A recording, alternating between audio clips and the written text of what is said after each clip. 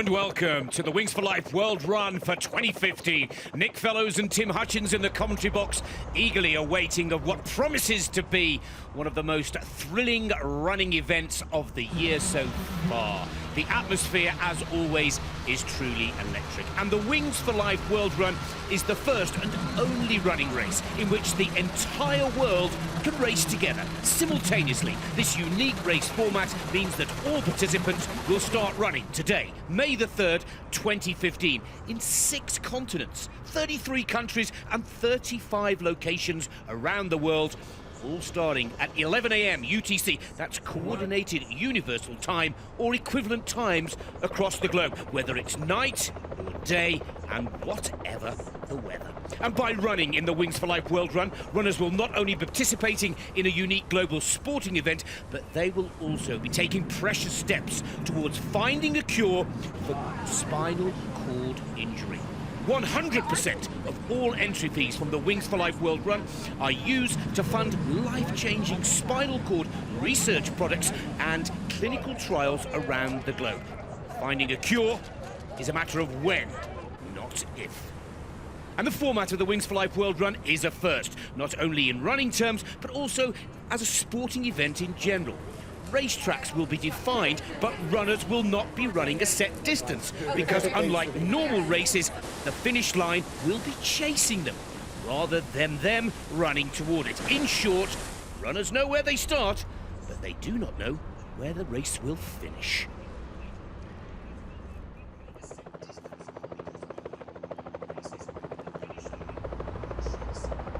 Well, as you can see, the scene is set across 6 continents. And let me tell you a little bit about how this event works if you're new to the Wings to Life World Run. 30 minutes after the starting signal starts and the first runners leave the starting line, official catcher cars will simultaneously set off at each racetrack, chasing down and pursuing our runners. The car's pace will accelerate at determined intervals according to a rigid global schedule. When the catcher car passes a runner, whether it be night or day, his or her race is over, and it's time to catch the shuttle back to the start area and celebrate. Well, in the commentary box with myself, Nick Fellows, is the master of marathon, Tim Hutchins. And Tim, once again, no matter where you are, Japan, France, Belgium, South Africa, Australia or Great Britain, everybody is absolutely buzzed by the second edition of the World Run. Yes, Nick, everybody totally pumped for this, including Takashima in Japan, of course, and those pictures show very clearly the breadth of this event. We're in Austria, where of course it's a beautiful midday time, but in Japan, well, it's dark, and some of these events taking place right in the middle of the night. In South Africa, of course, well, beautiful day down there in Cape Town, where that event takes place. Starts amongst the vineyards near Cape Town, does the South African events. And it's the breadth of this event which makes it unique. One of the USPs is that it's taking place all over the world, 33 countries, 35 start lines, with those 2 events in Germany and 2 in the USA. Well, and of course, those 2 races in the United States of America on both sides, in Santa Clarita, California, and then, of course, over in Florida as well. And, of course, the million-dollar question here is which one of these continents, which one of these countries will produce the best performance. We're hoping that the records of 2014 will tumble. In the women's competition 12 months ago, it was Elise Molvik of Norway who managed to run 54.79 kilometers to take the women's global prize, and in the men it was Limbawek Ketema of Ethiopia who ran for 5 hours plus at 78.58 kilometers, and that is the men's record that we're hoping to tumble. But this is a race for anyone, young or old, teams, individuals, and selfie runners as well. It really is anybody's competition to take a part of. And Nick, as we tour some of these venues, whether it's Japan, Russia, Dubai in the UAE, which is looking a little bit steamy today, of course it's really good to know that this cause, this passionate cause to try and raise funds for spinal injury research and find that cure, which we know is coming eventually sometime in the future, has really expanded around the world. It's penetrated the psyche of people all over the world, and that message is very, very important. And once that seed is planted, it can only grow. Well, as you can see down in Dubai, it's early morning and we're getting ready for the competition in the capital of the United Arab Emirates. Poland will be racing in Poznan as all of the athletes are preparing for the 2015 edition of the Wings for Life World Run. But before we get the action underway, let's take a look back at the best of the action from our first event a year ago. Right now, all over the world, runners are assembling for a unique distance race, the first of its kind, a truly global venture. I woke up at like 1 in the morning. I wanted to get there early so I didn't miss anything, so the race didn't start till 3. 所以其实在下午傍晚开始的路跑赛倒是我第一次参加。 The world is ready. Count with me. 5, 4, 3, 2, and it's good to go. The Wings for Life World Run is away and running.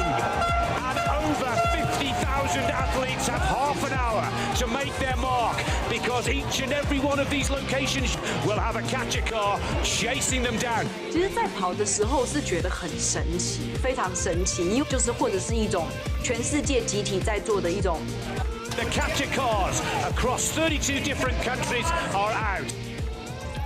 All over the world, those catcher cars are hoovering up the runners.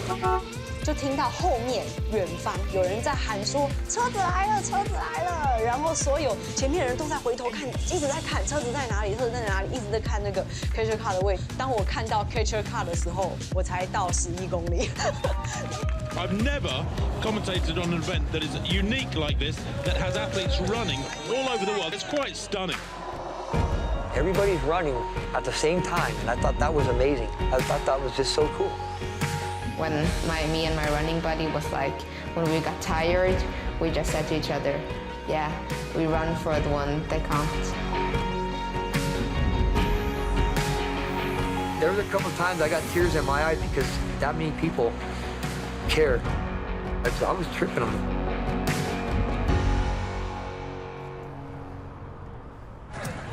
Well, these are the pictures from Taiwan. You'll be seeing some sensational shots of the Pacific Ocean in Yilan. And they will be starting at 7 p.m. local time. It's a night run. And Tim, the weather conditions and day or night will be one of the key factors to today's competition. Yes. Weather conditions absolutely critical throughout this event, and certainly in Taiwan we expect it to be pretty warm, I have to say. The Chilean winner from last year is taking place in Taiwan, Pablo Gonzalez. It will be racing there. The winners from every country each year can choose the venue that they start at the following year. That's their prize. And of course, warm-up is essential for all of the athletes and has become part of the fun for many of the countries across the world. As you can see down in Bucharest in Romania. This gentleman's got the whole crowd in the palm of his hands, hasn't he? But it's the running that it's all about. And please do not forget, if you want to donate at any point throughout our programming, at any point through the day, please join us at wingsforlifeworldrun.com and just hit the donation button. It's theirs, it's for you, and it really is for a sensational research and foundation project. Down in Spain, the last moments to warm up, and look at this over in Japan. Takashima is the host venue there. Another night run. They're starting at 8 p.m. UTC and will run in darkness throughout the whole of their challenge, unless the record is broken. Question, and so there is the count. We just talk about the concept of World Run and how happy that it's taking place in Munich today. The concept of World Run and how it's taking place in Munich today. Each and every year, more than 250,000 people suffer a spinal cord injury. 50% of all the injuries are the result of road accidents, which means each and every one of us daily is moving in the main risk group. The spinal cord conveys all of the messages from the brain to the body. And so when the spinal cord is damaged, all of the messages in terms of movement, feeling, control of bowel and bladder function, and so on, is interrupted. Spinal cord injury can be thought of as a two-step process. The first step involves the actual injury itself and mechanical trauma, and the types of injuries can be very, very widely. The spine is typically broken, and there's a fracture, and the bone fragments put pressure on the spinal cord, and there's instability. Now, after the initial injury itself, there's what's called a secondary injury. The secondary injury is where the original damage becomes amplified. Right after the spinal cord injury, there's not only the loss of motor and sensitive function, but the immune system is paralyzed as well. That means the patients are in intensive care. They have to get surgery as soon as possible. Later, the patient typically suffers from infections, cystitis, pneumonia, and spasticity.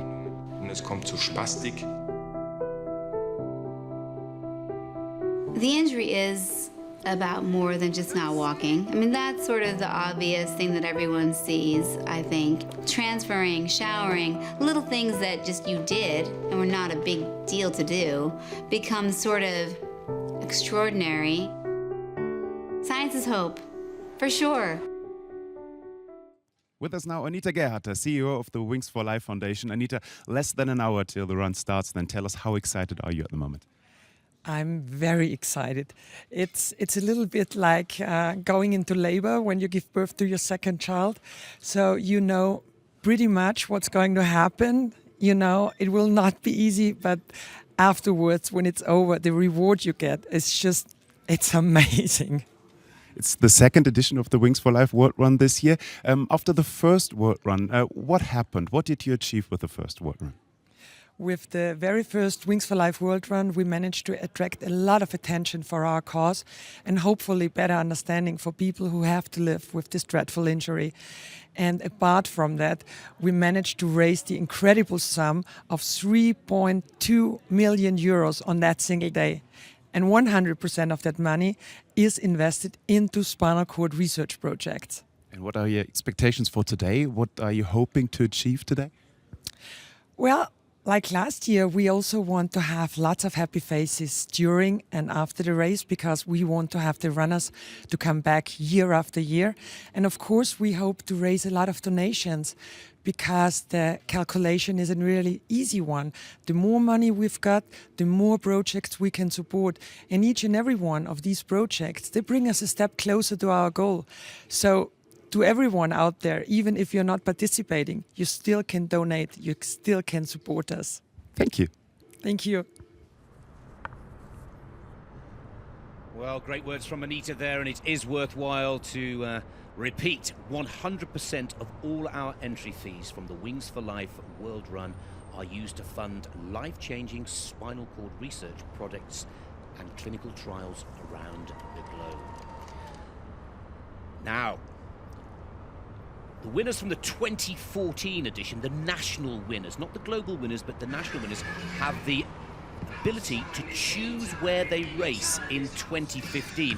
Melbourne appeals to be the most popular venue, with 14 national winners from last year, all heading down under to Melbourne. And that is one of the amazing prizes for the national winners of this competition. Great to see all the energy in Brasilia, Nick, that Brazilian venue where Vanderlei de Lima, the bronze medalist in that Olympic Games in Athens in the marathon, the man who was tackled, do you remember, with just a few miles to go, will be supporting the event, taking part as one of the favourites. Some big names at all these venues, whether it's Canada and Niagara Falls, Brazil, Europe, Asia, you name it. There are some huge celebrities and big sporting names behind these events. And of course, if you're unable to get to any of these venues, then you can register yourselves for the selfie run.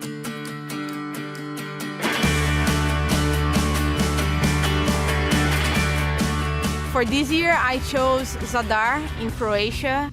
Croatia is one of the most beautiful countries in the world. The seaside is absolutely gorgeous. In 2014, I ran in Sunrise, Florida, USA. I had a great time. It's a great, flat, fast course. Quanto italiano sono orgoglioso di correre nel mio paese, e poi perché il percorso di Verona offre uno scenario artistico e paesaggistico. On May 3rd, 2015, I'm actually headed to Norway, and I'm excited to see the gorgeous scenery. I'm so excited to go on the other side of the world and run with all the other countries and all the other participants.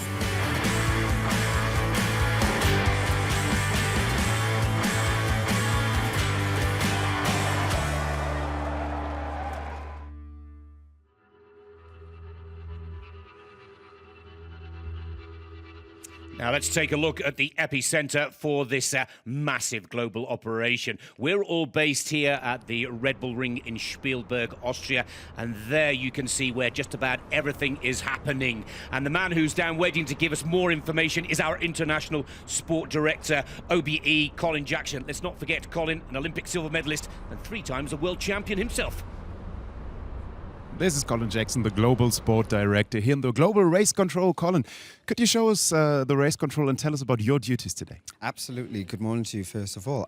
Well, today my duties will be to really help and assist our executive front line here, who is really in charge of all different aspects of the race today. But also I'm going to be an extra pair of eyes for them, checking the screens to make sure that the race itself goes off accurately and on time, and that it is a fair race, because ultimately people have contributed and they want to know that all the results and everything they get is absolutely spot on. So first of all, I got to mention here, it's a pretty busy place, even though it seems a little bit quiet today, but people are just getting themselves ready for the big deal. Of course, we've got people in charge of different things, as I say, and just looking now, we're looking at some of the coordinators, and they're in charge of individual nations. So they've got a group of people they'll be talking to on a regular basis to make sure all the information is right, that they're accurate, they're happy, and they're ready to go at 11 UTC. Of course, that is the most important thing for us. And just there we have Martin, who looks after our weather, put it that way. And he'll be giving us all the information because this is a global race. And you can imagine circumstances and situations are very different across the planet. So he'll keep us always updated on exactly that. And just over there in the far corner there is all the technical operations team. And this is a unique event itself. You can imagine we've got 35 locations and the data all gets to one place. So that's really makes it a little bit complicated, and there's something else that causes a little bit of problems, let's put it that way, but it's the key thing, it's the catcher car. Last year the Wings for Life World Run has been such a huge success. I could imagine for the second edition this year the pressure is on, Colin. There is a lot of pressure on us. You know, when we do things very well, you can imagine there's big smiles, lots of back slapping to say well done. But, you know, we always want to strive for improvement. And for us, adding more initiatives, innovation into the whole project has made us keep us all on our toes yet again. So things like the selfie run, for example, we want to get all that information to and be able to give them their global results. So there's a lot of things that we need to do and get right. You already mentioned the catcher cars. Tell us about this feeling, being chased by the moving finish line. You know, that's what the race is all about. That's what really the unique thing about this thing is that the catcher car is the finishing line. And we're lucky enough to have lots of personalities who will be driving them this year. So from some very fast movers, put it that way, we'll have to be a little bit calmer today. But yeah, of course, that's what it's all about. The finish line, coming to our runners, filling them with confidence and hopefully enjoying the whole event. Thank you. Pleasure. Well, good words from Colin Jackson there, our international sport director, and he's talking about the catcher cars. Let me give you a quick few stats. They start 30 minutes after the start of the competition at 15 kilometers per hour, just over 9 miles per hour. After an hour, they go up to 16, another hour, 17, up to 20 kilometers per hour by 14:30 UTC. And then by 4:30 UTC, the pace can increase to 35 kilometers per hour, 21.7 mph. That's when we'll be left with the pros, and they'll be looking to catch the fastest of all. This catcher car concept really does make the Wings for Life World Run unique.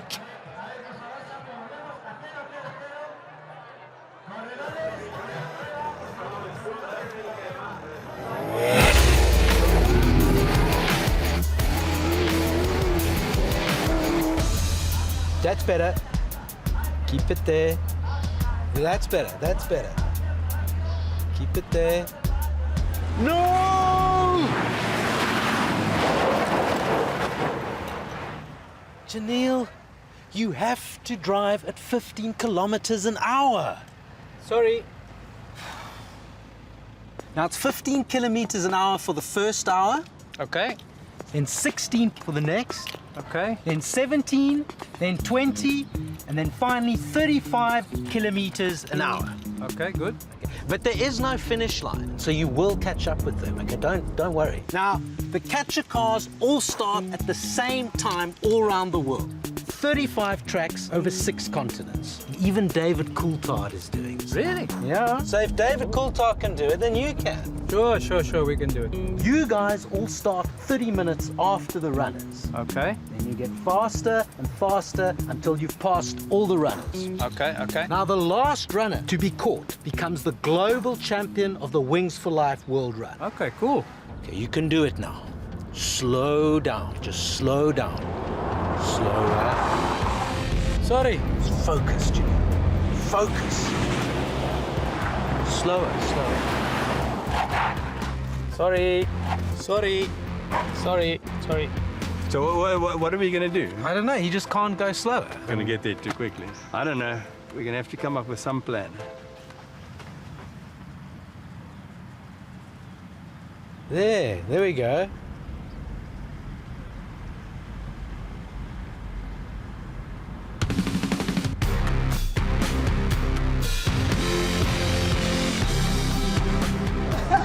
So there you have it, the secret to the catcher car drivers. And David Coulthard, a Formula One hero, will be driving the catcher car, and he will have to start at 15 kilometers per hour at the British stop in Silverstone. And he'll be on the Silverstone racetrack itself. He'll be trying to catch Mark Webber, Tim, which will be something that I'm sure he will enjoy. He will love it, won't he, Coulthard? Yes, I know he'll have the discipline to stick to those speeds, 15, 16, 17, 20 and 35 kilometers per hour, but it is kind of ironic that we've got some Formula One racing drivers behind the wheel of those catcher cars moving at those very, very sedate speeds. And of course the sun will be rising as the start comes to sunrise in Florida, USA. Some people say that in Florida they could have the perfect weather conditions. It's certainly a location that we will be watching very carefully indeed. As the athletes begin their run, the sun will be coming up. And the weather, of course, will play a vital part across Europe. It's cloudy, it's wet, heavy rain in some of our locations. Tim, will that make life more difficult for the athletes, or could it be an advantage? Do you know what? Rain is not a bad thing. A little bit of wet, it actually increases the oxygenation in the air, but what is the real killer, of course, is the wind. We're expecting, for example, that wind coming in off the Atlantic to make things a little bit tougher in Portugal, up in Porto, in northern Portugal. But I think in Rouen, in France, these aren't very happy conditions for many of the runners with the umbrellas out there.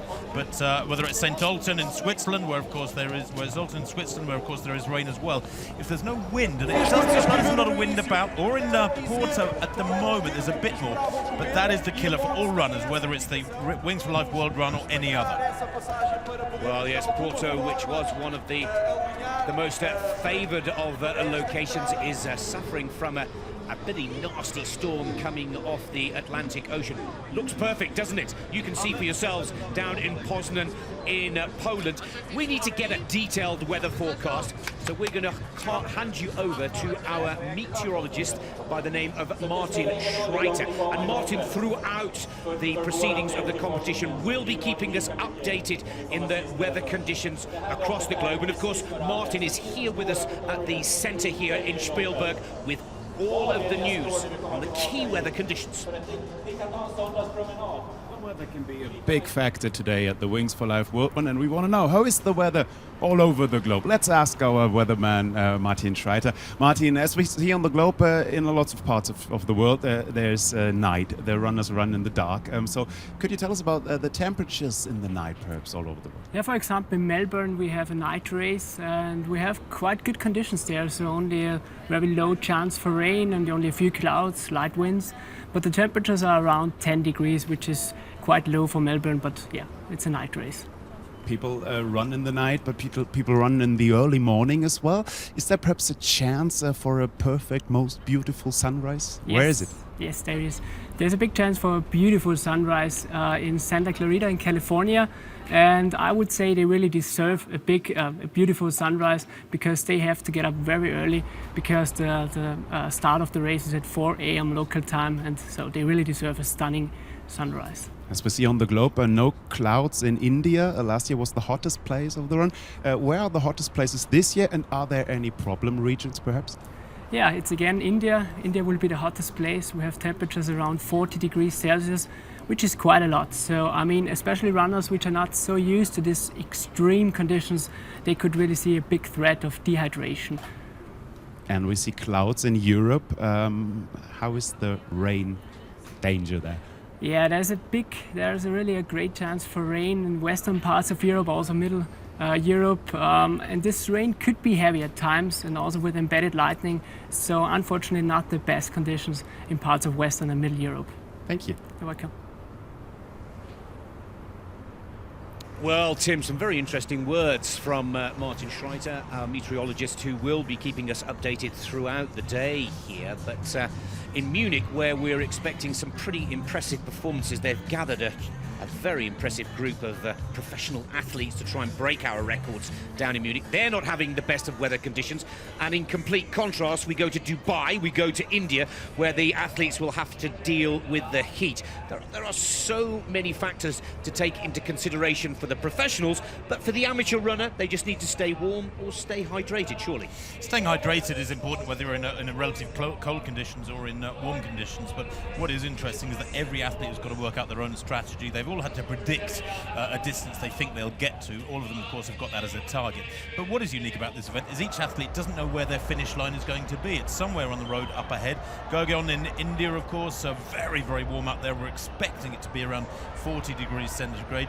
The great news, Nick, is that we do have that new total that's coming for those, that massive number that have entered the race. And we understand there are still queues at some of the venues for people entering at the last minute on site. Well, we're told that we're over 101,280 registrations for the 2015 Wings for Life World Run. And as Tim has quite rightly pointed out, they're still taking registrations right up until we hear the start horn go. And around the world, 33 countries, 6 continents, 35 racetracks, the action will begin.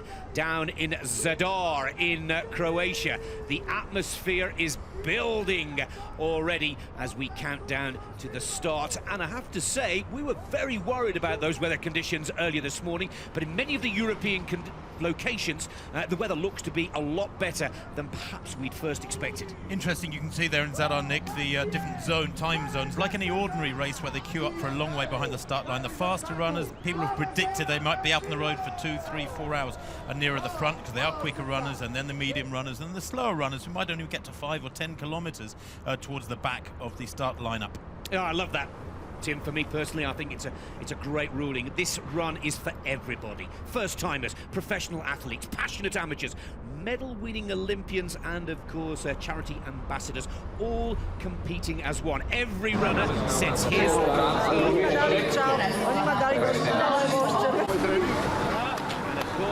some people pushing wheelchairs, other wheelchair athletes pushing themselves. It is truly a race for everyone.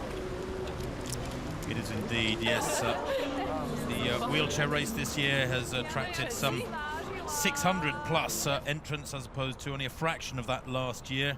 Tatiana McFadden of the USA, the world's #1 professional wheelchair racer, took part last year in the USA and competes again this year after winning the Boston and London marathons, elite races over the last couple of weeks.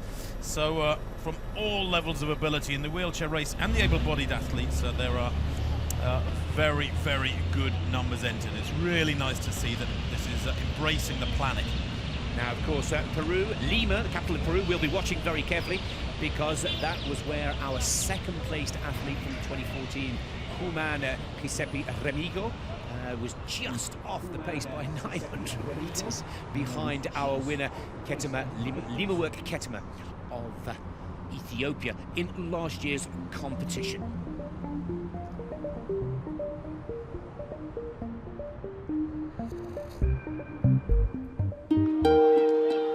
Out of all the things I did, I never enjoyed anything more than playing the game of baseball. That's what I wanted to do with my life. It was a Sunday, and it was in the first inning of our game. I was on first base, and I went to go steal second base. And when I went to slide at the same time that the second baseman was coming to the bag, my head collided with his knee. You know, I heard a little bit of a crack, but didn't really think anything of it. And I saw the ball go into the outfield, and I went to get up, and I just couldn't move. My body wouldn't respond. It was completely numb and motionless. The next few days to few weeks to months was a lot of learning about a new lifestyle that I have to embrace. When it came down to the time to leave the hospital and get back into a normal life, that's where my dad really stepped in. He decided to take a leave of absence from his job to take care of me full time. I can't get through my day without him. It's pretty cool to see he goes from being my coach on the field to now we're just as close, but now he's my coach in life. He's there to help me through the day in and day out rigors of paralysis and what I go through.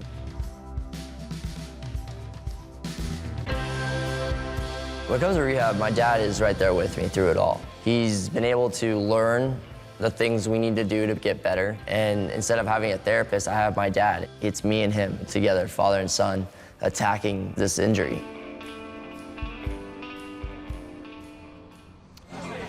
Well, these are live pictures from Rouen in France, and as you can clearly see, a race for everybody. Some sporting celebrities, including Luc Alphand, will be part of the action down there. Great to see some wheelchair competitors as well, all ready to go. And this promises to be a very, very close competition, I have to say, in France. Polzan in Poland, again with some impressive professionals, but again a great shot of showing how this really is a race for everybody. And a race for everybody, Nick, and that's why they have to use their normal wheelchairs. No elite racer wheelchairs are allowed in this event. That makes it an elite race. Those things cost thousands of dollars, and that's not what the event is about. It's an event about participation and access to everybody. So normal wheelchairs being used by wheelchair entrants, and they can be pushed or they can be self-powered. It doesn't matter. Well, let's talk a little bit, Tim, about our winners from last year. Up in Norway, Elise Molvik was our female global winner for 2014, and of course Limerwerk Kettimer. Now Elise has opted to run in Norway again this year, but Kettimer has opted to race in Austria, where he is now currently living and training. But really, Kettimer, brilliant, one of the expected athletes to perform well. But for me, Tim, last year, Elise Molvik was a surprise, but a very pleasant one at that. She was a surprise, yeah. I mean, 54.7 kilometers Elise covered before she was caught. She's a 2:49 marathon runner. There she is, Molvik. A bit of a surprise, not an international star prior to last year, but a young lady who's having to get used to the spotlight, that's for sure. Well, she certainly found the form, she found a rhythm, she slotted into the format of the Wings for Life World Run, and one of the things that amazed us last year was how she just kept the pace going, the perfect pace, you may say. Her cadence was so relaxed, it was a wonderful technique, and it was a brilliant display, and as Tim has quite rightly said, now can Molvik do the business again, as she has become an international running star over the past 12 months. Now, this is a Kettimer, and Tim, again, another one of the stories that's coming out is that he's going to warm up and then rest in his car for an hour. I find this quite amazing. Well, it is bizarre. He's going to warm up for about an hour and then sit around in his car. Of course, with an event of this length, Nick, and he's expecting to run 70, 80 kilometers or more, you actually don't need much warm-up. The warm-up can be your first few kilometers. Let's hear more from our global male and female winners of 2014.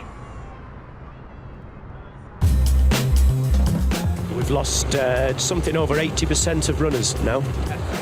It's only a matter of time before the lead women start to look over their shoulders and see that catcher car. This lady is the current leader in Stavanger, and she's looking good. She's possibly up against Nathalie Vasseur in Helibon in France for the women's global title here. This is another one of the big surprises, the Ethiopian Limerwerk Kettimer, who has waited very patiently as the ultramarathon runners pick off the marathon runners. And here comes Vasseur's nightmare. It's finally there, and it's all done and dusted. 54.7 kilometers, 34 miles, the global female winner of the Wings for Life World Run, Elise Molvik in Stavanger, Norway. Marcus Mockenhouse swallowed up Martelletti in 5th place overall. That's his day done. Out goes Calcaterra. There are 3 left in the race. The tactics were quite clear. Stay behind the group, and once you see the catcher car, go for it at full speed because nobody's going to catch you. And away goes Katamar with that classic Ethiopian kick. Yes, this is exactly the tactics we were talking. I love him, yeah, I love him. The Peruvian runner is still yet to be caught by the catcher car. There are now 2 runners left in the Wings for Life World Run Global Challenge. It is Ketimar in Austria, it is Giuseppe in Peru.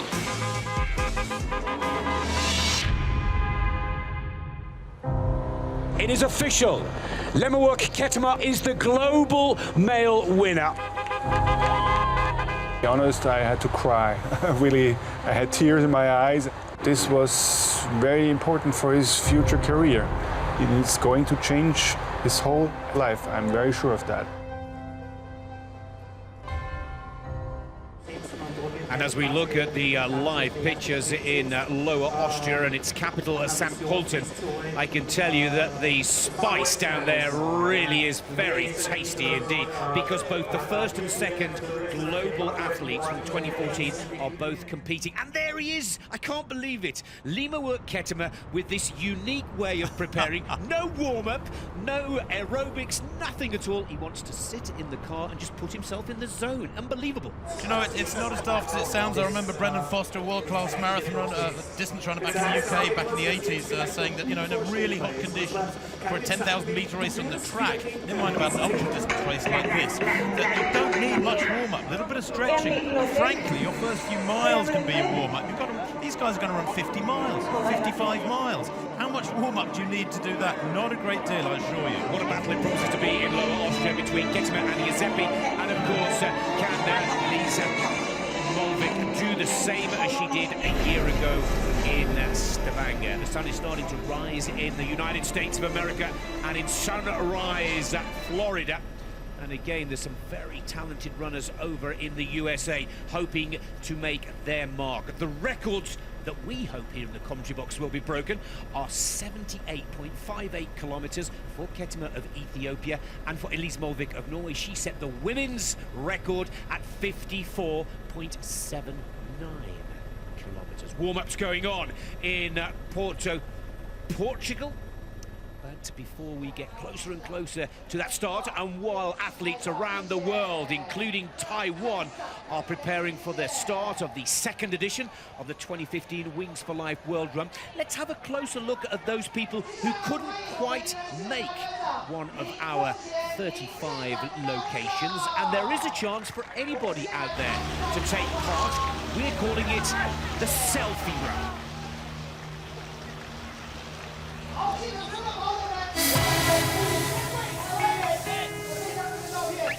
The Wings for Life World Run is a global adventure. Everyone can take part, even if you live far away from one of the 35 locations. For those runners, we have the Selfie Run. By simply downloading the app, anyone, anywhere can sign in to the Selfie Run and join the World Running at 11 a.m. UTC. Experience the excitement of the start with a countdown to kickoff. 2, 1, run! Like the thousands of participants who compete in the Wings for Life World Run, the Selfie runners have to stay ahead of the catcher car, which starts the chase 30 minutes after the runners have started. Selfie runners have their own global results, and they can compare themselves to other selfie runners worldwide.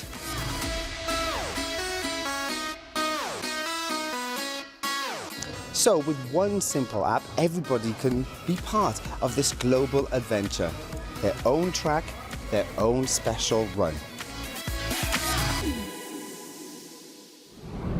Hey guys, today's race day for the Wings for Life World Run. Just doing some morning stretches. So I'll be taking part with the app in the Selfie Run, and I'll be running in Monaco. So wherever you are in the world, enjoy the run. It's going to be a great event. These are live pictures from Slovenia, again in the capital, Ljubljana. 19 minutes to go before the start of the 2015 Wings for Life World Run. Brilliant atmosphere down there. And we switch from Slovenia to Peru, another capital city, Lima. Yes, what a surprise that was last year for the second place at Quispe to come from Lima. And of course, he got the first prize eventually because the Ethiopian Leaderboard Ketema could not take it up. He's applying for Austrian citizenship in Rouen. There's a warm-up going on, but some of them taking it rather sheepishly, and that's probably the better runners, frankly, because they know how long they're going to be out there on their feet. 3, 4, 5 hours, just to get that kilometre miles change for you. The winning distance last year, 78 kilometres by Leaderboard Ketema. 80 kilometres is 50 miles, so he almost made 50 miles. And some of these gentlemen at the front rank in Rouen, for example, will be out there for 3 or 4 hours, maybe more. Well, that is the Slovenian president. That is really quite remarkable to see. Borut Pahor. And start number, keep an eye out for him, 64494, running in Slovenia. He's been the Prime Minister from 2008 to 2012. And I don't think you can get a bigger ambassador or a bigger VIP than that one, Tim. Great to see. No, fantastic, isn't it? This is Japan now. We're flitting from venue to venue across the world. It does give you an idea, too, how massive this is as a logistical broadcast to have all these pictures coming in live from 35 venues around the globe. Takashima, of course, new track, new location for the Wings for Life World Run 2015. Niagara Falls. This has got to be one of the most spectacular aerial shots that we'll be seeing later in today's proceeding. But some quality athletes competing in Niagara today, Tim, and it would be a big surprise to see some of the top performers when we draw to the end of the competition still in the hunt. No, that's right. The Canadian second place last year, Ian McNarim, is taking part today. 44.73 kilometres he covered last year. Conditions looking absolutely supreme there, aren't they, in Niagara Falls, with the sun just coming up over the nearby lake, right adjacent to that start line. A lot of nerves jangling, of course. Everybody keen to get the race underway. I think in those last 15-20 minutes, we've now got, what, about 17 minutes to go. Everybody just wants to get going. And what I love about this event, actually, is the unique element, this sort of fear that the catcher car is coming up behind you. You've got somebody chasing you, and we all know how that spurs you on when you're scared and sort of half glancing over your shoulder. Gregor, I should say, Schlierenzauer, world champion ski jumper and Olympic champion. And there's Marcel Hirscher on the right of your screens there, the world #1 from alpine ski racing. The world of snowboarding represented some real great ambassadors down there in Lower Austria, in St. Pölten, running along the Danube River. And of course, Austria also has the defending champion, Leaderboard Ketema. Will be watching that so closely, but great to see Marcel Hirscher down there as well, the man who's dominated the world of alpine skiing for the past winter. Sunrise, and the sun is coming up in Florida, the USA. I think down in Florida, Tim, they could have the optimum conditions there. The sun is coming up. Yeah, that's fantastic, doesn't it? The catch car driver there is Michael de Jong, a Dutch-American blues guitarist and singer-songwriter. So celebrities behind the wheel of all those catcher cars from country to country. Good numbers in Verona, Italy too. By the way, those numbers still climbing. 101,280, that last official figure we've got for the number of entries. But we believe the final figure will be slightly above that. They just can't stop moving around, can they, in Rouen? Well, hoping to get a shot of Luc Alphon, one of the ambassadors running in France.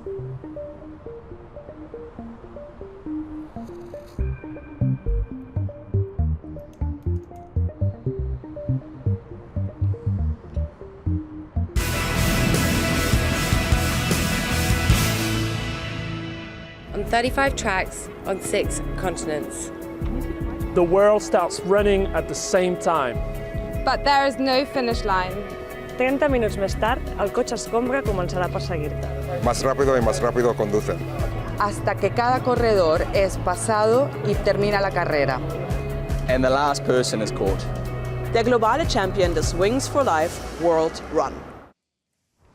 Now take a look at this shot. 35 locations across 33 countries, 6 continents. This is the magnitude of the technical operation that we'll be bringing you throughout the day here in Wings for Life World Run. And who knows where the 2015 champion will come to. One thing that we can guarantee at this point in proceedings, with just 14 minutes to go till the start of the competition, the atmosphere across the globe is truly electric. And down in Ireland's capital city of Dublin, a lovely shot from the helicopter there. They're all ready to rumble down in Ireland. And the weather looked a good deal better in Ireland than it did yesterday, Nick, where there was a lot of wind and rain about. Well, there's skills being displayed, which I'd love to be able to replicate, but I don't think we can get too close to that. Here's Ketema finally out of the car and starting to strip down and prepare. Last year's winner, the Ethiopian, just a quick reminder, looking to break his own record, 78.58 kilometers. He did it in just over 5 hours.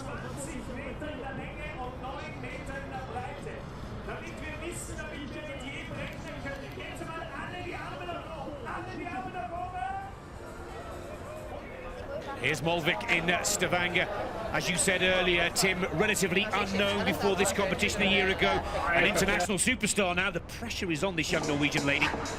Yeah, she's a 2:49 marathon runner, is Molvik. You know, it's nowhere near world class. It's international class, nowhere near world class. But this is not about marathon running. You know, you look at the start list from all these different events, some of the better runners. There's plenty of good marathon runners. People have run 2:10, 2:15, 2:20. But this is not a marathon runners event. This is an ultra distance event. Let's not forget that Ketema was out there for over 5 hours last year. That's 2 marathons.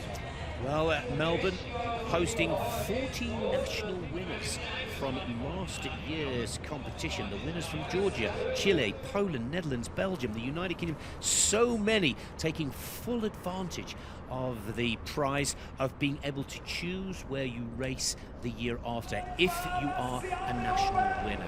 Look at these pictures from Lower Austria. Sensational. 12 minutes to go till the start.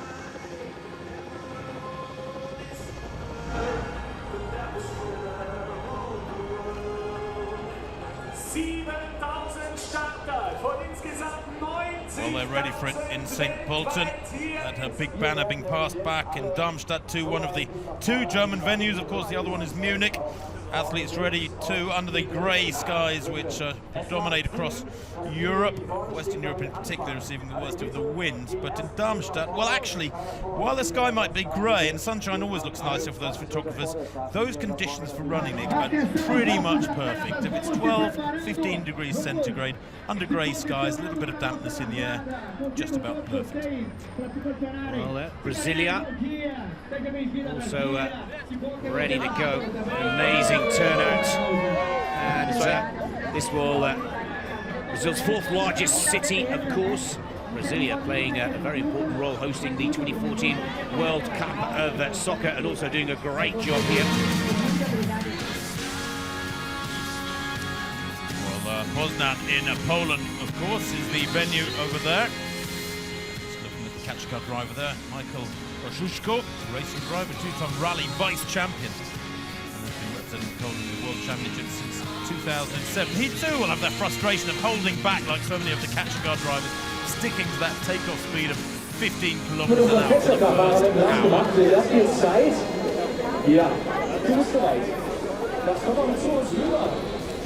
Different type of selfie there in Munich. Sehr bisschen nachher in unserer Fiat Autonomy unterwegs sein, speziell für. Oh, there's Mark Webber running in the United Kingdom. It was a bad run for me. I won't be doing that this year at all. A lot less, and yeah. So. Well, so good to see Mark Webber make a return. He ran 28 kilometers last year, Webber, as we take a look at the live pictures from Alanya in Turkey. What a beautiful seaside resort this is, and again, not too warm. One of the locations that we were a little concerned that the temperatures would make life particularly difficult for our runners, but the temperatures are near perfect there. look at some of these selfie pictures that have been sent in. Send us yours. Hashtag Wings for Life, hashtag World Run.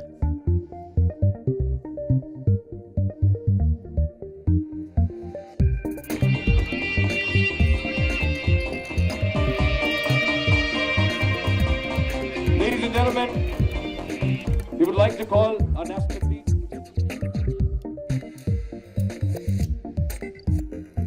Well, lots of different ways of taking those selfies, of course, but the theme is common all the way through. Wings for Life World Run raising funds. If you've just joined us in the last few minutes, this event about to get underway in what, 8 or 9 minutes' time. Wings for Life World Run raising funds for spinal injury research. And 100% of the income from today's events going to research. Fabulous cause, especially if you've got friends or family who have been directly affected by this. You will know full well how it can totally debilitate her life and reduce quality of life so much. Good to see on the far left of your screens Lindsey Vonn racing in California, US Survey, the Olympic and World Cup champion. Yes, samme øvelse, spændte triceps. Skuldrene helt op til ørerne. Warm up and stretches in Aarhus in Denmark. And there's a great shot of Lindsey. Herself, her own amazing comeback story from injury to claim the World Cup title at the end of the ski season for 2015. Capital of Slovenia is Ljubljana, and just about everybody is ready to go. 8 minutes on the clock before the start of the 2015 Wings for Life World Run. Last year's winner in Slovenia, Sylvie Tramoy, will be running in Dublin, Ireland. She's headed for perhaps the greyest, windiest and wettest venue of this year's Wings for Life World Run. Male winner David Pleza will be running in Takashima in Japan. So that is the reward, the carrot dangling in front of the winner in each country. They choose their venue next year with all expenses paid. Japan, one of the night races in our competition. In Takashima, as we said earlier, a new location and a brand new track.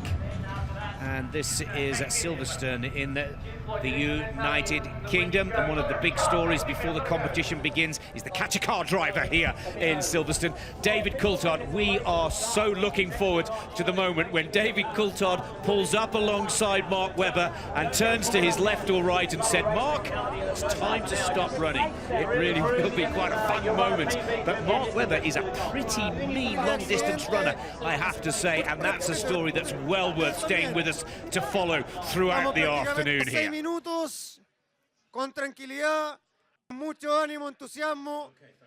6 minutes to go in Santiago, Chile.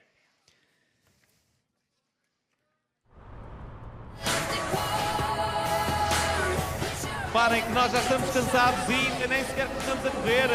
Well, the rain coming down in Porto, ironically, where, of course, the Iberian Peninsula should be enjoying lovely weather at this time, early May. It should be about 25 degrees centigrade there, but it hasn't held back the smiles in Porto. One drop.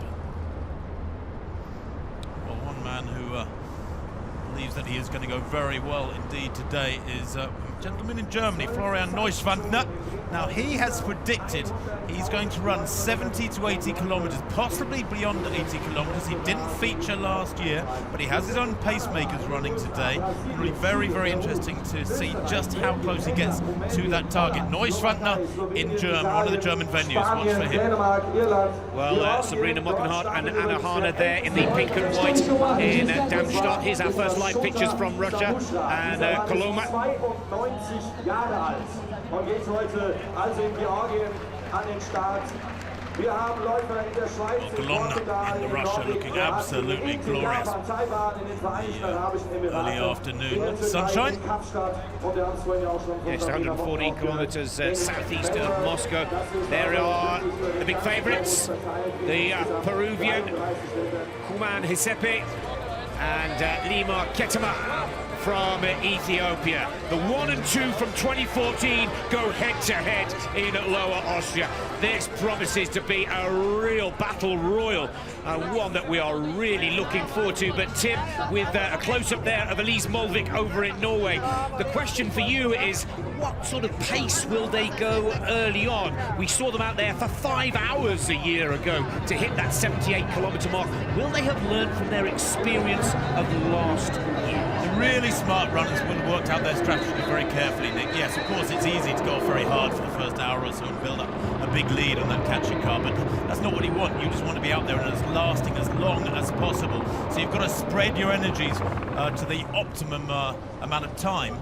And that's for each runner might mean a different tactic. Maybe some of them will start off slightly fast. Look at the masks in Taiwan. Well, this is a good story. A very famous internet cartoonist called Duncan is running, but he doesn't like to let anybody know what he looks like, show his face. So he's running in Yilan with 12 people wearing the Duncan mask, so everybody is Duncan out there. A little bit like Banksy over in the United Kingdom, doesn't want to be known who he is. Santa Clarita in California, USA. And as ever at all American events, the national anthem being sung just before the gun goes.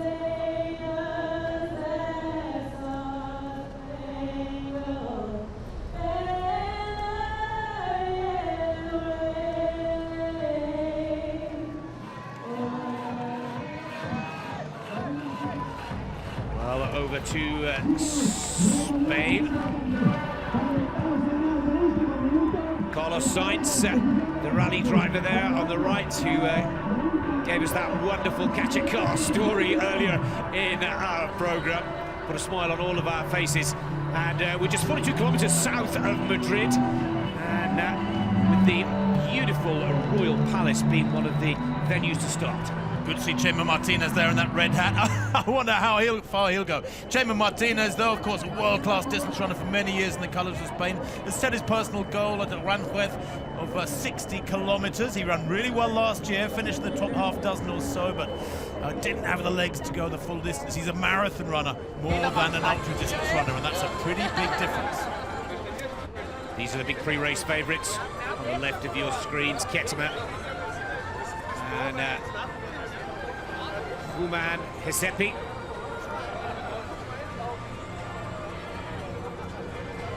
And Axel Lund Svindal, Olympic champion, world champion, Alpine skier supreme, still coming back from an Achilles injury. So Axel not running today, but he's the catcher car driver. And there's another young Norwegian out there in Stavanger, Henrik Kristoffersen, 5 times a world junior champion and a winner on the World Cup ski racing tour this season. And Kristoffersen says all he wants to do is keep away from Svindal, which is probably what he's been trying to do in his young ski career to date as well, Tim. I think there's a little bit of that going on all over the place. People have got their different reasons, different motivations for staying ahead of the catcher car, but that is the ultimate goal. Keep it behind you. Maybe just stay in front of it so it can't get past you. Keep an eye on the clock at the top of your screens. 1 minute 20 and counting down. Verona in Italy. All athletes are ready to go. Just another beautiful historic city, Verona. Rouen in France, good crowd behind the line there. Another established alpine ski racer and motor race driver, Luc Alphon, will be a man to watch out for. Under a minute to go on the clock before we start the 2015 Wings for Life World Run. Na 19 zaczyna, kto wie co później będzie. Minuta do startu. 40 seconds and counting.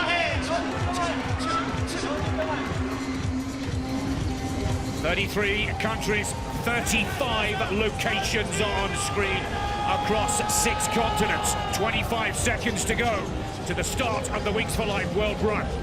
And Nick, over 100,000 athletes participating. Never mind about the selfie runs. We're going to raise millions and millions for this wonderful cause. Count with me if you're watching this on television or on social media across the world. 4, 3, 2, 1. There it goes. A Wings for Life World Run 2015 is under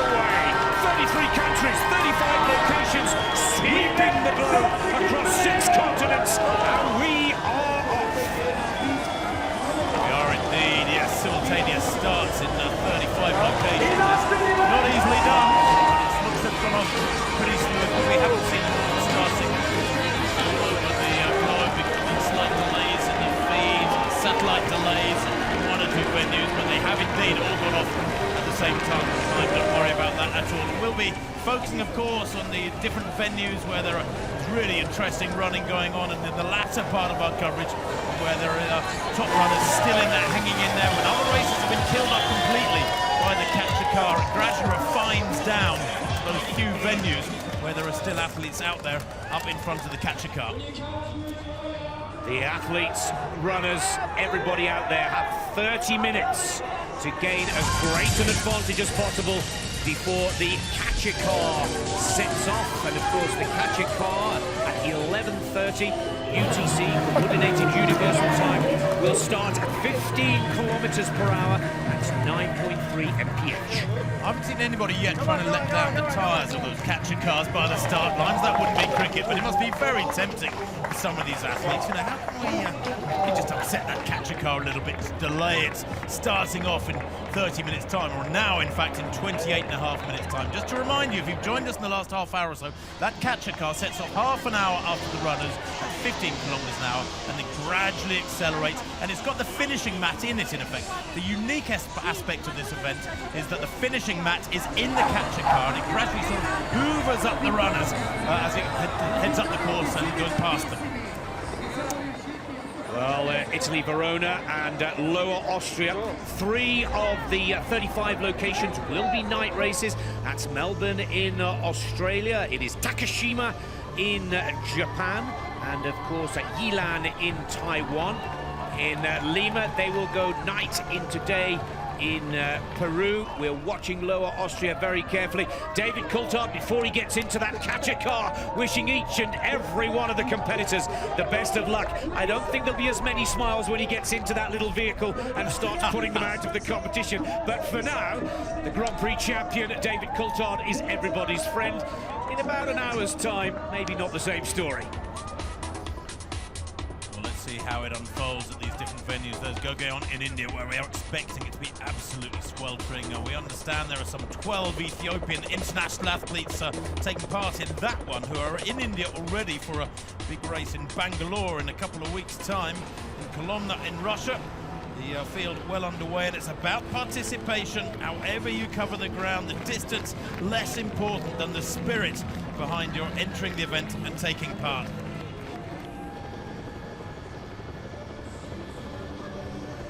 Early days, just over 3 minutes. This is St. Pölten in Lower Austria. And from Austria, we go to Melbourne in Australia, one of those 3 night runs. It will be intriguing to see if some of the global champions come out of this competition, but it is a race that we will watch very carefully in Australia. As we said right at the beginning of our broadcast, this is the 2nd largest city in Australia, but there are 14 former national winners from the first Wings for Life World Run a year ago, all participating down under. It's starting to get light. The sun is now rising in Sunrise, Florida, USA.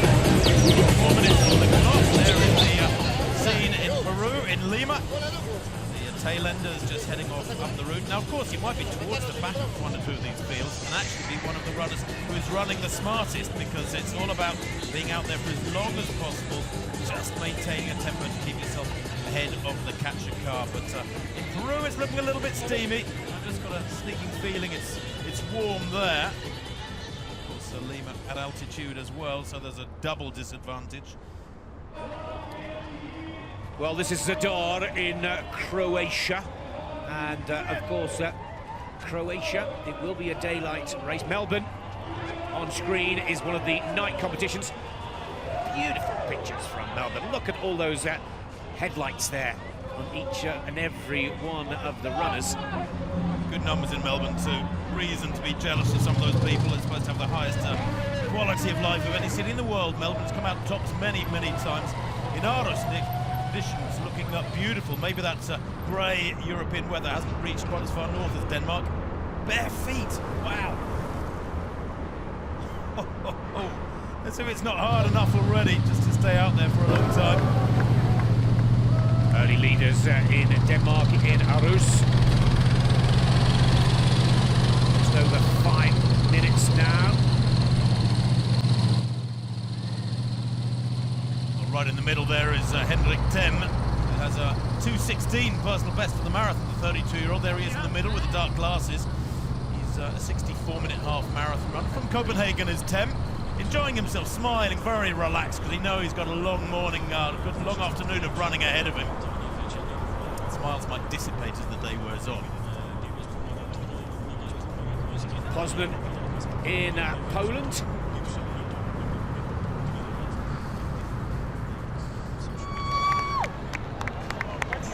And Ypres in Belgium. Well, a little bit damp there, but the spirits are high. That's really good to see. Beautiful little town. Famous, of course, for its part in the Great War.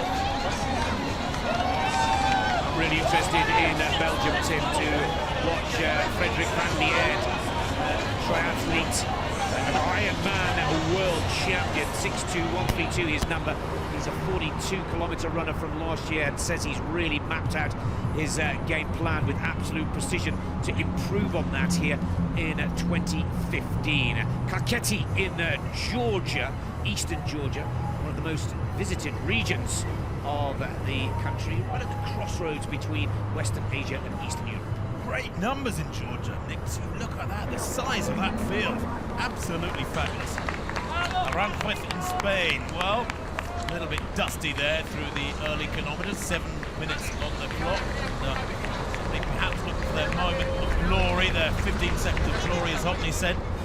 But I think sometimes you can just tell from the garb, from what the athlete is wearing, how serious they are. They're really smart athletes. You can tell from the caps and the glasses and the leggings and just the way they carry themselves, whether they are serious or maybe just out there for half an hour of glory. Breda in Holland is next for our live coverage. And already athletes starting to break away in Breda. Different tactics for different styles of runners, of course. Well, 5:22.93, Dennis van Velp there, we saw at the front of that Breda field. He thinks he's going to get, just checking, in fact, I can't see a predicted distance for Van Velp. Takashima in Japan, as we said at the beginning of our program, new track and a new location. Ljubljana in Slovenia.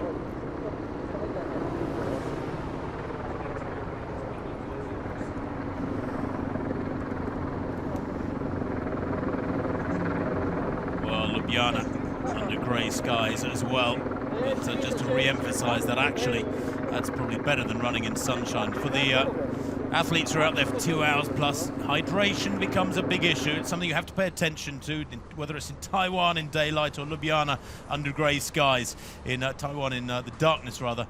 Hydration is absolutely critical. But look at the smiles there. And what you know that everybody that's entered this event realises the specific cause, and that's so good to see. Young and old. I'm not sure he knows what's going on.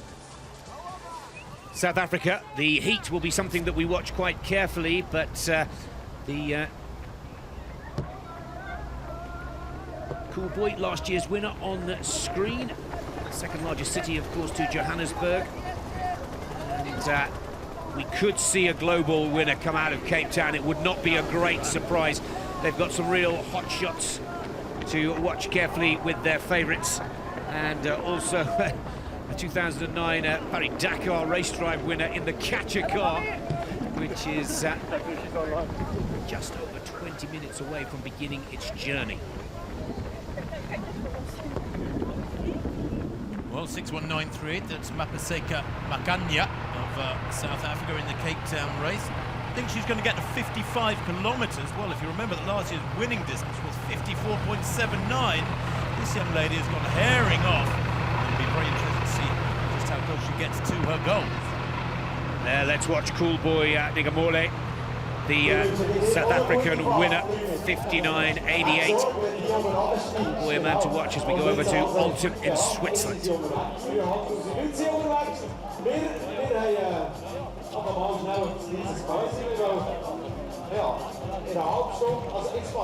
Plenty of participants there, just out for a nice Sunday morning walk. It is about participation rather than really challenging that catching car for many.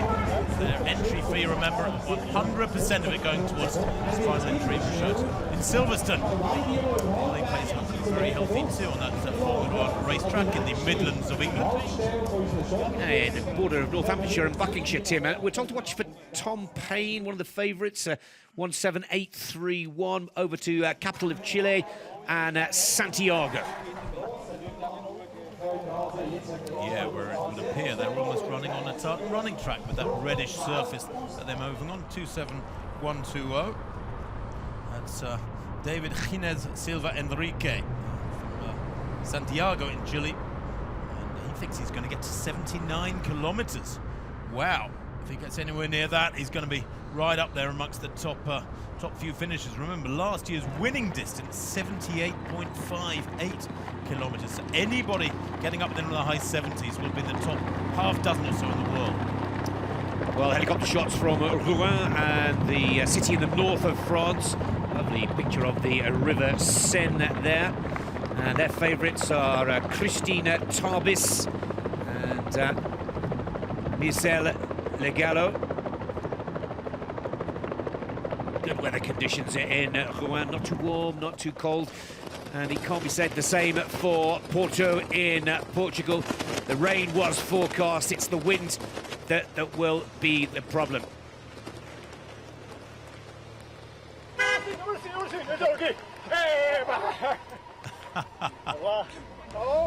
To Dubai, the United Arab Emirates, the largest city of the UAE on the Persian Gulf.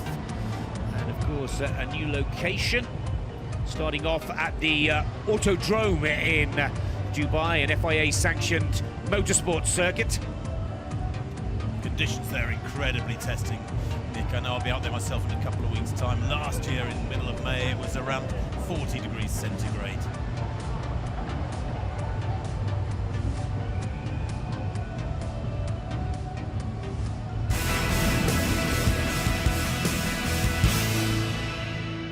En 35 pistas en 6 continentes. The world starts running at the same time. But there is no finish line. 30 minutos después de Catcher Car, globalmente empieza a perseguirlos. Faster and faster they drive. Until every runner is passed and finishes. And the last person is caught. The global champion of the Wings for Life World Run. Takashima in Japan. As we said earlier, one of the 3 night runs in the 2015 Wings for Life World Run. Yes, everybody with those head torches, not like Melbourne, where they're all wearing reflective jackets. The celebrity in Takashima is Taito Mikazuki, governor of Shiga Prefecture, no less. Wonderful to see local politicians in 1 or 2 venues getting involved in this Wings for Life World Run. Alanya in Turkey, beautiful seaside resort in the Turkish Riviera. They started off at the Alanya Castle and moving through the promenade of Alanya, 5 kilometre with beautiful gardens as they reach the 5 kilometre mark in Turkey. Munich, the rain is coming down, but the elite athletes, the better athletes, already separated themselves from the rest, somewhere out in front.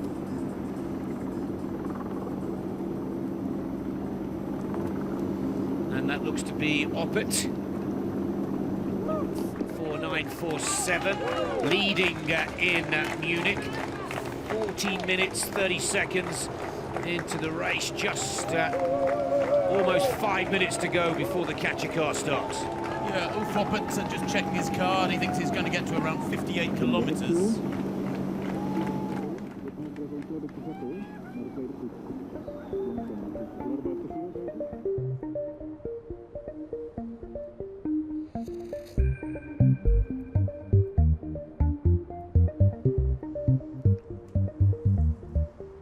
Nothing could more clearly show the true enormity of this event than a shot of the globe, where in just about every continent, almost 30, well, there are 33 countries, 35 venues where this event is taking place. Because everybody with that selfie app could have entered this race. Well, down in Dublin, Better conditions, I have to say, than we saw in yesterday's dress Not bad, is rehearsal. it? That's It's not much bad better. at all for Dublin. That's lovely. Of course, this is the capital and largest city of the Republic of Ireland.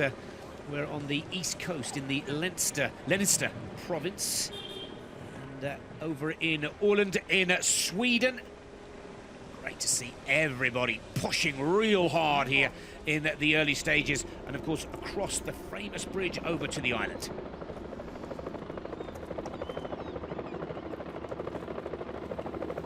The Åland Bridge, one of the key characteristics of the racetrack here over the Baltic Sea in southeast of Sweden. One fascinating entrant, Nick, is Angelica Bengtsson, who is a World Junior Pole Vault champion back in 2012. Took a European Indoor Championships bronze medal earlier on this year, back in March. The young pole vaulter Bengtsson lending her name to the event and out there jogging, I'm sure, but more in spirit than with any real chance of getting a medal today.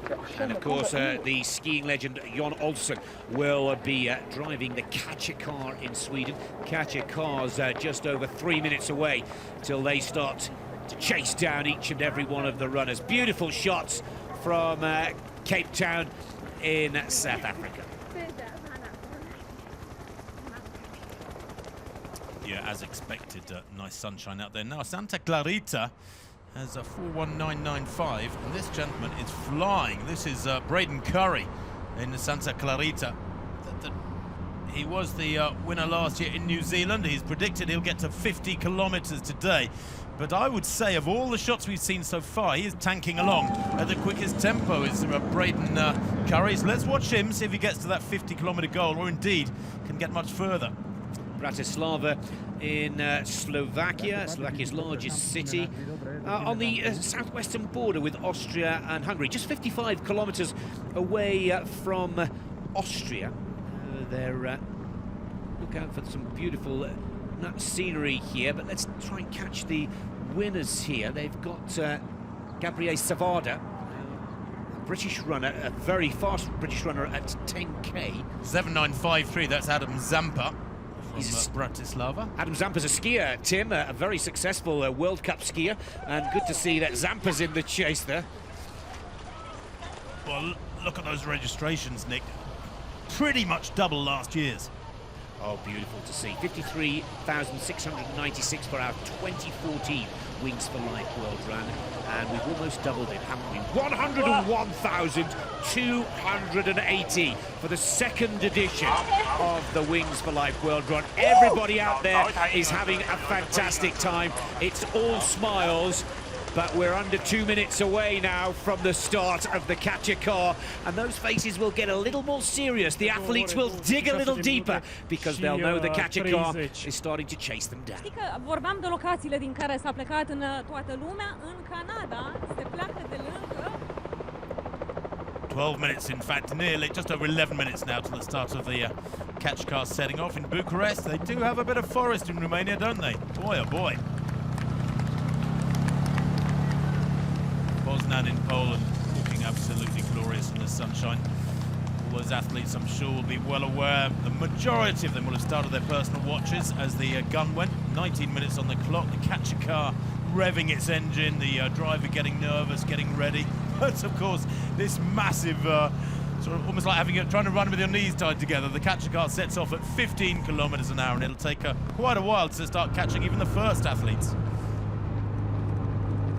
Catcher car race drivers, many of them. The catcher car drivers are all preparing. Almost 10 minutes to go now. Night race of Melbourne.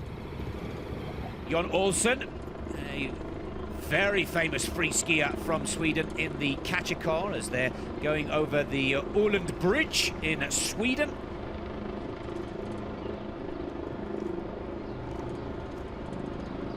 Traffic on one side, runners on the other. The catcher car. Well, probably, 20 minutes on the clock. I would say most of those people have covered about 4 kilometers, something like that, maybe 5 kilometers. That's 3 miles, something like that. And behind the catcher car, of course, there is a sweep bus that rescues the runners. They can climb onto that and be carried on with their race over. First shot of Elise Molvik in Stavanger, Norway. The peninsula on the southwest of Norway, often referred to as the centre of the oil industry. And she's got plenty of petrol in the tank, hasn't she, Molvik? She's looking very confident. Once again, quick look at the watch. But last year's global winner already settling into a nice.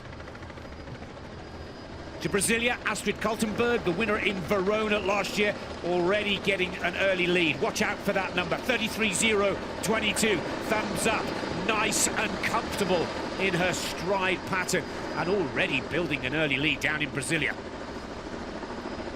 Yeah, the catch car driver there is Kaka Bueno, one of the most famous and talented drivers for the stock car Brazil category.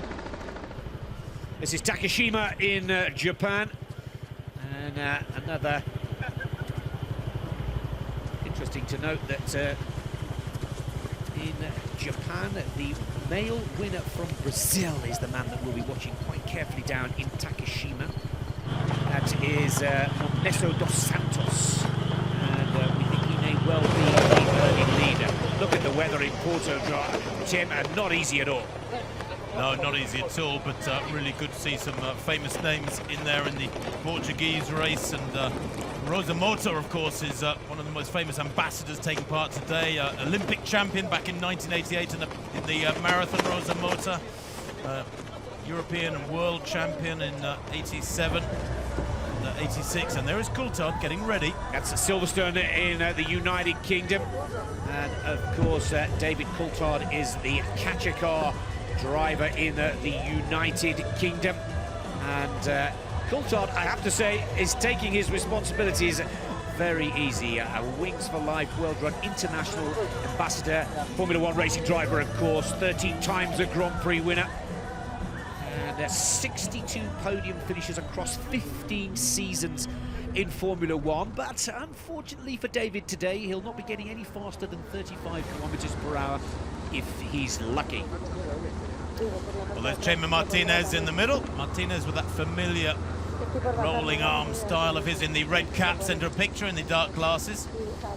And down to 4 already in Spain with big gaps developing. Only 22 minutes on screen. Let's take a look at some of the best of the action from the start of the 2015 Wings for Life World Run.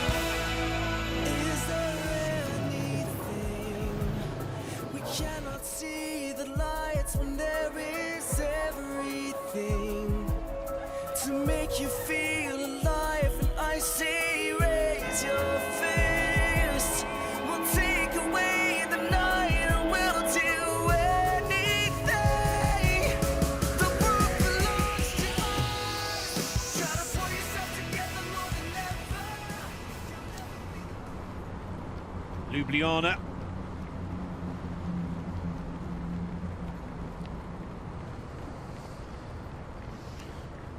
All things nice and calm, the excitement of the start, the build-up, the booming music is way behind them now. 24 minutes on the clock, Nick, and we're getting to the more serious period where runners have settled into their rhythm, need to find their own tempo. And certainly many thousands out there from the 101,000+ who started will have ambitions of being out running for 2 or 3 hours at least on this Sunday midday period, in Europe at least, and therefore it's important that they get that tempo right. Burn it too hard early on and you will not have an optimum performance, that's for sure. Well, it's at the 5-kilometre mark, the Öland Bridge, connecting Kalmar to the mainland of Sweden. Then at 10k they will reach the second largest island of Sweden.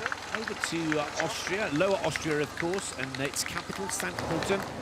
And here we go with the favourites. And look at this, Tim. They're already neck and neck, pushing each other. And this is the kind of early pace that could see the records tumble. 1 and 2 from the 2014 competition are already pushing each other. Well, Baumgartner there behind the wheel in Bucharest in Romania.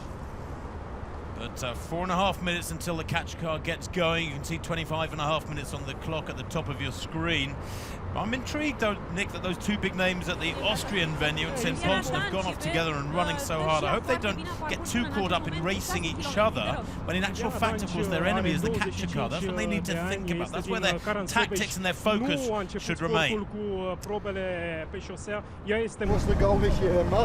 Well, the Formula 1 racing driver, Mark Webber in Silverstone in the UK. 1 or 2 of the runners out there to participate. Absolutely delighted to rub shoulders with such a world-class racing driver. And of course, Webber. Isn't it great that Coulthard is going to be chasing Webber, but is so restricted. But he's bouncing. He's loving it, soaking it up, because he knows eventually he will pass Webber. And of course, let's not forget Webber with 9 wins in Formula 1, 42 podiums.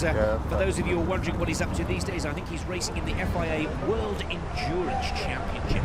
Great to see Webber out there again, looking to improve on his 28.36 kilometres that he ran in the Wings for Life World Run in Silverstone last year.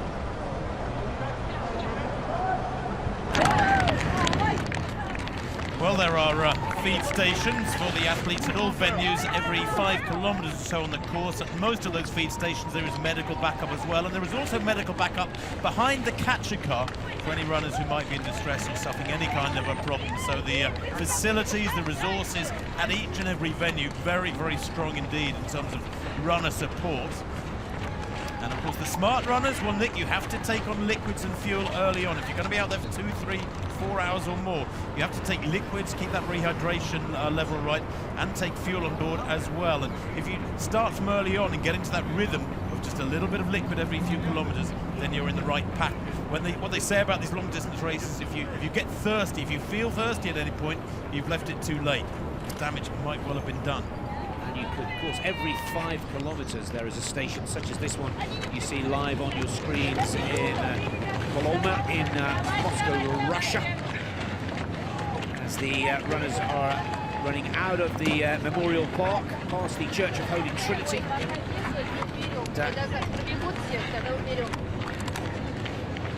Shishov is a marathon runner that we'll be looking very carefully for in Russia, who's run 2:33.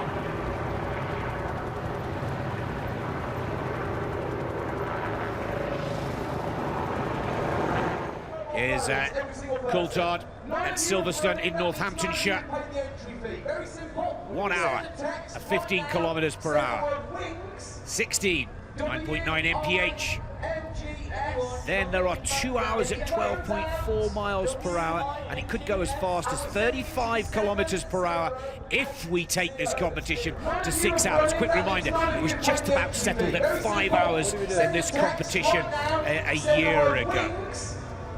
Well, anything around 4.5 hours would be astonishing for athletes out there on the road. Ketema, remember last year, 5 hours, 1 minute and 43 seconds with that sprint to take the victory. Great falling in Japan, unfortunately. That's not necessarily a bad thing if the athletes have dressed correctly for the conditions. Cool conditions when you're in danger of overheating from running for a long, long time. Certainly a help. Well, live pictures from Brasilia. Stock car race driver Kaká Bueno is driving the catcher car in Brazil over to Poland. Catcher car's all ready to go in Poznan. 14 seconds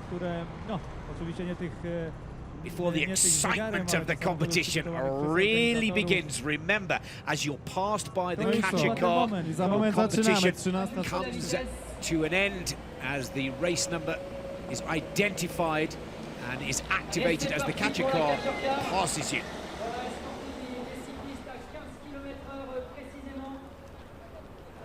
Well, the catcher car's underway then, and each and every venue, some of those satellite images are just a slight delay. That's why you might not see some catcher cars moving off simultaneously.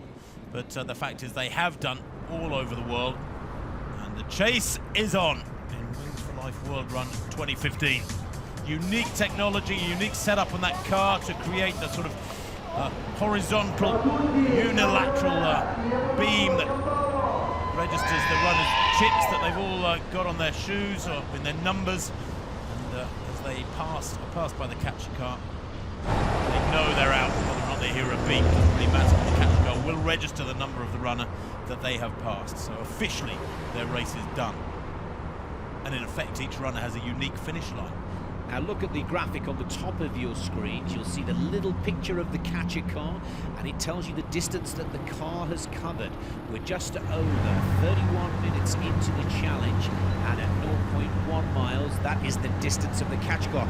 We'll hopefully start calculating how far the catcher car is behind the leaders or the main groups of runners as the catcher car speeds up. But for now, for the first 30 minutes of its journey, the catcher car will continue in 15 kilometers per hour, 9.3 miles per hour.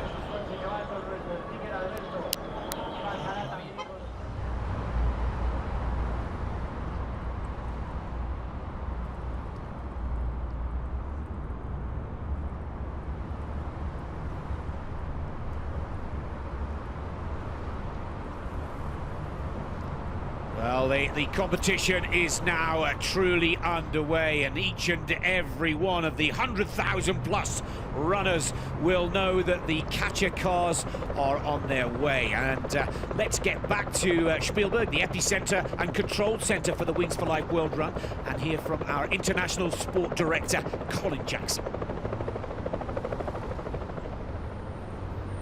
The runners have started, the catchers cars have started, so we want to know, how satisfied is the global sport director of the Wings for Life World Run, Colin Jackson? I am very pleased that it's all gone underway remarkably well. There's always that little hairy moment where you think, you know, everybody's ready to go, but we started on time and the catcher cars have started on time, so now the race is on. It was such a thrilling moment when the world started to run. Describe your feelings. It's always a very special moment to see that, especially with the amount of people that we had registered this year, over 100,000, which is fantastic, of course, for the foundation itself. But having all the screens come alive and seeing all the different venues happening exactly at the same time, it was really magical for me as well that even the weather really hasn't let us down. We were really nervous about some of the locations, but they've kind of held off pretty well. Thank you. Pleasure.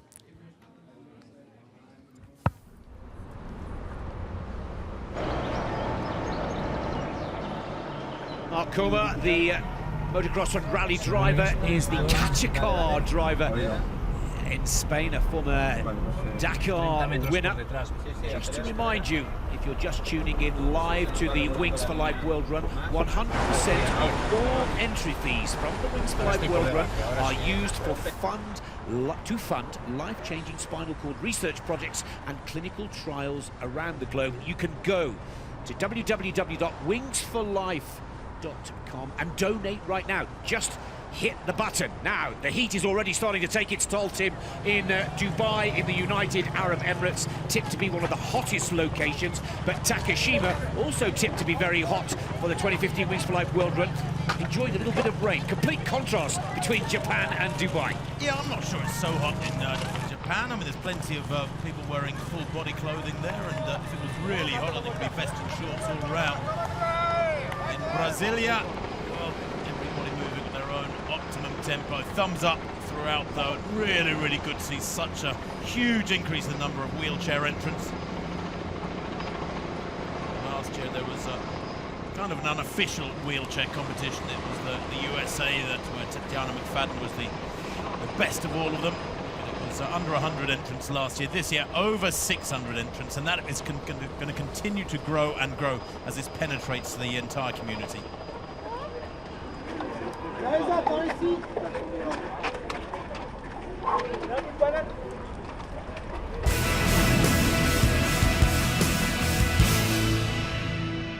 On 35 tracks on 6 continents, the world starts running at the same time.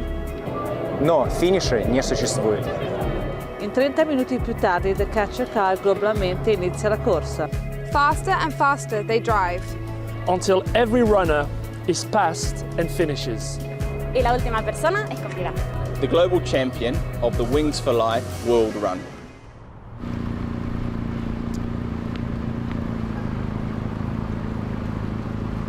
Well, in Switzerland, the weather far from ideal.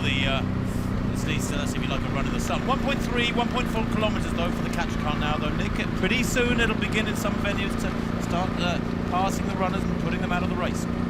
Pretty serious catcher car driver as well, Tim, in Switzerland. It's a gentleman by the name of Bruno Kerner, 1987 world downhill champion.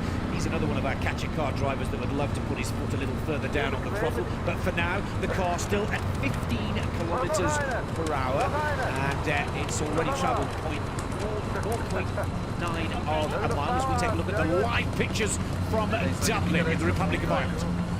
I would say, looking at these athletes, they've covered about 7 or 8 kilometres in 36 minutes, moving at quite a healthy tempo. That catch car is going to take a long, long time to catch them, that's for sure.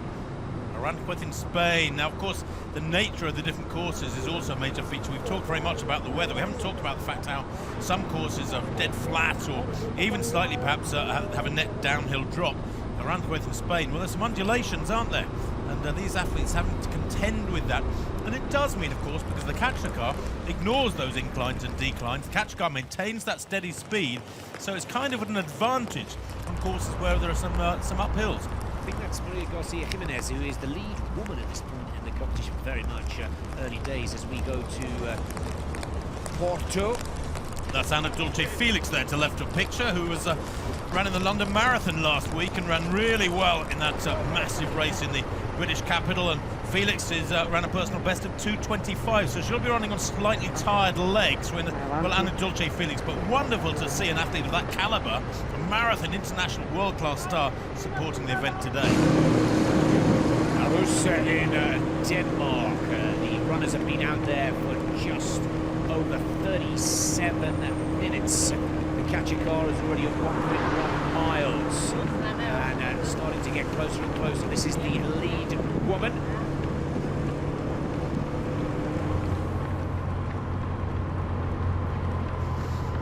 Well, in Melbourne, Australia, the tempo good and healthy there with the catch car at 1.1 miles, 38 minutes on the clock. But of course, what each of these athletes has got to do is have calculated before the race, really, as realistically as they possibly can, what sort of tempo they can maintain. And it involves a fair old bit of mathematics and scribbling down the back of a fact packet or whatever.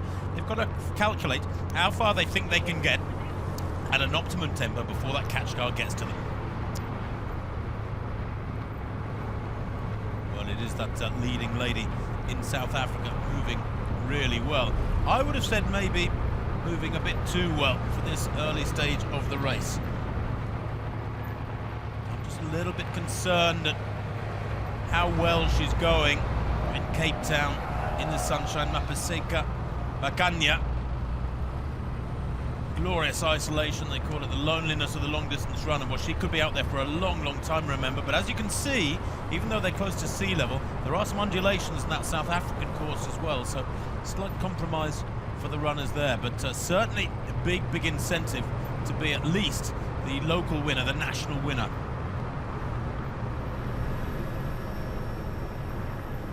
Here's the catcher car picking off its first runners here in Sunrise, Florida. And it's a real feeling of jubilation. That is it. There is no finish line to head for. You wait for the catcher car and look at these runners down there. They are so happy to have played their part. It doesn't matter really how far you run. It's all about playing your part in donations to the Wings for Life Foundation. And let's go to Breda in the Netherlands.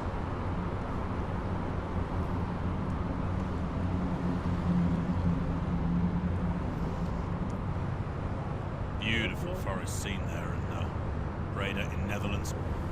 Nearly 40 minutes on the clock and some athletes caught already, and that catcher car has only covered just over a mile. So frankly, I don't know if some of those athletes started late or have just set off at a very, very modest tempo, but Dublin in Ireland, much of the course hugs the coastline. Lucky for them, the weather's not nearly as bad as yesterday. We saw pictures coming from Dublin yesterday, and there was a really nasty wind whipping off the sea and rain with it. 2:5.407 there. And that's Martina Cusack. The Dublin Ireland looks to be the fastest woman in the Republic of Ireland. Difficult weather conditions for our cameramen as well as the runners in Porto, Portugal. The weather really coming off the Atlantic Ocean. Making that going just a little tricky there, but there's some quality runners in the field in Porto. It's Felix just tucked in behind that runner to the right. She's just out of shot there is Felix, but she's got a sort of group of, almost like a sporting group around her, I think. Brasilia. Oh, the weather looks lovely. Maybe a little bit hotter there.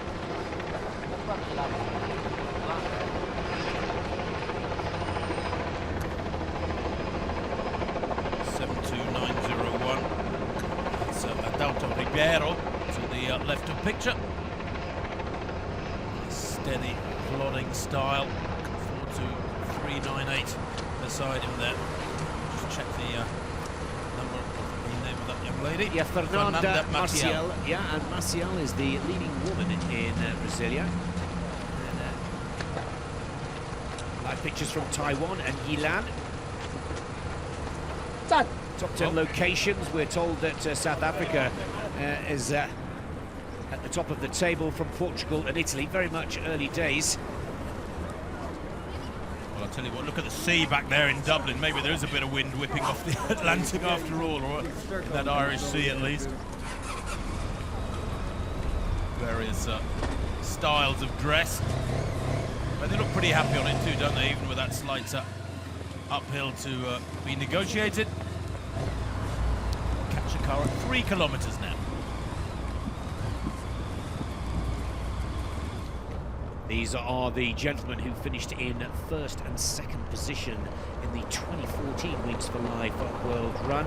And of course, Limawek Ketima for Ethiopia up against Remigio Mangisepe in St. Polten. 3.1 kilometres is the distance travelled by the catcher car. 42.40 the time for the athletes. Now hopefully we're picking up, looks to be the lead woman in Lower Austria.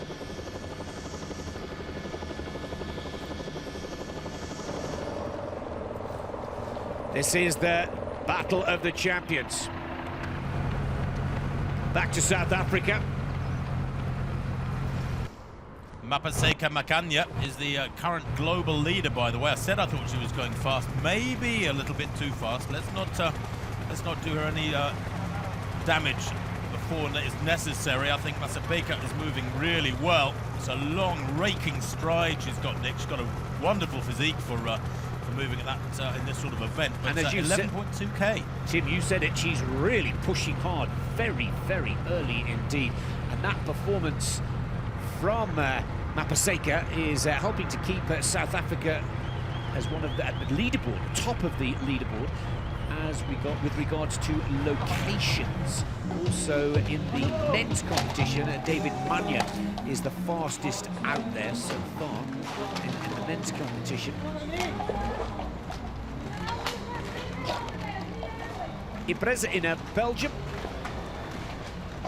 Great to see everybody taking part. I wonder if he's paid his entrance fee. 4 legs. Does that mean he has to pay twice the entrance fee? Axel Lund-Svindal, the Norwegian Alpine Olympic and World Champion, and the World Cup overall and downhill champion. Not running today, Axel. He's on the comeback from injury after an Achilles operation. And the lady that he will catch at some point in proceedings, we hope it'll be towards the end of the day, is on screen. She's got a good posse of runners around her as well, hasn't she? It's Elise Molvik, the 2014 women's record holder.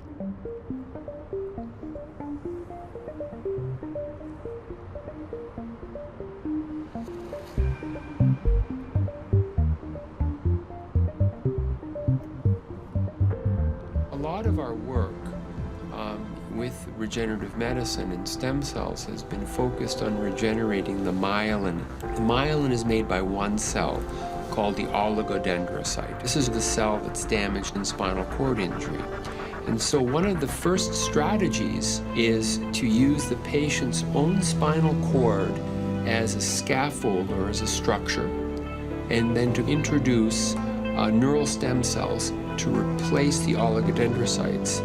They then make the myelin and they remyelinate these nerve fibers. And by doing this, they can reestablish the functional connections between the brain and the periphery. In other cases, we can help people with assistive devices. These are appliances that perhaps can improve hand function or improve mobility. In den letzten Jahren braucht es sehr viel Arbeit, um so bestimmte Grundlagen zu verstehen. Und die haben sich jetzt so herausgebildet, dass man diese Grundlagen wirklich in Therapien umwandeln kann. Dafür entwickelt man ganz neue Geräte, computergestützt und sonst was wie Roboter, aber die so hergerichtet werden, dass sie auch wirklich dem Patienten helfen. Nicht, dass es schöne Toys sind, sondern wirklich so angepasst sind, dass der Patient sie benutzen kann. Und die Geräte werden dann auch zunehmend jetzt in Kliniken eingesetzt.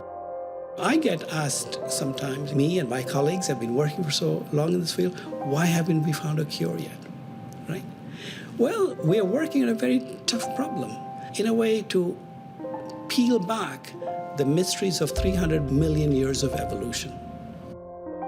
When you put it in that context, what we have done in 30 years is absolutely incredible.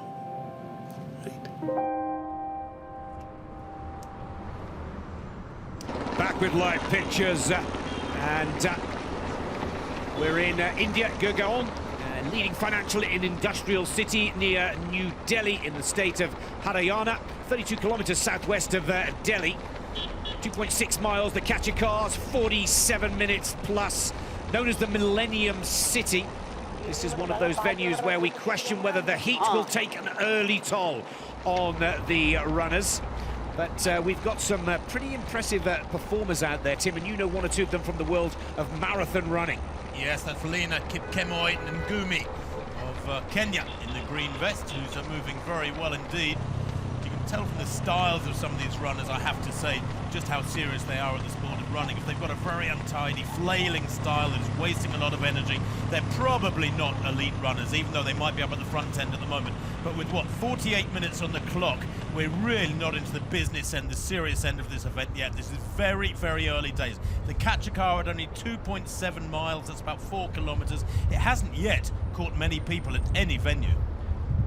Oh, well, there's a gentleman thinking of taking a little dip in the Adriatic Sea. We're in Zadar, in the seaside resort of Croatia. And still South Africa looking to put in the fastest pace, but over in Croatia, near perfect conditions, I have to say, and it wouldn't be a surprise to see some of their favourites come out on top. Let's go to Slovenia and their capital of Ljubljana. Yep, and in the pink there, 5:43.87, that's Zana Jereb. She's from Ljubljana. And moving pretty well, I have to say. That's a nice little group. Always good to have a bit of company. Don't get caught into their tempo. You must make sure you stick to your tempo, but it's good when there's people around you. It reduces the mental burden. Capital of Chile, of course, is Xelowit Onatiejara, I think is the correct pronunciation of number 38003 in Santiago. And there's the Kachikar reeling in a few in Dubai. At the moment recorded as one of our hottest of our 35 location on the 2015 Wings for Life World Run. 2.9 miles, and the Kachikar is starting to hook them up. Well, you know, Nick, in Dubai it's going to be about 35 degrees centigrade, give or take, and actually it's probably a relief to be caught. I think a lot of them will be clapping and saying thank you, when the Kachikar comes past. Still a little bit of rain. Remember, it's a night race in Takashima, Japan. For some, they see that as the positive. For others, it may prove a little difficult as the Kachikar continues to reel them in. Let's take a look at some of your emotions and impressions from the Wings for Life World Run so far.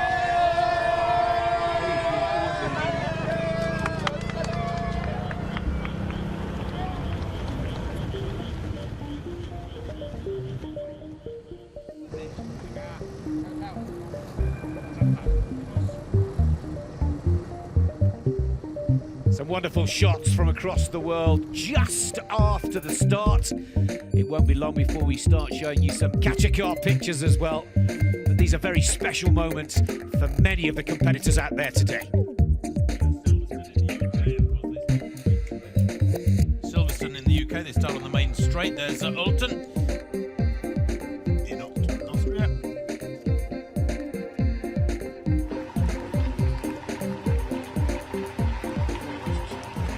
Well, the joy is unbounded at each and every one of the starts. Great to see. Well, look at the rain coming off the Atlantic coastline here in Portugal.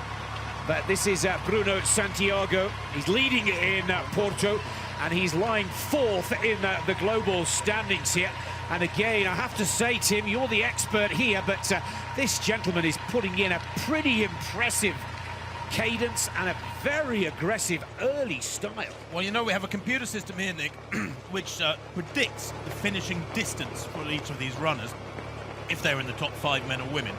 And for example, Bruno Santiago there, the speed he's moving at over this first 51 minutes has been way too quick, to be perfectly honest. It predicts the system that he will reach 100 kilometers. Don't forget, last year's winning distance by Ketema was 78 kilometers. So you can tell him now, slow down, you've misjudged it. Or maybe he's going fast early, and then he's going to try and build as big a lead as he possibly can. Apaseka Makanya from South Africa, leading the women's competition. And again, John, Tim, I should say, that computer calculation has Makanya running 89.83 kilometers. But some of the athletes clearly here, Tim, going for a fast early tactic to try and get as far ahead as the catcher car as they can, with a hold-on tactic towards the end. Well, that's right, but it's no good if you slow down. She's looking at her watch there. She's obviously thinking on her feet, but the system is suggesting she'll be out there for 4 hours, 42 minutes. She's nowhere near an hour yet, and it's very easy to misjudge it. I think she might have done. Well, some of the spectacular views in St. Pölten, the capital, of course, of Lower Austria, and this is where we expect the battle to finish up today. The global winner from 2014, Limowok Ketema, going up against the runner-up from a year ago, Remigio Human-Giuseppe. Great shots of the crowd there. Catcher car driver Reini Sample, a Paralympic skier well known in Austria, focusing on rally driving and winter driving. And a whole host of sporting celebrities amongst the runners down in Lower Austria.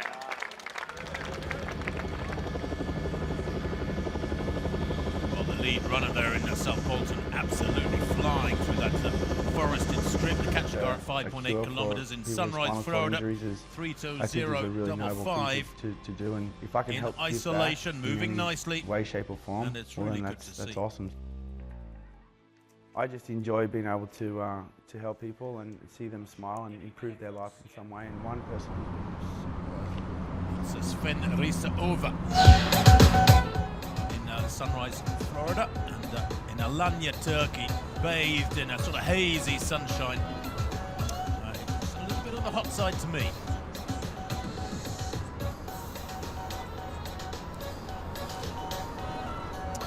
What a spectacular shot of the Turkish Riviera in Alanya, Turkey.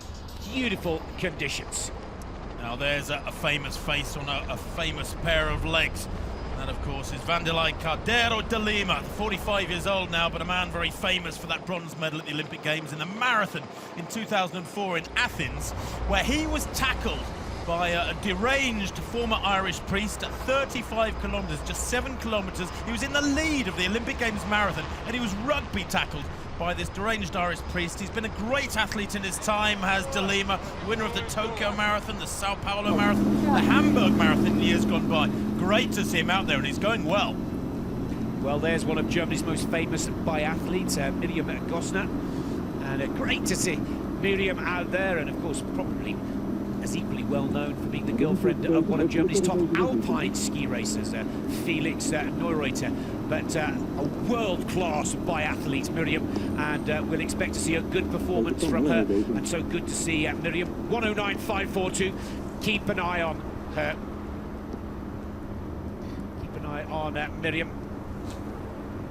An athlete who, of course, has come back from injury on numerous occasions throughout her career, and good to see her out there putting in. 6.3 kilometres now the catcher car has travelled. We're 55 minutes plus into the 2015 Wings for Life World Run. Let's get some of the best shots of the catcher car so far in today's competition.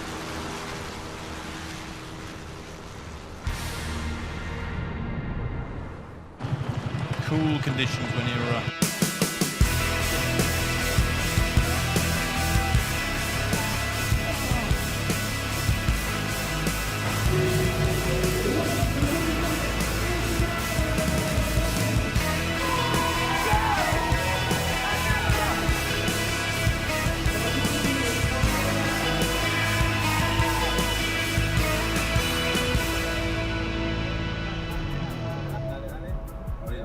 Teraz będzie rzeźnie wyjątek. Moment, peste fix o oră va crește această viteză la 16 km la oră, apoi la 7.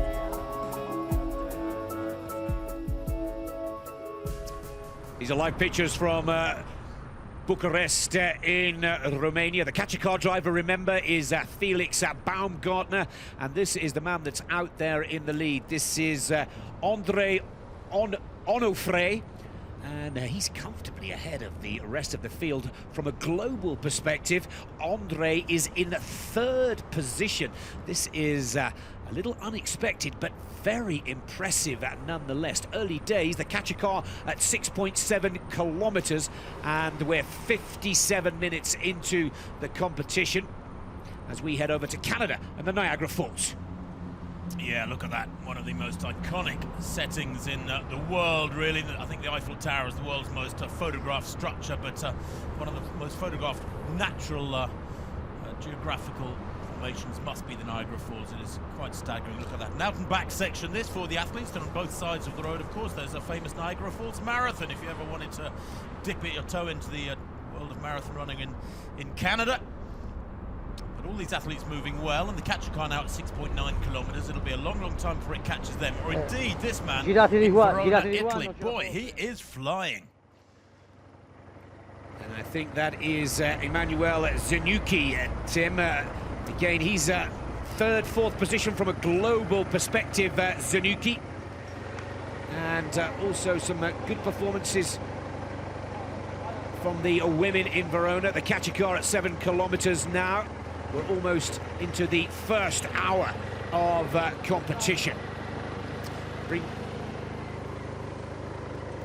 So it is Onofre in Bucharest who leads. From Santiago in Porto in second position. Zanucki, the Italian in Verona, lies third.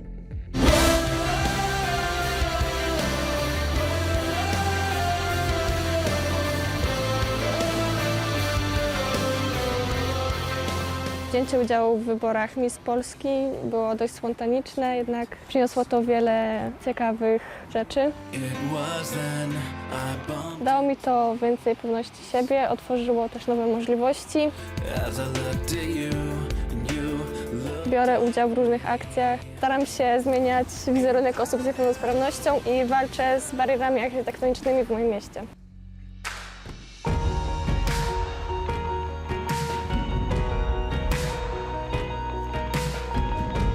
W tym roku zaczęłam studia na filologii angielskiej w Rzeszowie. W międzyczasie jeżdżę na rehabilitację i zaczęłam jeszcze kurs prawa jazdy, także w ciągu dnia mam dużo zajęć.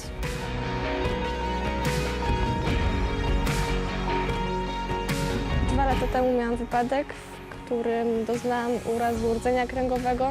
Od tego czasu poruszam się na wózku inwalidzkim.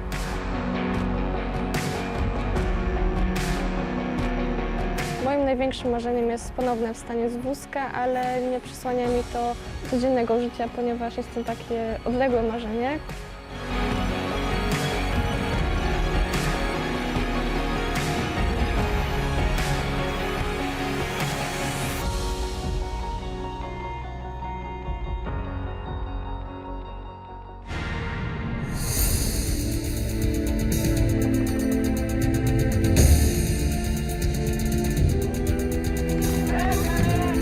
The scene in been out on the roads now for just over 1 hour. Zadar, Croatia, massive starting numbers, really good scene. Melbourne, Australia, the headlamps were on and the atmosphere was almost tangible. The early runners at this stage with 1 hour on the clock, of course, and you see some of these starts all over planet Earth. The early runners can be irrelevant. For example, the leading lady in South Africa is gradually slowing already over this last 20 minutes. So the top 10 locations see South Africa at the top of the table due to the fact that David Manya is one of the fastest out there in the early stages of this competition, as is in the women's event. Mapeska Makahaya, Hanya, I should say, is also at the top of the women's standings. Mark Webber, the Formula One racing driver, is out there enjoying each and every one of his laps with Felix Baumgartner looking to catch them in Bucharest, Romania.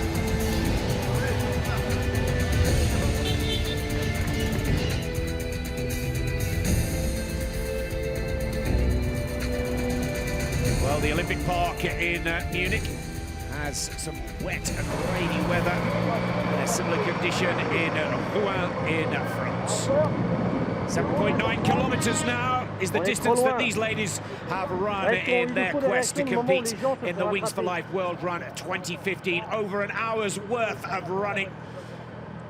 And another gentleman whose race is over, but delighted with his performance today.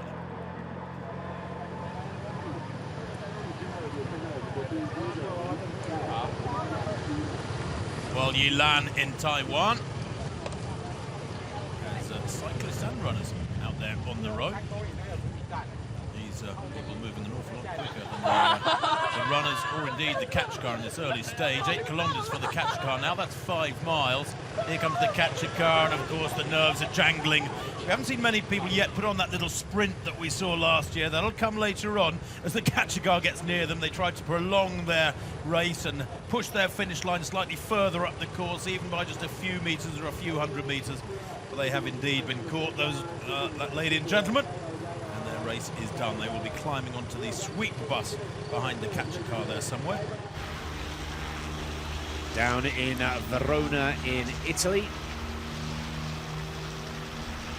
And Verona, of course, in the northern part, in the Veneto region, on the Adige River that you can just see below you.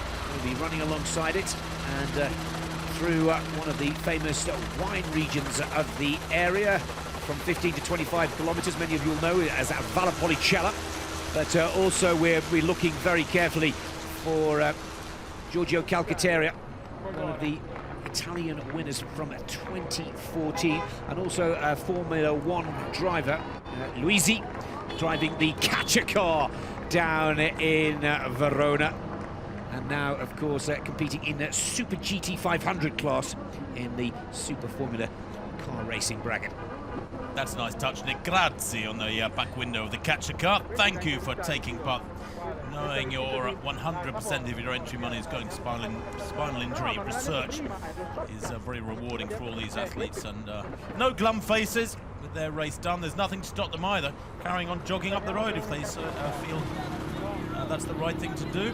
Well, over in Sweden, some of the athletes still going over the Åland Bridge. And look at this picture. Go, go, go. That's that spurt that you were talking about, that little bit of extra before the catcher car brings it to an end. And this is the beauty of the Wings for Life World Run.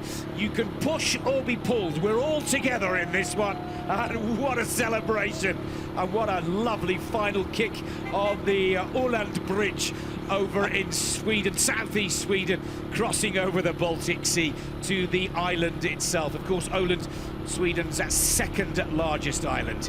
Well, these pictures, Nick, illustrate very, very clearly just how after 8.5 kilometres they are beginning to pass and put out quite a few runners now at all the different venues. There's the shot from the catcher car in the Niagara Falls. Lots and lots of runners on the road up ahead, so big, big numbers gradually being sucked out of the race now by the catcher car with that hardware and software making the runners their race done. Running through the Victoria Park in Canada.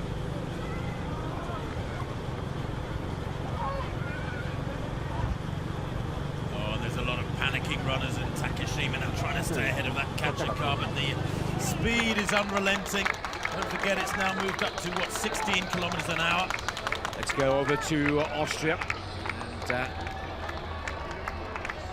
let's hopefully catch up with Kettimer and Human Kistepi, the first and second place global runners from a year ago. They are competing in St. Pölten, the capital of Lower Austria, as the catcher car starts to gather them in. Reini Sample down in Austria, waving and doing his job.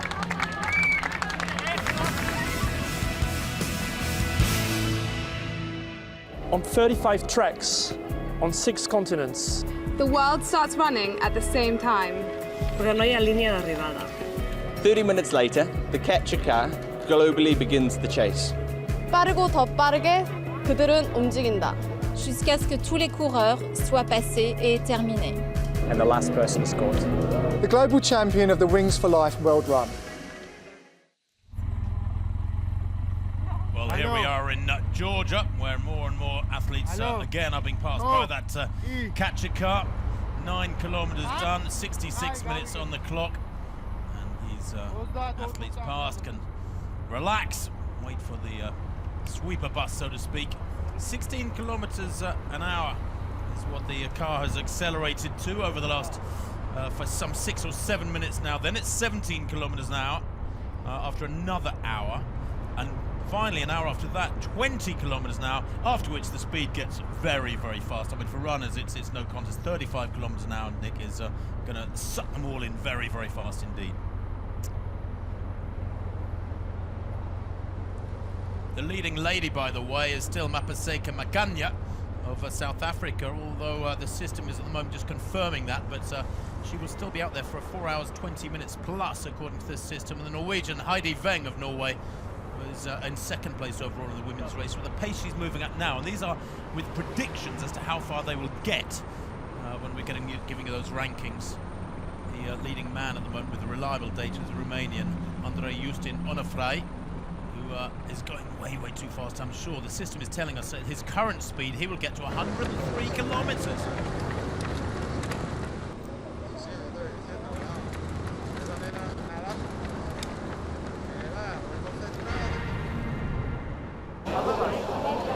Well, let's look back at some of the pictures from Olten in Switzerland. A little bit of uncertainty at the start, but away they go. Adding to the smiles. Tasha, Daniela Rief and Natasha Batman, two of the female experts, and of course Daniela winning this competition a year ago in Switzerland.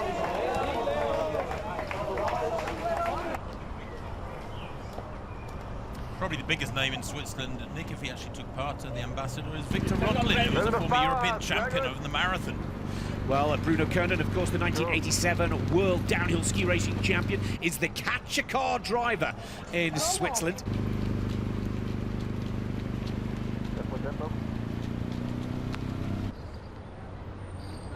Marko Kaminski, the winner last year in Switzerland, hitting that pack of, what, 7 athletes. They really are shifting very well indeed.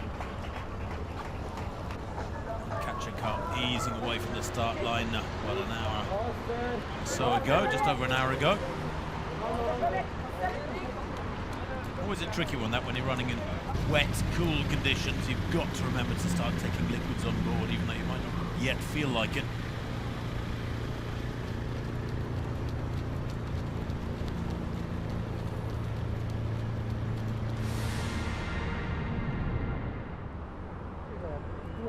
Let's take a look back at the start in Holland, the Netherlands.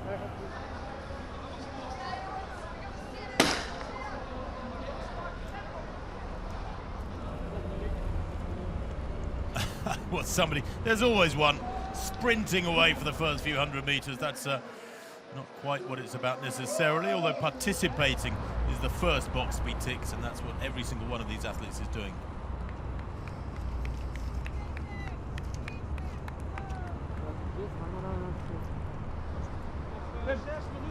Great way to spend a Sunday morning, though. That's Tim Coronel, the Dutch racing driver.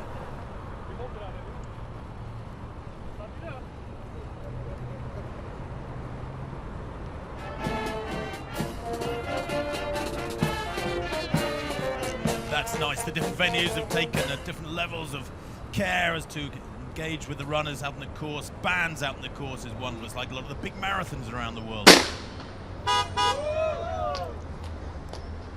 Well, they've done a great job in Breda, despite the grey skies, Nick. You have to say that.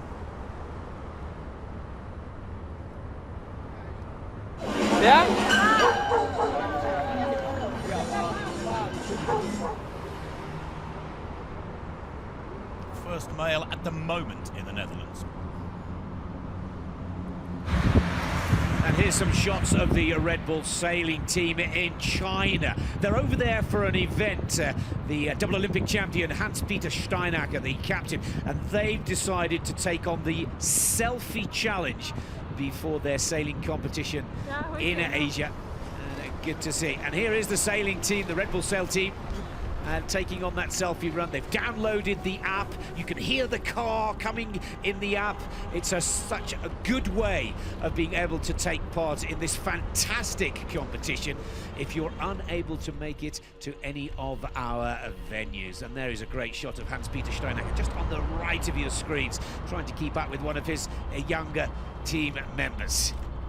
Well done to the Red Bull sailing team playing their part. We must remind you that 100% of all entry fees from the Wings for Life World Run are used to fund life-changing spinal cord research projects and clinical trials around the globe. Finding a cure is a matter of when, not if. Well, getting to 6.5 miles over 10.5 kilometres in Dubai in that sweltering heat is probably equivalent to a kilometre or two better in Europe, because the catcher car just gathering up a few people there in the capital of the UAE. 10.6 kilometres done. Now here's that Kenyan athlete that you were referring to earlier, Tim.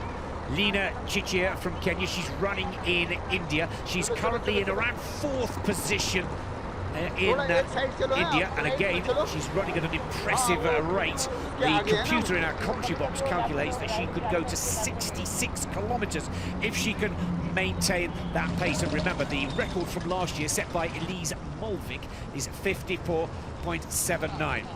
Now here's another Kenyan, a gentleman that's close to your heart, Tim. This is Daniel Kipkoch Langat. And again, running in India and running very fast in the early stages. Beautiful style of technique. Way too fast. I have to say that with the temperature out there, the system is predicting he'll get to 108 kilometres. We're just checking that data and be out there for some 4 hours, 50 minutes plus. There's no way he's going to maintain that in those sort of temperatures. So I think Langat just getting as many kilometres under his belt early on as he can, but he's certainly, and he must be aware of that, not running optimally to stay ahead of the catcher car. Lovely day in Dublin. Now once you get away from the wind on the seafront, the country lanes and the villages, absolutely glorious. Smiles all around, as is the normal scene in Dublin, one of the most welcoming cities in Europe. Yes, along the Killiney Beach and then heading on to Braise Promenade. Now to Rouen in France. Everybody chipping in to try and keep that wheelchair gentleman ahead of the catcher car, but it's gathering them in like a giant fishing net.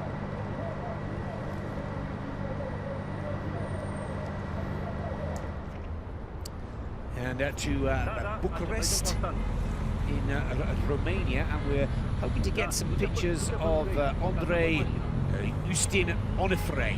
Our computers tell us that he's third fastest man out there so far. Catcher car at 11.1 kilometres. We've been running for 1 hour and 14 minutes 43:44. So let's take a look at our global map. Each and every one of our locations on screen.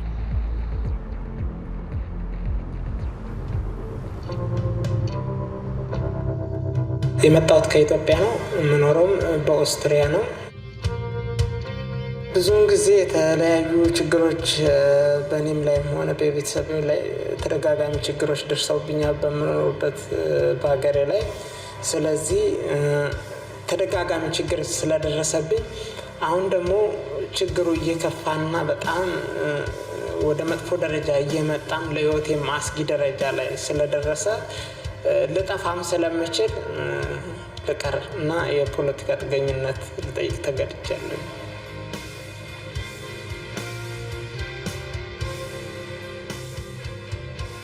He's not just running away for some economic reasons, because otherwise he would not have left his family. Lema is not running for pleasure and running for having a nice run. He's running for his life.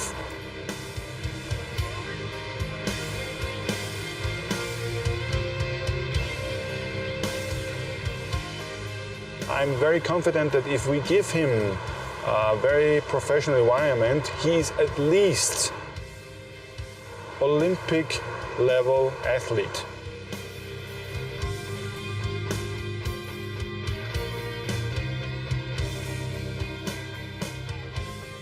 ከዛ የተነሳ የሩጫ ፍቅር በልጅነቴ ሊያድር ይችላል።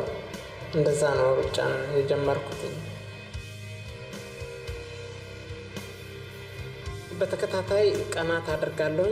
ብዙውን ጊዜ በቀን 2 ጊዜ ነው የምሰራው።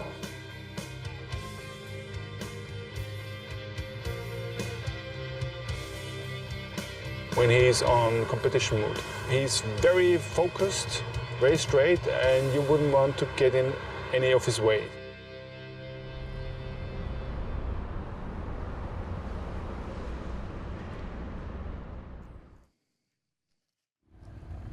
Well, we will be keeping our eyes very closely on the gentleman on the left of your screens and the gentleman on the right, to be honest, because both Ketema and, of course, Junan Giuseppe of Peru, who's placed second to Ketema by just 900 meters last year, are battling it out in Lower Austria in the 2015 Wings for Life World Run. Let's head to Ljubljana and Slovenia, of course.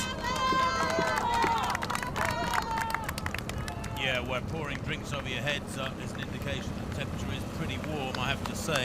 76509. Robert Rajkovic in Ljubljana. The leading man, as you can see from the cyclist sign there.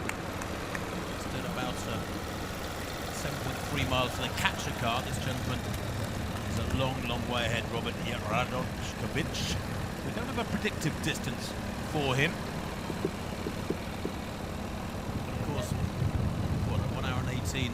Of running done.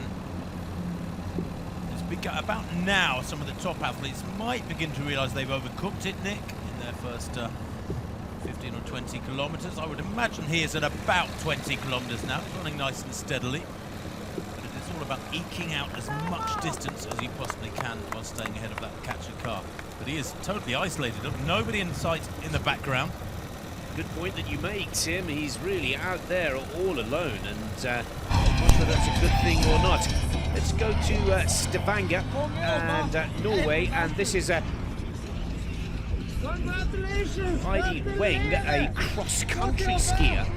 So it's no great surprise to see a winter sport long-distance athlete out in the lead, but of course what we're hoping to see in Norway is the record holder and the winner from last year, Elise Molvik, get into the chase of things. The catcher car, driven by Axel Lund-Svindal, continues to do its work in Stavanger. There's a lot of famous winter sports athletes out there in Stavanger. I'm also keeping my eyes peeled for the young rising star from the world of alpine skiing in Stavanger. They're going to go off-road and on-road to catch them in Norway. But I'm hoping to catch Henrik Kristoffersen, who's tipped by many to be the new Axel Lund-Svindal. Over to Spain, Tim. Well, I'm intrigued, Nick, that the leading the catcher car there was having to do a bit of off-road. But 37481 in Spain, and where the conditions are pretty warm, of course. Superman is in there as well. He's getting got Edu Moracalejo, Spain. Adam Małysz, world champion ski jumper, who's running in Poznan in Poland. Oh, Małysz not running, but there he is. There is Adam. Good to see him lending his support. One of Poland's biggest winter sports stars and athletes.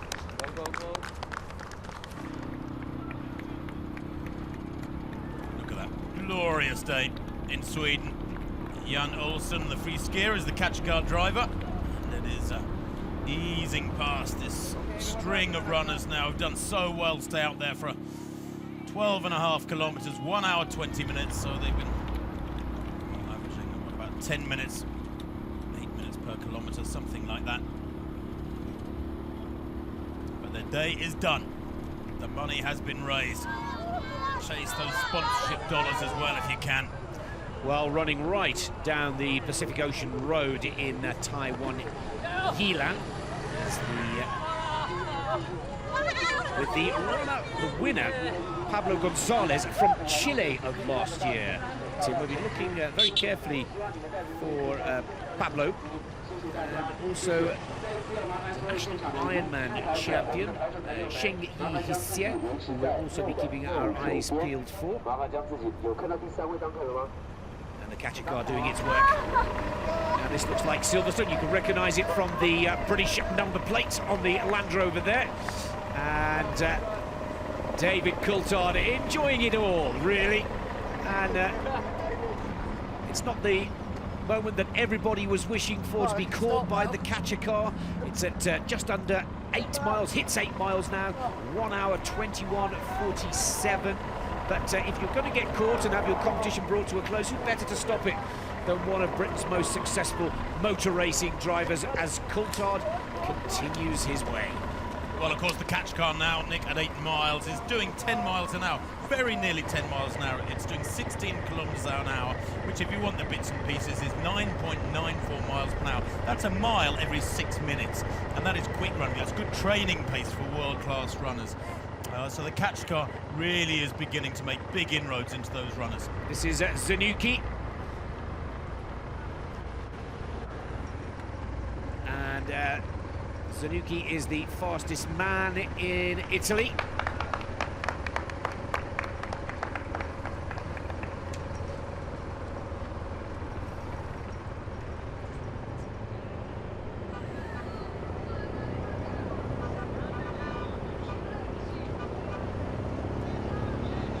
Catcher car in Verona. And Zanucchi, well, he was one of the early global leaders, but still looking very good. In Belgium. Catcher car now at 8.2 miles, 1 hour 23 on the clock.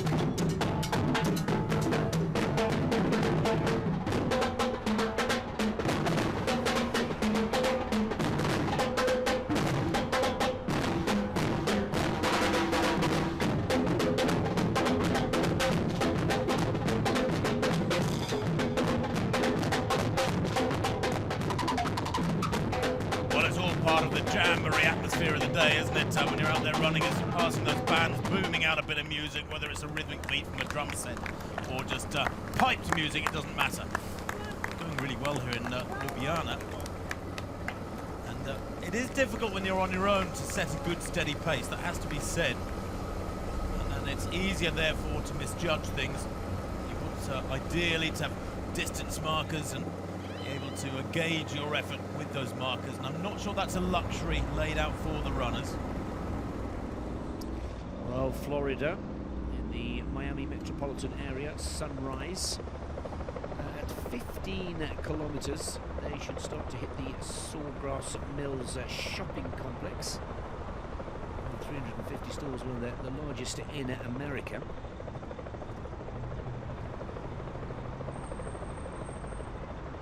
Florida just a little behind the second American location, Santa Clarita in California.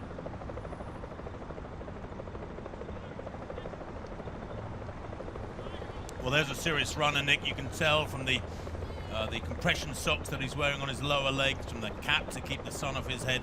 The backpack is probably containing water and nutritional elements, maybe bananas, maybe gels. So that's a very, very serious runner leading in Sunrise, California. Let's see how he goes.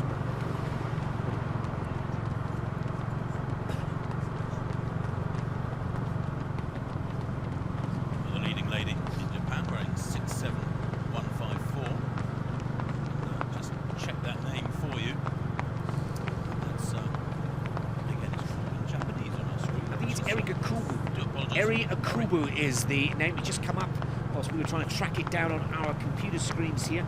And again, this lady is running in second position from a global perspective and leading the global competition. This is Mapaseka Makanya. Now, Nick, that pace has eased off quite a lot, hasn't it? Painfully so. She's reduced her tempo absolutely dramatically. She went off way, way too quick. She's been running now for 1 hour 25 minutes. And it almost looks like she's hit the wall in a marathon. She looks like she's run out of resources, physically, frankly, because she is jogging and she was flying for the first 45 minutes or so. That's the biggest misjudgment of the day so far, I would say, unfortunately. It matters not at jobs. There's not the Olympic Games, it's not a World Championships, it's about participation. But she might well be caught by other ladies. Lead woman in Porto, Portugal. Dorotea Paigeto at 13 miles, just approaching the half marathon distance. The leading South African, Mapaseka Makanya, by the way, passed her half marathon about 4 or 5 minutes ago. But you see, she might have been the leader globally for that first hour, but now she's going to be gathered in by athletes like this, because Paigeto here is moving far, far better. Really nice, steady, strong rhythm. Good conditions for it too, despite the rain. Those are nice running conditions. A lovely shot in Melbourne, 82293. That's a lovely. Did you hear that? Can I call my husband? 8. We're live, so done. And this is Kelly Ann Ferry, lead woman in Australia, 8.8 miles. Kelly has covered so far in 1 hour 27:21. That's 14.3 kilometers, and she looks to have found a very nice rhythm, very relaxed, and finding plenty of time to chat to our cameraman. Over to Croatia and Zadar. Well, Kellyanne Very, Nick, who we saw just now, has predicted she'll get 50 kilometers, and that is of course a factor. Each of these runners has presumably done the maths and worked out how far they think they can go, and she looks very much up for it, I have to say. That's Cedric Schramm in Croatia. Back to Italy and Verona.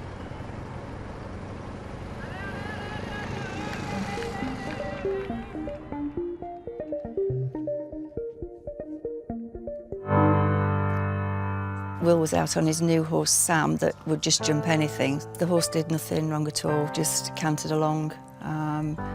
We'd jumped a post and rail, which he jumped beautifully, and then cantering up towards the next one, Will just literally toppled off and just head planted the ground.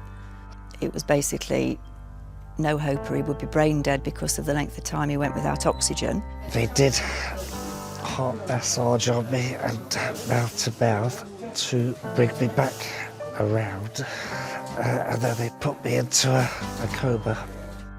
I didn't really know whether I was alive or dead.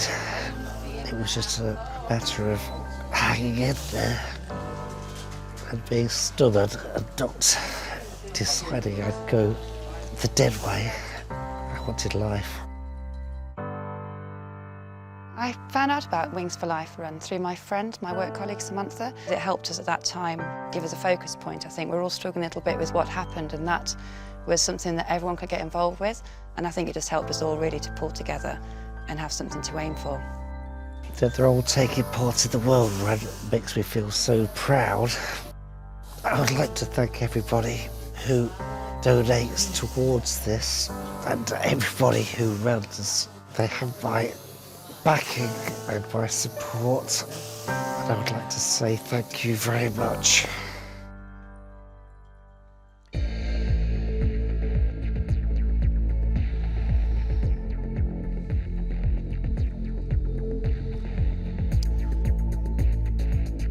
Three countries, 35 locations, and 6 continents. The 2015 Wings for Life World Run.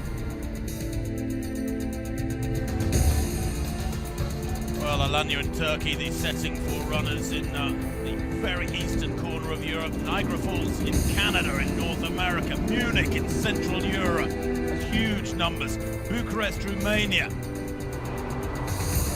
on in India. Sweltering heat for the runners there, who really are beginning to struggle now, surely, with 1.5 hours on the clock. Yeah. And Kachikar gradually gaining on them. Dublin in Ireland, it doesn't matter what you wear, as long as you have a great time in this Wings for Life World Run. And in Rouen in France, there was happiness too, even amongst those being caught by the Kachikar, hoovering them up as it moves up the road at that increased tempo. 15 kilometers an hour for the first hour, now 16 kilometers an hour. That's 10 miles in each hour, and then it'll be 17 kilometers an hour at the turn of the clock. Half an hour's time. Stavanger in Norway, a little bit of off-road for the Kachikar.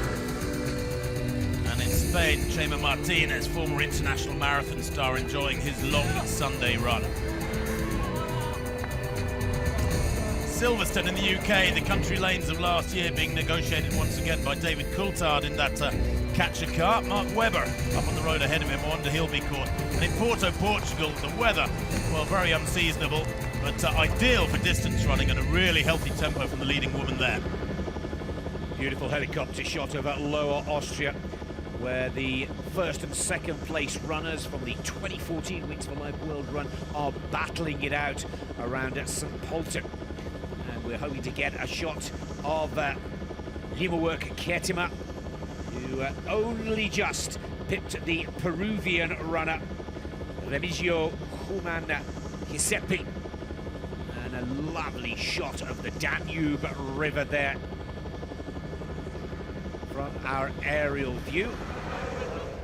Now, South Africa, whose runners were doing so well in the early stages, I can report that David Manya is now the second fastest man across the 35 locations. They still have the fastest woman out there in South Africa, running in Cape Town, of course, Mabeska Makanya.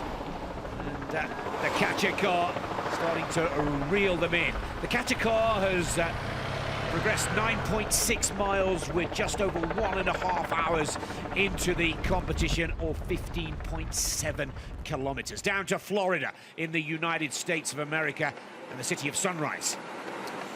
Just to remind those of you who've joined us in the last 20 minutes or so that the Kachikar, there you can see the Kachikar in Sunrise, Florida, set off half an hour after the runners. So while the runners have been going for 1 hour 33 minutes, as you can see at the top of the screen, the Kachikar has been going for 1 hour and 3 minutes. It's covered 15.7 kilometers. It's currently moving at 16 kilometers an hour. That'll be the case for another, 27 minutes or so. Then it will accelerate to 17 kilometers an hour, and then a jump to 20 kilometers an hour, and finally 35 kilometers per hour, by which time there will be very, very few runners out there. Some countries, some venues might have shut down altogether. Well, some sunshine in Silverstone. They've gone out of the Silverstone Formula One race circuit and are now starting to run through the small towns in Northamptonshire, between Northampton and Oxford. Keep your eyes peeled for Mark Webber down there. At 10 kilometres they will actually be in the village of Silverstone before heading on to Braddon, Lakesley and Culworth. Roman legionary there just managed to stay ahead of the Kachikar for another few hundred meters. The Kachikar, of course, maintaining a steady tempo uphill and down dale, while the runners, of course, have to struggle up the hills and can accelerate downhill. They've done well, though. They've covered 16 kilometers, 10 miles exactly, all over the world for the Kachikar, 16.1 kilometers.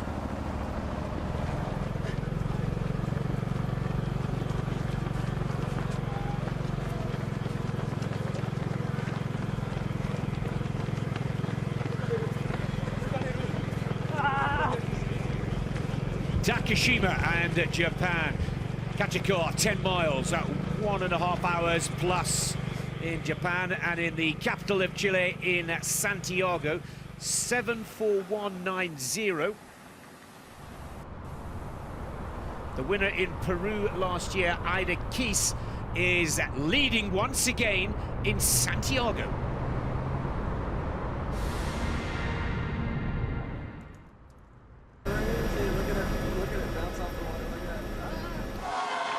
Let's take a look back at the best of the action and a pretty explosive start in Sunrise, Florida.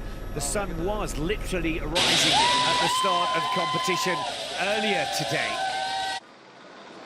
And the start at 7 a.m. in Florida, -4 UTC. Svein Ona Risa, the Norwegian winner last year, running in Sunrise, Florida, and looking quite comfortable, the leading man in Sunrise, Florida.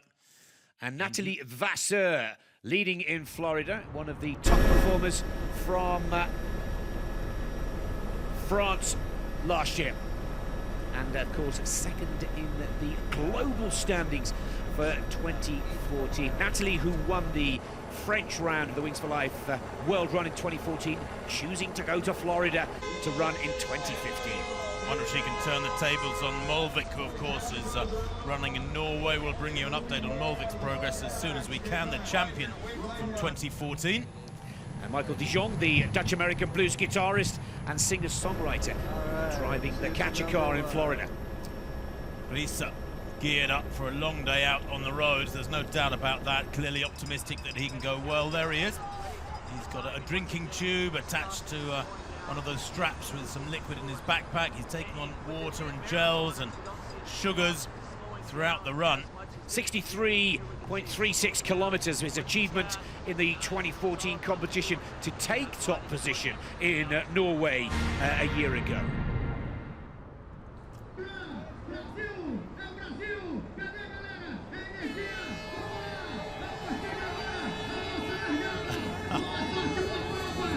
That was the start in Brasilia, an hour and 37 minutes ago. Always that frantic surge as the gun goes. I'm never quite sure why, when they know they've got quite a few miles to run, particularly those in the front rank, and it should be the better runners in the front rank. You know, when the sprinters for the first half mile on that front rank, well, then he's right back. They should be placed behind the start line at each race according to their actual predicted time.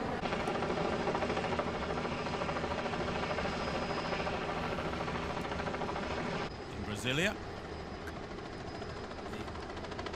Astrid Kaltenberg, the winner in Verona last year. Yeah, 35.49 kilometers for Astrid Kaltenberg. We're also going to be watching carefully in Brasilia for John O'Regan, the winner in Ireland last year, just shy of 50 kilometers.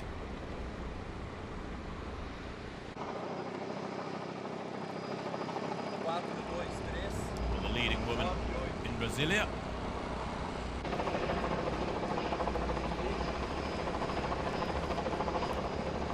Moving well. It's about having a nice steady tempo, not about looking great for the first hour or hour and a half. We'll be there in another hour from now. There is the Olympic hero De Lima.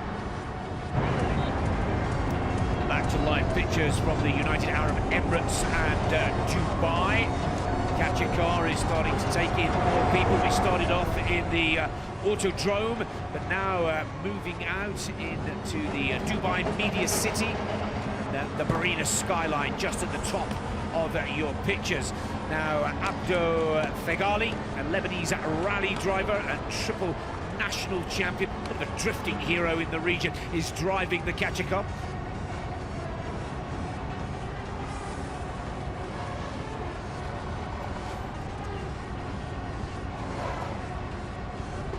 Switching to Georgia, 92 years of age, this gentleman in Kakheti, oldest competitor in the competition. And that really is quite an achievement, I have to say. Almost 1 minute 40 on the clock. 10.8 miles, the distance travelled by the catcher car. Rouen in France. And the catcher car passing a steady stream of runners now in some of the venues with the bigger numbers. An acceleration there from the gentleman in the foreground, trying to stay ahead of the catcher car for another few yards, another few hundred meters perhaps. Of course, it's interesting, Nick, isn't it? If you've got something on your body that tells you exactly where you are with a bit of sat-nav on it, then you may know that you've only got a few hundred yards to go before you get to your target, your predicted distance, and that's an incentive for some people to put in that surge. That's a familiar running style of Nathalie Vasseur. She was a global runner-up in 2014. She's determined to try and turn the tables on Elise Mulvik, who was our women's champion from a year ago. Just to put it in perspective, 51 kilometers, 0.26. Natalie's distance in 2014 against 54.79, the women's record set by Mulvik in Norway. Back to Jaime Martinez in Spain, moving well. He's always had that strange flapping left-hand style in the red cap there, but gradually being reduced down. He was in a group of about 5 or 6 half an hour ago. He has that tiptoeing style. It's quite unusual for a distance runner. Most distance runners land on their heels and roll through. But Martinez has always had that strength and ability to keep landing up on his toes. Not a biomechanically the prettiest of sights if you're a purist, but it doesn't matter, he covers the ground well. He's the leading man in Spain, is Jaime Martinez. Not sure if that's a grimace or a smile. He's only been out there now for 1 hour and 41. He can probably look at least another hour out on the road. The fact of the matter is, Nick, he would be many, many kilometres ahead of that catcher car that's at 11 miles, 18 kilometres.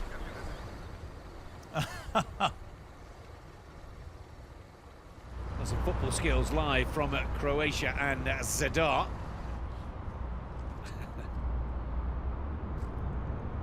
Whatever turns you on. Not the best way if you just want to get some distance under your belt. Get rid of the football. Goal! Catch a car not in sight as yet.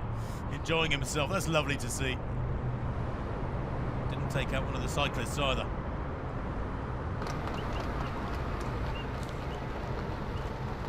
Ypres in Belgium then. Still under grey skies, but good flat running for the most part.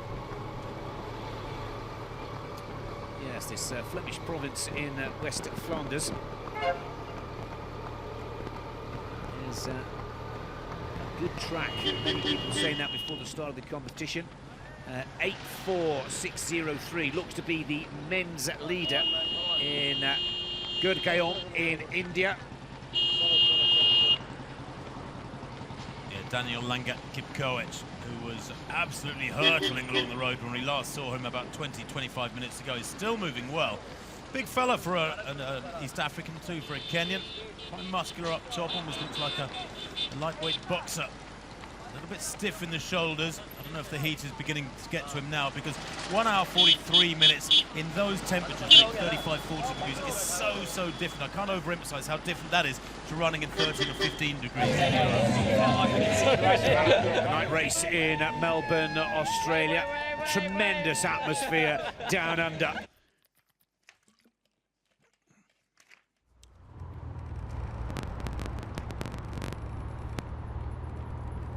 Slightly harder to ID some of those runners in Melbourne in the darkness, but that's a good tempo too, being maintained. Looks to be to Oliver Gibson, Tim, who is the leading man. A British runner, Gibson. Now he's predicted 61 kilometres, Nick, and that will put him right up there in the super elite of today's events from the 35 venues, 33 countries. Catch car has been out there now, by the way, for 1 hour 13, nearly 1 hour 14 minutes. 18.7 kilometres for the catcher car.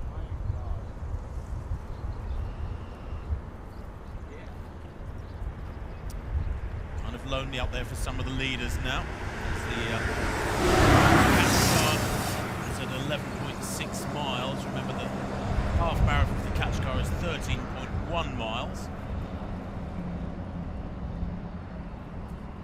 Well, around about 30 minutes, the catcher car hopes to reach 10k, and then half marathon distance, 20 kilometers, should be reached by the catcher car pretty soon. This is at Niagara Falls, Canada.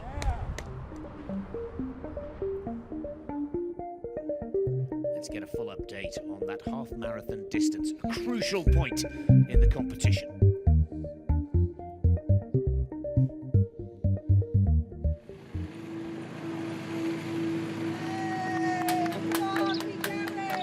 If you want to run the half marathon distance in the Wings for Life World Run, you have to go about 11 km/h.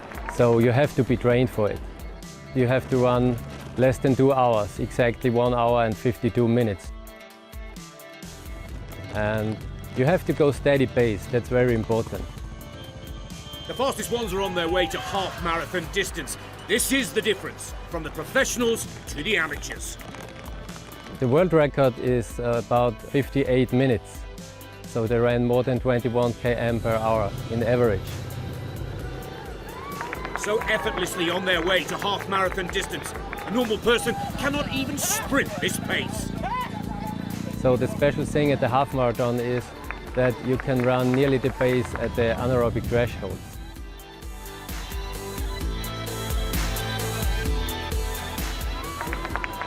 The start is really the difficult thing in this race, because you have to know how far it will go. About 20% of all runners are still in the competition. How long can they keep up this incredible speed? When you make a competition like a half marathon, you know exactly I have to run 21 kilometers. But here in the Wings for Life World Run, you don't know if you run 20 or 25 kilometers. So you have to choose the right pace. And it's better to start a little bit slower and increase the pace with the duration of the race.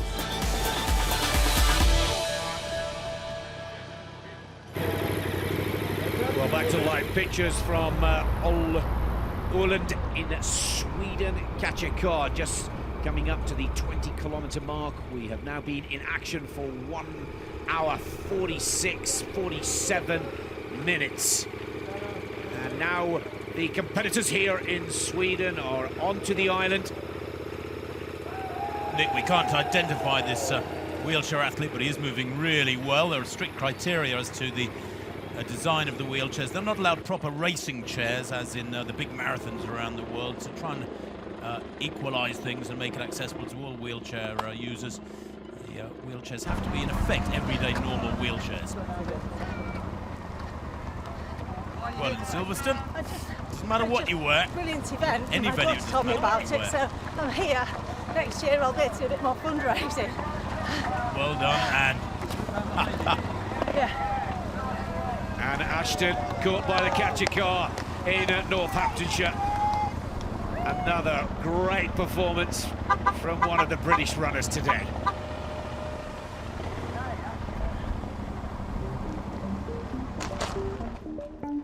More pictures from across the globe. Remember, please send in your pictures. Hashtag Wings for Life, hashtag World Run.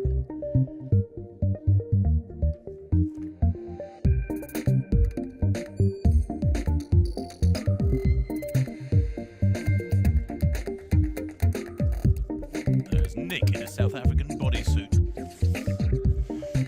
Iron Man gets in there. Boy, oh boy. You'd think the extra weight would have put him off. Pretty as a picture. We've seen a few Supermen, haven't we, Nick? There's the families out. No shortage of superheroes in the 2015 Wings for Life World Run, and just about everybody out there is putting in a superb performance. Oh, good effort.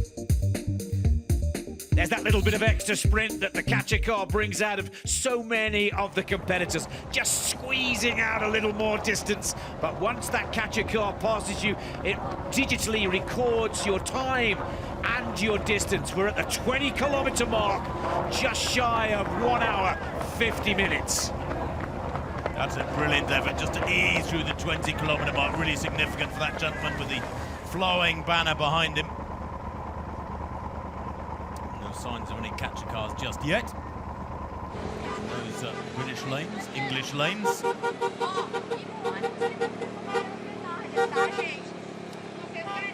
Well, Brasilia.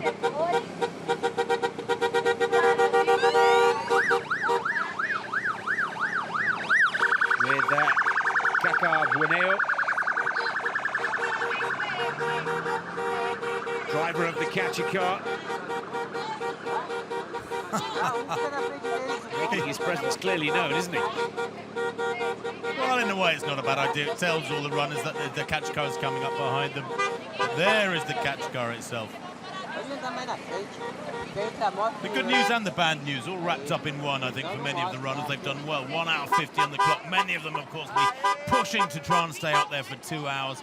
But they've gone well beyond 20 kilometres, so brilliant effort. Well, just shy of the half marathon distance. This is Alanya in Turkey.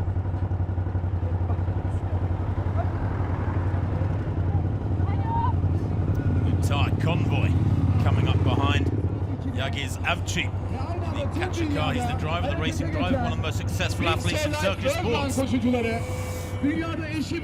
entire convoy out there, isn't it? It gives the athletes that extra buzz. Well, Tim, as we predicted, this is the point in the competition where a lot of the talented and absolutely dedicated runners' competition comes to an end. When we start to hit that 20-kilometre mark, we start to whittle away the amateurs, the dedicated amateur runners, and we start to get down to the very serious runners and then move on to some of the professionals. We must highlight this competition is for everybody, and this is the USP, the unique selling point of Wings for Life World Run. You do not know how far you're going to run until the Kachikar stops you down. And of course, one of the most famous Kachikar drivers as all is Felix Baumgartner. We expected to see Felix in Austria, but he's actually driving the Kachikar in Bucharest, Romania.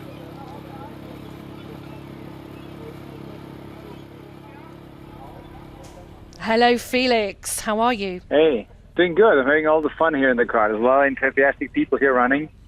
I bet there are. I mean, it's very different to when you jumped out of the atmosphere, reaching, what, a top speed of 1,357.6 kilometers per hour. That's exactly what it was. And now you're driving at, what, 15 kilometers an hour? It's 15, yeah. Yeah, so how's that for you? You know, with that speed.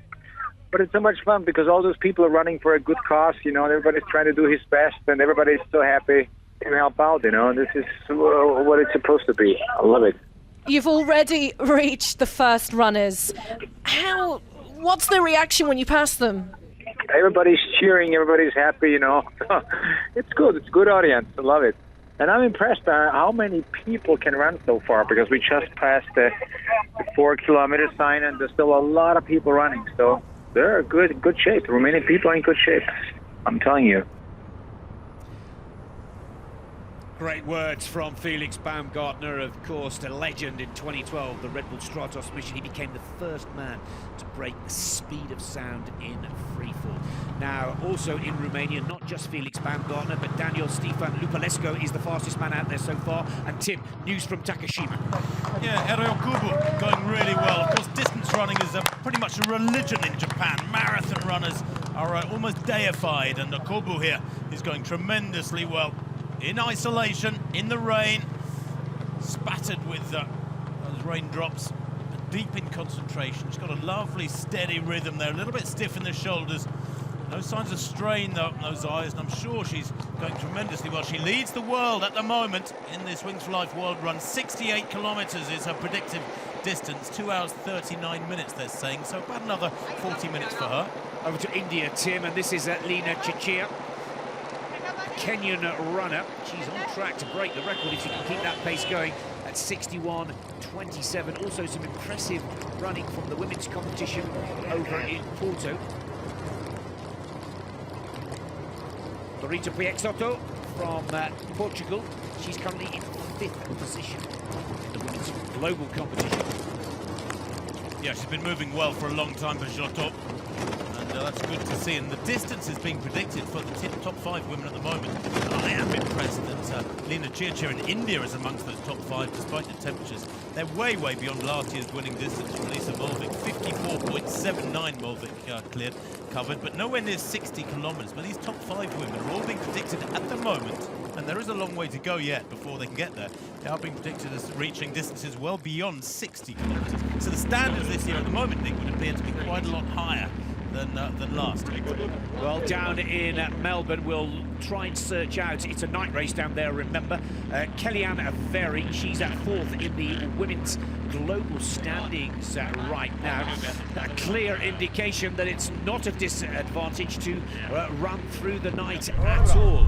Now, Mulvik, the 2014 winner, I think she's saving her best until last. She settled into a lovely rhythm, 54.79 kilometres the distance a year ago. Look at that smile. Time to chat to the cameraman. She's telling us she feels great. This is a lady who knows how to time her performance, Tim. Maybe 40, well, she does 45, too, yeah. She's clearly very relaxed. Mulvik. She might spring a surprise yet with all those ladies. She doesn't appear in the top 5 at the moment globally, but she's probably eating her way up the rankings. By the way, you can see at the top of the screen that 21.8 kilometres for the catcher car. So 21.1 kilometres was the half marathon. The catcher car went through that just a couple of minutes ago. So anybody you see now still in the race has gone way, way beyond the half marathon. They're doing really well. Think about where Second overall last year. This is Natalie Vasseur. And she has chosen to run in Sunrise, Florida.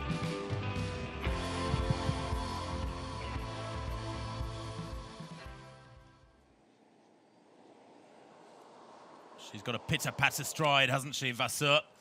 That big cycling group behind her were originally out on each course to move the runners aside as the catcher car comes through. And I fear for her that maybe the catcher car is on its way and getting close. Actually, I'm not sure because she's moving really well. In Japan, boy oh boy. She is the competition leader, 68 kilometres predicted, 2 hours 34 minutes. So another 38 minutes of running, unless she accelerates. It's impressive, Tim, I have to say. It's another night race like Melbourne in Takashima, Japan. Eri Okubu is looking very comfortable indeed. And this could be quite a story and quite a sensation to see Japan take the global victory for the 2015 Wings for Life World Run. Because look at this, an athlete looking very comfortable indeed. She's got a very good rhythm going. And just because it's through the night doesn't seem to be deterring this young lady whatsoever. And Eri Okubo takes a look down at the watch and she knows exactly where she is.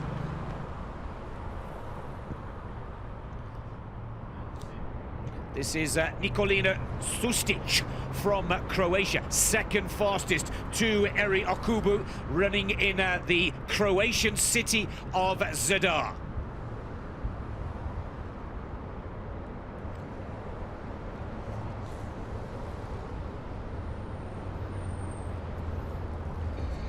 Let's bring you up to date with the standings. Now it's Japan men's who are at the top of the table as well. Tokuhara is leading so far at 90.2 miles.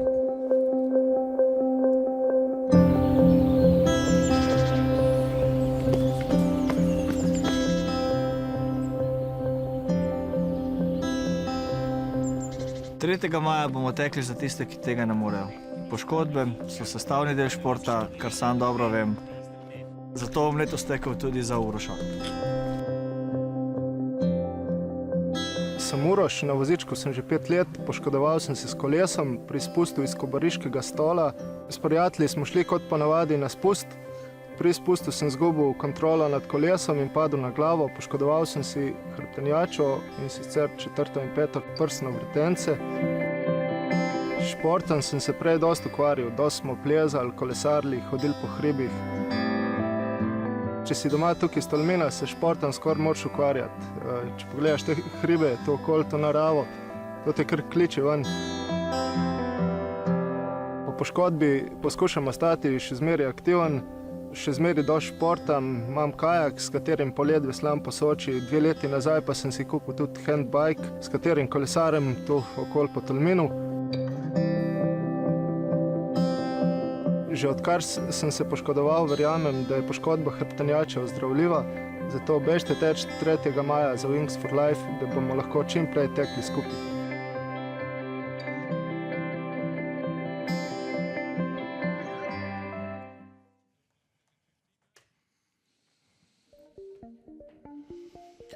Well, the race continues all over the globe, and Nick, certainly it'd be good to get an update now with what, 1 hour 59, almost 2 hours on the clock.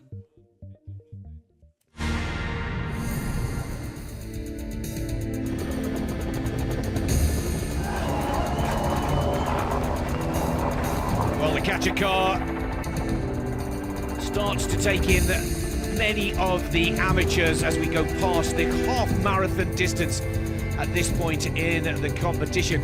What a surprise to see athletes in the night runs of Melbourne and in Takashima, Japan, right at the top of the current standings as the heat of Dubai starts to take its toll on the runners.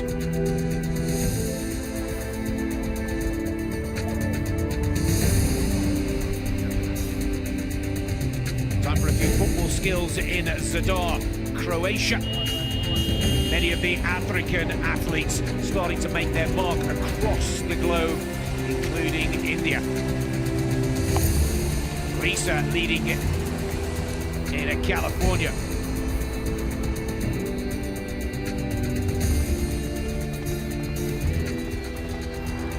Well, in the glorious beauty of South Africa, the early leader was Mapaseke Makanya in the women's race, although she has dropped way back, and now Aria Kubu is way out in front, Nick. Yes, and starting to draw clear of Lina Chechia, running in India. The Extrator from Portugal, 5th position. And we've yet to see last year's winner, Elise Mulvik, make her mark.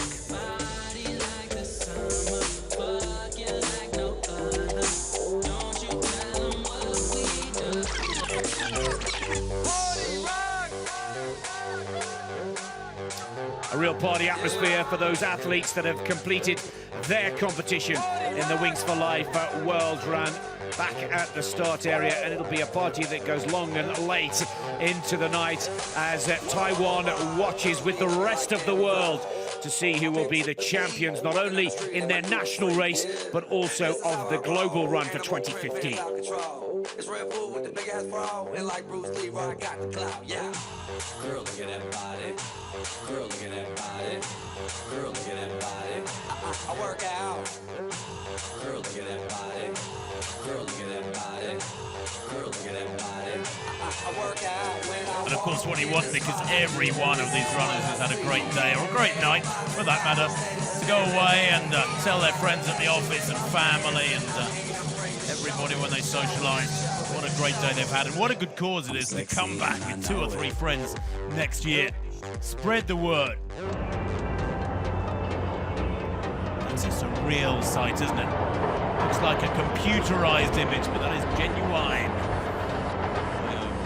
Tallest building in the world, the Burj Al Khalifa. And look how tall it is. My oh my, but down on the ground, well, in Dubai, that catcher car hoovering up the athletes, and the vast majority of them by now. 23.8 kilometres the catcher car has done in just over 2 hours. Anybody still out the road in Dubai has done fantastically well, and they would be running many kilometres further were they in a more friendly climate. What a beautiful picture in Rouen, France, running through some spectacular countryside scenery, and I'm hoping that we can get a shot maybe of Luc Alphon. I hope he's still in the competition with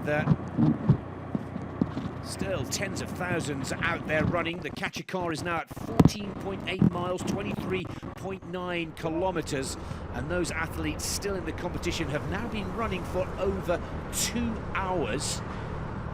And the catcher car's speed now moving up to 17 kilometres per hour. We don't know which chateau that is the gate to, but it's rather intimidating, isn't it? The lodge house itself wasn't too bad. These athletes all going well, the catcher car gaining on them. So the catcher car now, as you say, Nick, quite correctly, has gone from 15 to 16 to 17 kilometres now. That's faster than 6-minute miling, and that is when it really starts to take effect on the middle of the pack runners.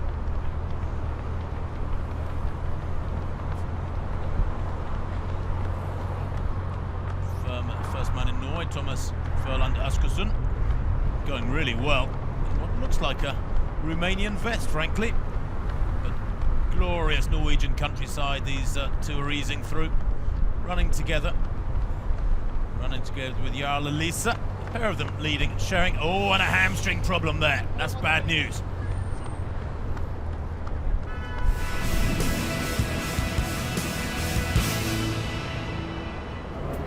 дорог и 6 континентов. Le monde commence à courir en même temps. But there is no finish line. 30 minutes later, the catcher car globally begins the chase. Faster and faster they drive. Affinché ogni concorrente passa e finisce. Jusqu'à ce que la dernière personne soit attrapée. The global champion of the Win for Life World Run. Well, back in Taiwan, the night race, of course, for them, way over there in the eastern corner of Asia.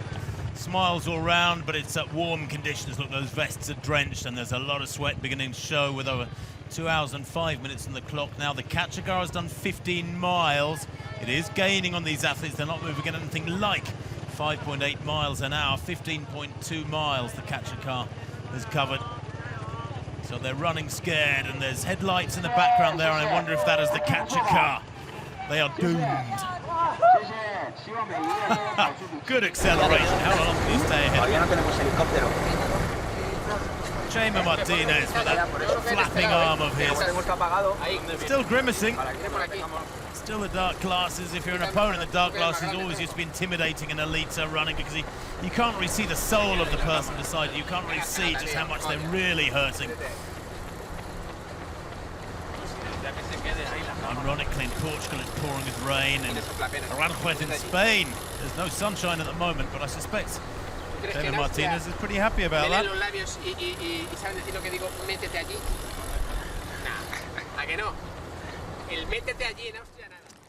Well, down in Portugal, this is Dorita Pioxoto, currently in 5th position, and also Pinerio, just outside the top flight, leading man in Porto.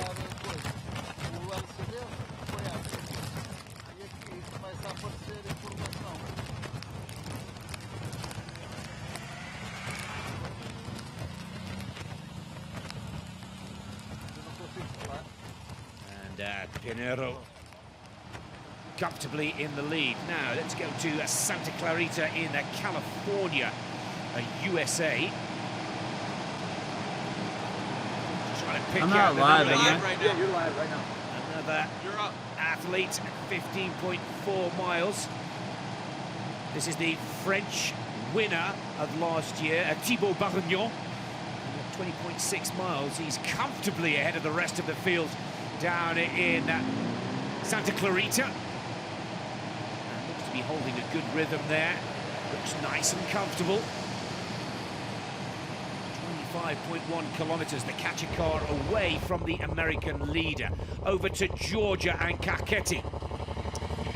Yes, and I would say from the pace of this young lady that she has slowed dramatically if she stayed ahead of the catcher car at this stage. And 15.5 miles done, she's run really well. But with that strapped left leg maybe beginning to get sore, she's not moving at anything like 17 kilometers an hour. And the catcher car will be gaining on her very, very quickly indeed. Beautiful Georgian countryside, look at that.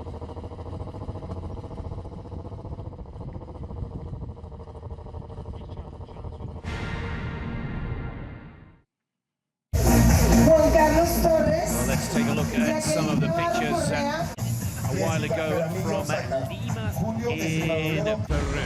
The all-important warm-up and then the countdown before the start. Time for a photo or two. Now let's not forget that the runner-up in the global competition came out of Peru a year ago. That was, of course, Remigio Human Giuseppe.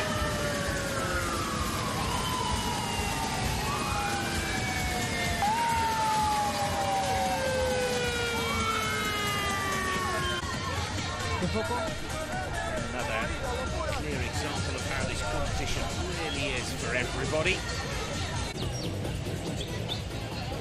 Push, pull, run. You just got to keep ahead of the catcher. Can tell you now that at the moment in Peru, as we saw those athletes from early on, the leading man is Bernabé Quispe Ortiz. He is at 34.1 kilometers. 2 hours and 9 minutes. He's gone really well. Car setting off very sedately. It's an hour and 40 minutes ago. Adolfo Aguilar, a TV host, actor, producer, very popular in Peru, driving the catcher car for the 2015 Wings for Life World Run. Vamos, ahora sí estamos saliendo, esta sí estamos saliendo todo el mundo. Santiago in Chile, then everybody been fired up by the man on the PA, getting ready for their dawn start. Very, very early morning start. Good numbers too there behind the start line in Santiago. That, remember, 2 hours and 10 minutes ago now.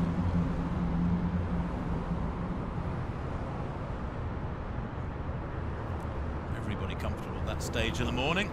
Easy to be comfortable. Just checking who is leading at the moment in Chile.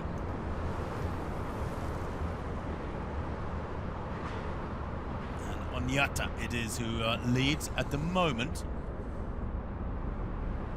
The leading man at the moment is Gabriel Svajda of Slovakia, whose predicted distance before his course is 89 kilometers.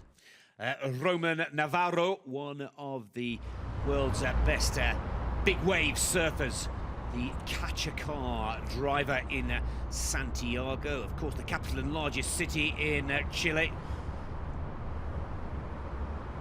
The winner in Peru last year is Aidequish Gomez, and leading here in Santiago. And Tim, the gentleman that you were referring to earlier, still leading the men's competition. Yeah, Oñata moving really well. Chugging along really. He's got quite a heavily strapped left knee there. Long shorts, quite a bulky t-shirt for running that sort of distance, which tells me he's not a serious runner, but boy is he going well. So he clearly is. He's done the hard work in training, and you do have to get fit for these events if you want to go more than about 10 or 15 miles. Back to live pictures in Rouen in France, and now you can see after 2 hours 12 minutes of running, the pace is starting to slow for many. The catcher car at 26.2. There you can see they're at the 27-kilometre mark live on your screens here, and 26.2 kilometres is the distance from here to the catcher car. Only a matter of time before most of these runners are caught in Rouen. It's half a mile behind them, 800 metres behind them, but she's about to be hoovered up, I'm afraid. Very close to it anyway in Zadar, Croatia, but smiling still after 2 hours of hard running, and plenty of bounce in those legs yet. Well, they're in the Cornati National Park, the next part of the run in Zadar.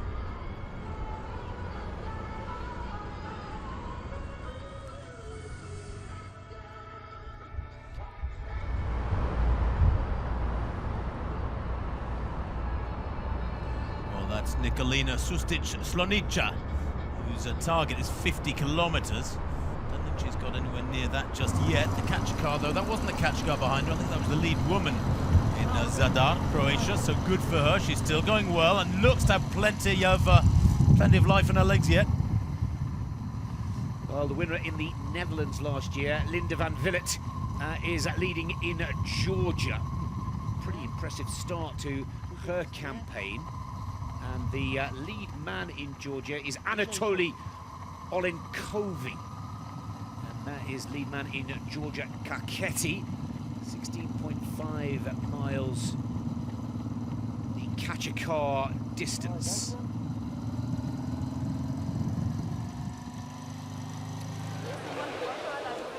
These are some of the pictures recorded earlier from St. Polten. That's what happens when the catcher car brings your competition to a close. It records your distance, time, then you get picked up by a bus and brought back to the start, and it's really where the party begins and the celebration. Each and every one of these runners doing a fantastic job in raising valuable funds for Wings for Life Foundation. Well, at Aranjuez in Spain, there is the course. It's a course which runs pretty much from west to east.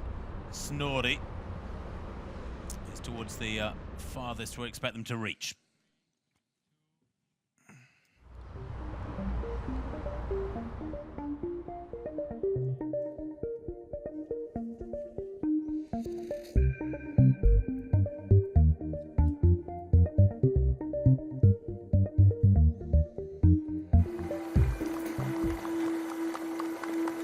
When you want to be at the marathon distance before the catcher car, you have to run 3 hours and 8 minutes.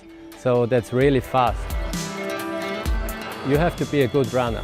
There will be no runner at this mark who jogs 2 times a week. That's really hard training, and the guys who reach this mark are training for years.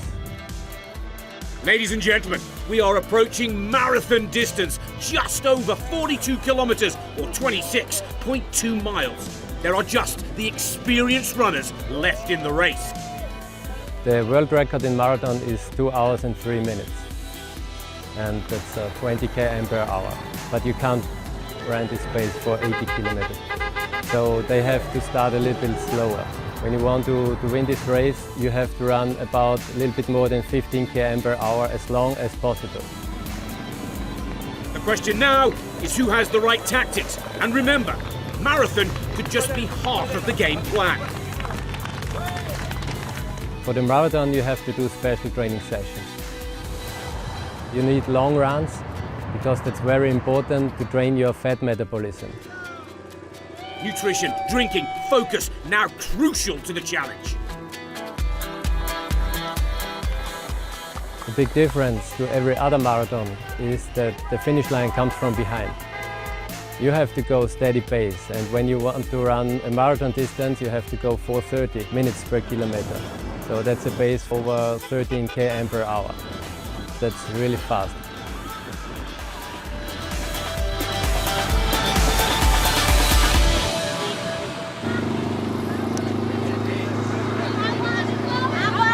These are the pictures live from Darmstadt in Germany. Look how important it is now at this part of the competition to take in nutrition, to take in food.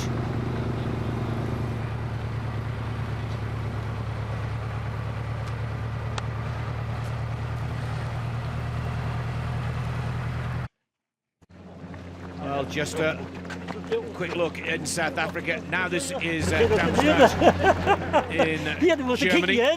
City of Science, as it's often referred to, with 3 universities. The southern part of the main Rhine. Now, Holger Schultz, fastest in Germany so far, and Ingelina Huic, or Huic of Germany, are the fastest men and women at this point in the German national competition.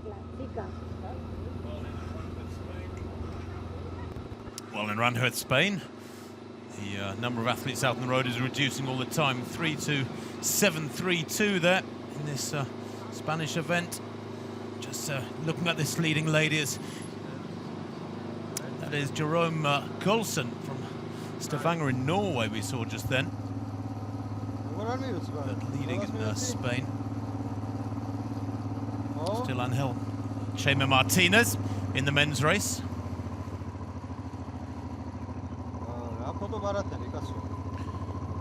Linda Fleet's the leading woman in Georgia. Winner last year in the Netherlands. Of course, she got to choose her venue this year, Nick. It's a lovely factor. That again is a unique element of this event. It is. It really does make it very special indeed, and I'm sure 1 or 2 of the athletes are already starting to dream of where they can compete in a year's time. We're May the 8th in 2016.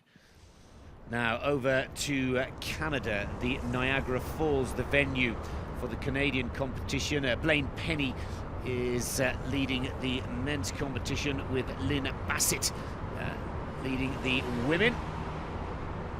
And this gentleman going very fine indeed here.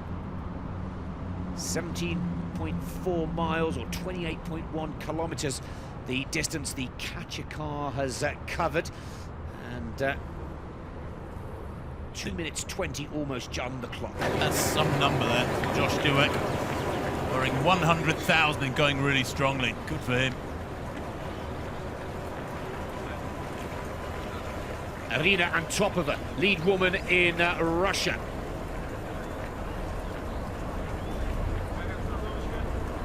Comfortably ahead, nobody to run with her.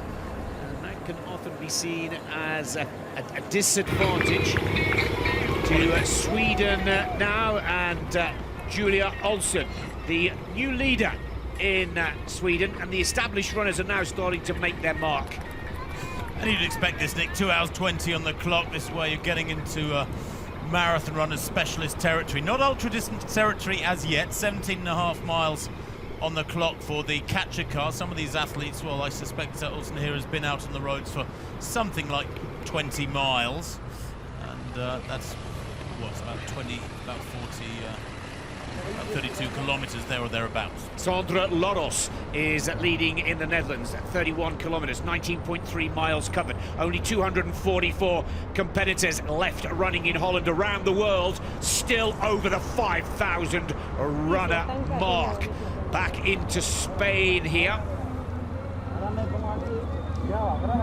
Cruz Paras Marcillo is the lead woman in Spain here. She's full of smiles, enjoying every bit of it, and looks like she's giving a little interview there as she follows the clock and timer down in Spain. Well, I'm amazed how well she's going, Nick, I have to say, because she's not built like a serious runner, and yet leading that Spanish event, she's obviously gauged her effort to perfection, but she's going nowhere near the speed of the catcher car, 17 kilometers per hour, so it's gaining on her very, very quickly indeed. We're seeing some runners who are doing well in their own event, but they're living on borrowed time because the catcher car will be roaring up behind them. This is Orna Dilworth leading the Dublin run of the Wings for Life World Run. We're under 5,000 now, 4,862 on a global basis, but again, here's Orna out all on her own, but showing a good rhythm.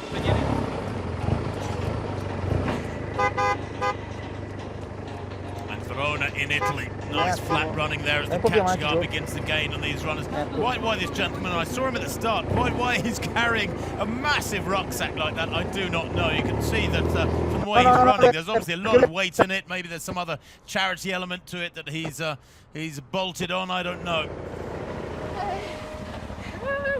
Their day is done. The catcher car coming up on that slide uphill. It is an undulating route, the British route in the Silverstone event. Puts them at a severe disadvantage with Guys, many awesome of the job, races so with awesome stuff, wheel awesome of catcher stuff. car. Puts them at a big disadvantage, Nick, with a flatter venue. Really good job, guys, really good job. Amazingly well done, guys. Well done. And words of encouragement from the F1 World Champion David Coulthard, the catcher car driver in Silverstone. There are only 73 runners left in the competition in the United Kingdom.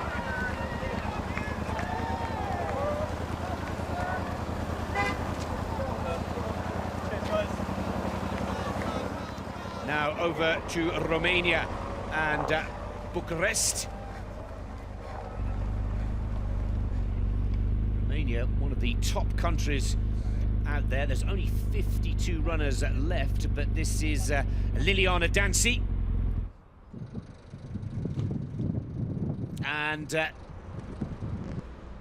Daniel Stefan Lupulescu is the fastest man. Let's go down to South Africa. A lot's expected down in Cape Town, and it looks to be like, is it Cool Boy Nagamole is leading, and Nikirkic leading the women's competition. And here is Eri Okubu leading the... In fact, that's not Okubu, is it? That's a change of leader, I think, in the women's race. It's still Okubu, according to our computer system.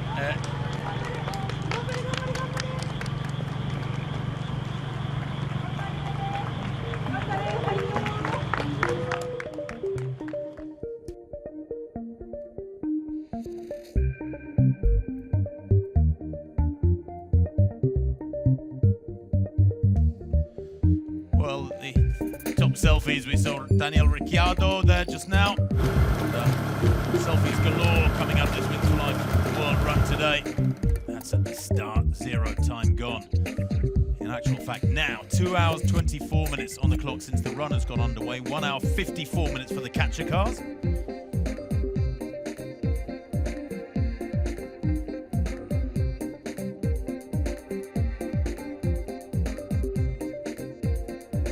Genuinely is an infectious positivity to this entire event.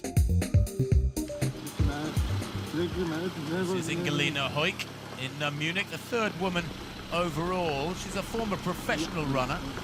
her predicted distance, 58 kilometres. She has run 74 minutes for half marathon. That doesn't, strictly speaking, put her down in the category of a professional runner, not when the world record is 65 minutes, but it does make her high national standard, I suppose you could say, and that's a good group helping her along, Nick. No, it is, very much so, and that's possibly why there are still 108 competitors in the competition in Munich, Germany, down in Bavaria. 4,188 on a global basis, 18.4 miles the catcher car has covered, and you can see that Inga really is benefiting from a very professional group of runners there. They're all in a very good rhythm, and they're helping this German runner really make some impressive ground. She is the third fastest in the world at this point in the competition, and for me, she looks like one of the most comfortable female runners out there so far. This is Astrid Kaltenberg in Brazil, winner in Verona last year. It's got a slightly awkward running style, very stiff in the shoulders, but maybe getting fatigued now. She is the Brazilian female leader, 2 hours 26 on the clock. The catcher car has done 18.5 miles, as you can see from the top of your screen, but it is motoring along now, much quicker than Astrid here, I'm afraid. 30 kilometers done now for the catcher car.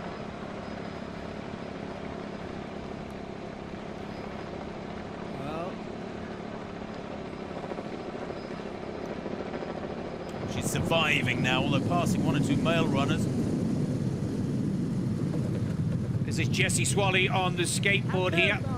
Oh, look at this guy, dig deep. 524 runners still in the competition in Santa Clarita. Injured in a knife crime, and he's determined as well to be out there and play his part in the Wings for Life World Run for 2015. Gone under 4,000 on a global basis. We're down to 3,969 competitors around the world. And that looks to be the fastest woman in the United Arab Emirates. Oh, this could be the end of the women's competition in Dubai.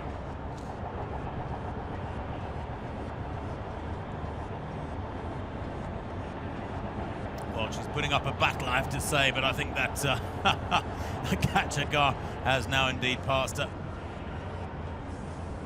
And she has given 100%. Brilliant effort. The cyclist can take a break too. And just 2 male runners, Tim, left in the United Arab Emirates.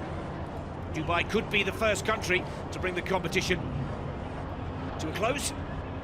And that hardly surprising, Nick, when you look at the temperatures out in Dubai. I mean, absolutely sweltering. You would expect them to be struggling to maintain anything like the standards of the other countries. Bring you up to date with the global standings in the women's competition. Eri Okubu from Takashima in Japan is at the top of the table. Veri in Australia is second. Hujek of Germany third. I remember feeling like I was drowning, like I couldn't breathe. I just felt like I couldn't do anything for myself, when just seconds before that, I felt like I had it all. We were on a dark road. We're going about 70 miles an hour. The taxi driver, he sees this horse. It's just too late. He tried to swerve, but we still struck the horse, and the horse fell on top of the roof, and that's what fractured my back and severed my spinal cord, and unfortunately killed my boyfriend, Patrick. I remember being in just so much pain. My aunt came over and she said to me, just remember that you're not a victim, you're a survivor. To really live my life as a survivor, it was important for me to understand that my wheelchair was now part of me and I couldn't neglect it. I'm consciously doing my best to pursue my dreams. No matter what trials and tribulations I face, no matter how many times I have to fall down and get back up. If you let yourself grow, if you don't limit yourself, I think you'll be surprised as to what you can accomplish. I'm 5'2". I never would have thought I was gonna model down a runway. But this is me believing in myself.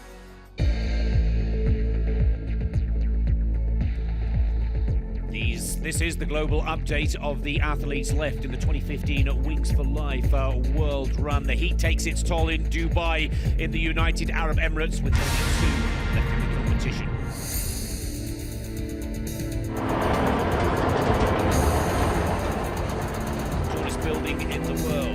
Khalifa in Dubai. The catcher car starting to reel them in Rouen in France. Cramps takes its toll on some of the leaders in the French challenge.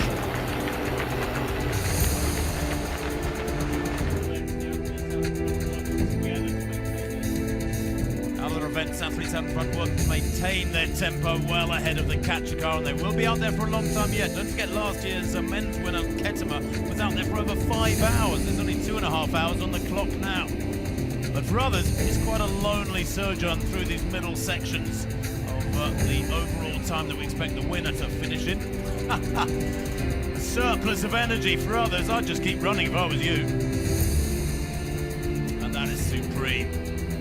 Lovely, smooth, rhythmic pushing. The overall leader from Japan, way out in front, and heading for a fabulous distance is Jinju Tokuhara.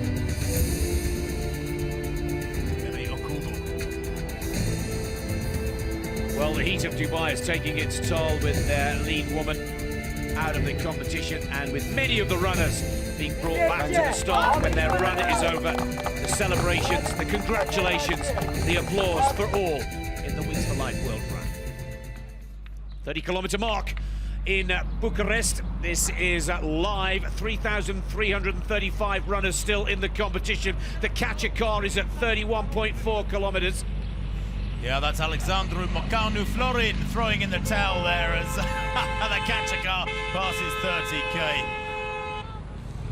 Well done. Those are indeed congratulations, well deserved. Dark clouds gathering though in Bucharest. Boy, look at that sky. Poser, what? Well, 88 runners left in Aarhus in Denmark. And so many of them bowing out.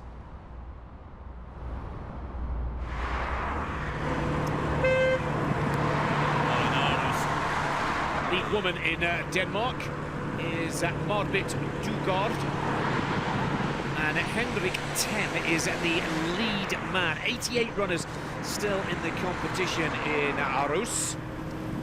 Catcher car now at 31.7 kilometers over to Munich.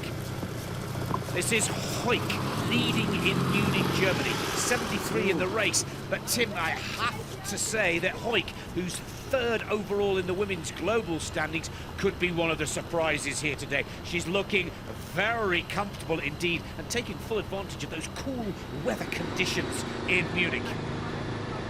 Morcillo here in Spain, moving really well on the uphill section, but the catcher car is nearly there, I'm afraid. What a great day she's had though, 19.7 miles. She's so nearly made 20 miles, over 2.5 hours she's out on the road, 31.9 kilometers, and she kisses her celebratory gesture there as the catcher car does indeed move up alongside. Well done, that's a victory for all of them. The women's competition is over in Spain, but the winner is Varas Morcillo. Now let's go back to the men's competition over in Spain. This is Quima Martinez, of course, very much a figure in the 2014 competition.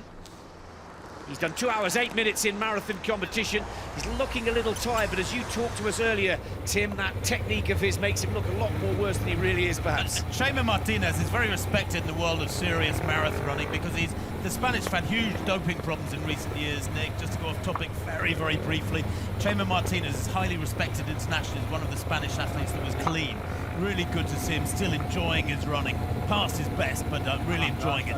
Women's leader in Georgia, Linda van Vliet, winner of the Dutch Wings for Life World Run of 2014. She's chosen to go to Kakheti to contest the 2015 edition, and not many races left in the competition here in Georgia, but for me, Linda is still comfortably ahead of the catcher car. Let's go over to Santiago in Chile. This is Torralba leading the women's race there. She's done 22.1 miles. Again, a runner all alone out there, but she's still just ahead of the catcher car, which is at 20 miles. Not too far behind her, Tim. But she's moving really well, Nick. Checking her watch there, and she's got a lovely stride on her. She's clearly a good distance runner, Torrealba.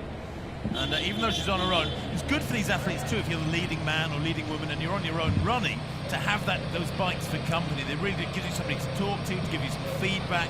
I'm not sure whether or not IAAF rules apply here, so maybe they're even passing a bit of water to the athletes between drink stations. But Torrealba moving really well and still well ahead of the catch car by the looks of things. We've gone below 3,000 in the number of global competitors, but a lot of the surprises are coming out of Japan. Takashima, new track, new location for the Wings for Life World Run.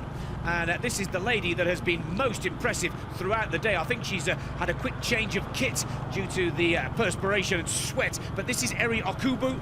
She has been very slick and quick throughout the competition. And right now, if we look at our computers, she's on target to run an 83.99 kilometers. I'm not sure whether that'll be the case come the end of proceedings, but this lady is looking very strong, Tim. She's unusual for a Japanese female athlete too, Nick. She's 5'7" tall. She's 47 kilograms, the 31-year-old. World class too, 2:26, her best for a marathon. That was in Tokyo 3 years ago. She ran 2:37 though in Nagano just a couple of weeks ago. She was second in the Nagano marathon, so she's got to be on tired legs. Now another one of the top performers in the women's competition, currently lying in second position, Kellyanne Vari of Australia. She's just behind the leading Japanese runner Okubo, 23.3 miles. And again, we thought it would be a disadvantage running through the night. Not to be the case in the women's competition. Both positions 1 and 2 are night runners. Now this is Sustic, the current female leader in Zadar at 23 miles, Tim. And another athlete looking quite comfortable. The record could well tumble today, I'd say. I think it will actually, yeah. I mean, certainly for my money, Okubo, who leads the women's race by a couple of kilometers in terms of predicted distance, is way out in front. I'm not sure here about Sustic, though. She looks to me like she's suffering a little bit. This is the runner-up in the 2014 competition, Nathalie Vasseur. She won the French race a year ago, opting to go to the United States of America and run in Florida for the 2015, the second edition of the Wings for Life World Run. It's not the most orthodox running style, but believe you me, this lady can dig deep. We saw that a year ago, Tim. I'm sure you remember she had the catcher car within her sights on 2 or 3 occasions, and she pushed it and pushed it again. Let's not write off this French runner just yet. Well, 2,685 runners left in there. We can go back to a damp Munich, where this leading group, Ingelina Hoik, the leading woman in Munich, moving really well. She's second overall behind Okubo. Kellyanne Vari of Australia, who we saw just now, is vying with that pair. I have to say, Steve, Hoik is looking very good indeed. Marsilio, the women's winner in Spain. Great performance. Right down to the laurel wreath. That's a lovely touch. Almost Olympian looking. 31.8 kilometers, 19.7 miles, our Spanish winner. 2,635 runners still left in the competition. There is the official confirmation of Spain's female winner.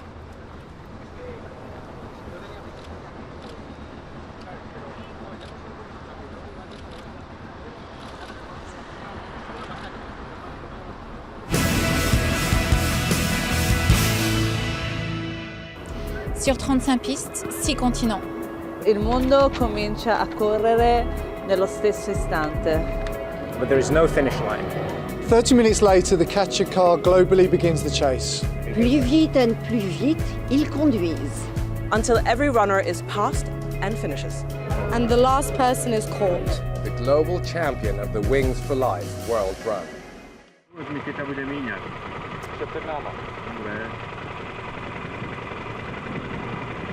2,590 runners still pushing it in the 2015 Wings for Life World Run.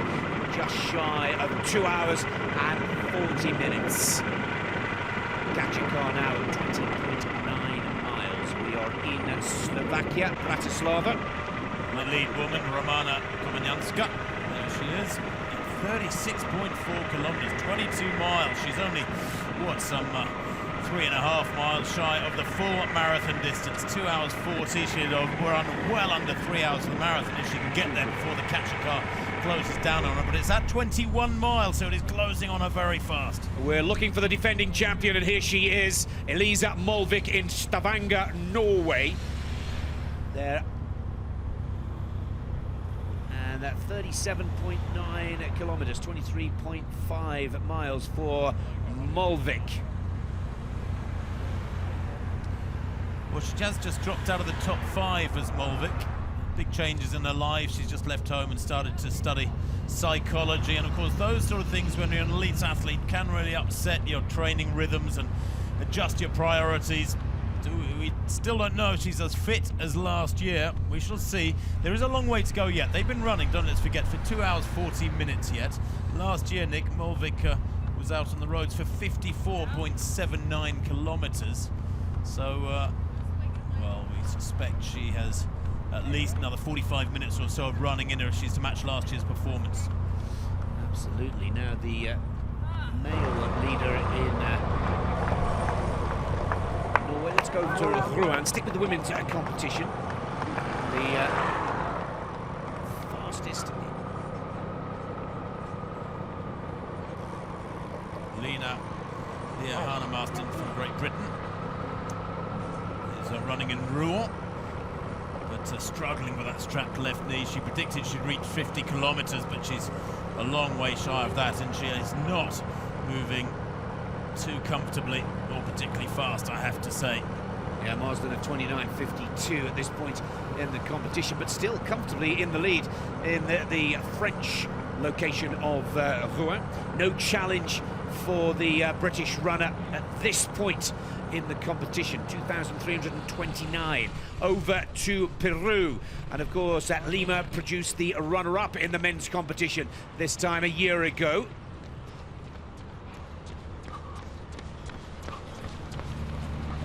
Well, he's a solidly built lad to still be out on the roads, isn't he, in Lima, Peru. 34 kilometers for the catcher car. All these athletes have gone well beyond that if they've yet to be caught. So impressive work from them. Since it's a cool day in Lima, actually, with that sort of mist dominating the landscape.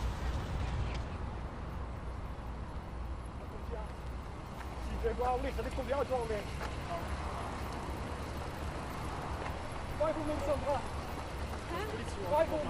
in Breda, in Netherlands, Sandra Laros with the catcher car looming up behind her. It's about 600 or 800 meters behind her.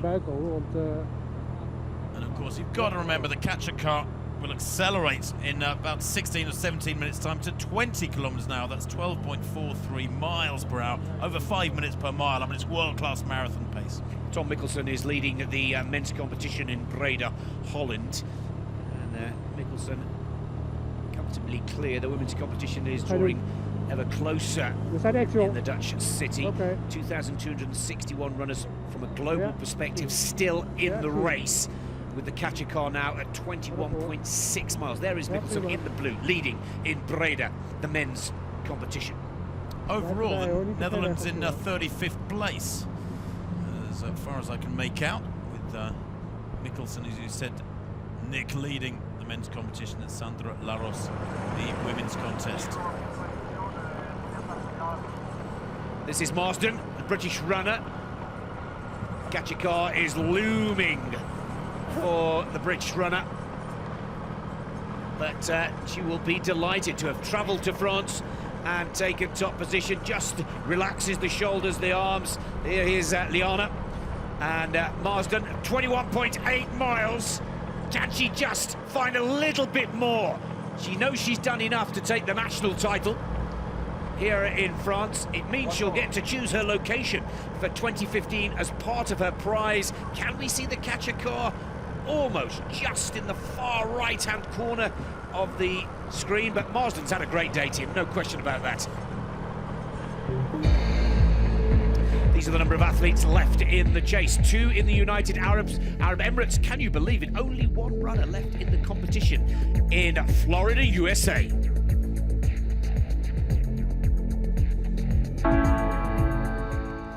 Before I had the surgery, I had no motor activity below my injury at all. Okay, yeah, let's go up. My experience here has been life-changing. I first stood on day 3 of turning the stimulator on. Being able to stand, you know, it makes me feel normal again. Just the connection, like go down through my leg and my leg just pulled up.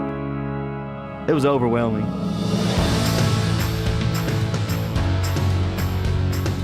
So I've gotten a lot of function back, including my hands. I've gotten back the ability to stand, move my toes, ankles, knees, hips, all on command. We place an epidural stimulator in the lower spinal cord.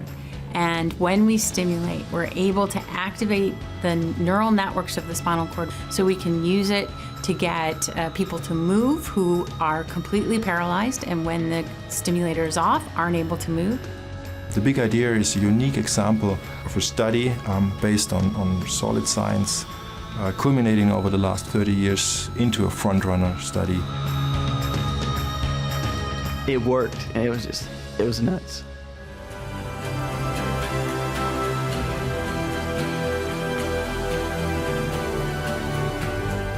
The Christopher and Dana Reeve Foundation and Wings for Life, we certainly share the same mission, and we believe that together we can help mobilize people to support this research and get us there quicker.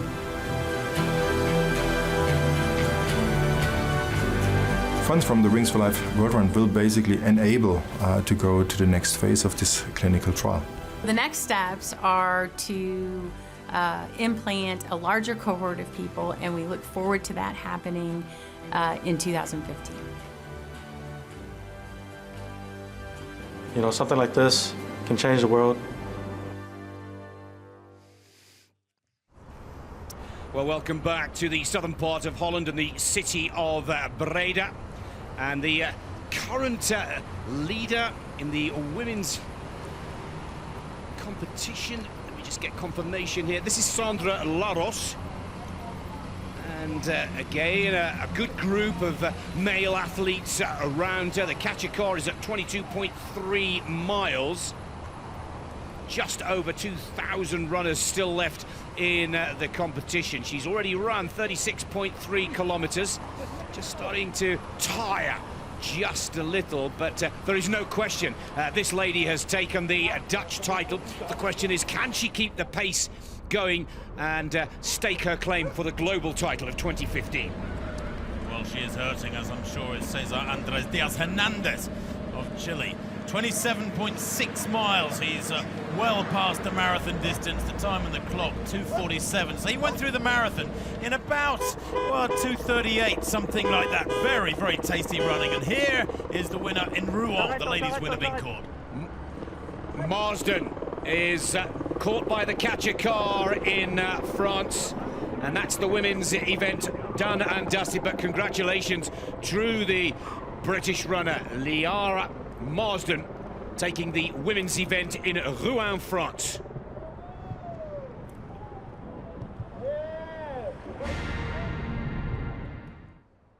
Well, the start signal in Russia earlier on today set the hundreds on their way in Kolomna. The excitement leading to shrieks galore as those hundreds and hundreds of men and women running for this cause got underway. Slightly undulating course in Kolomna as the catcher car set off half an hour after the athletes. And of course, some of them turning it into more a day of fun than more a day of serious running.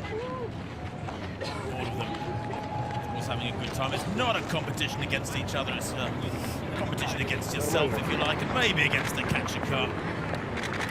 The beauty of this event is it's open to everyone. Pay the entry fee and you know 100% of it is going to go to the cause, the Wings for Life World Run, sending all its monies to research for spinal injury research.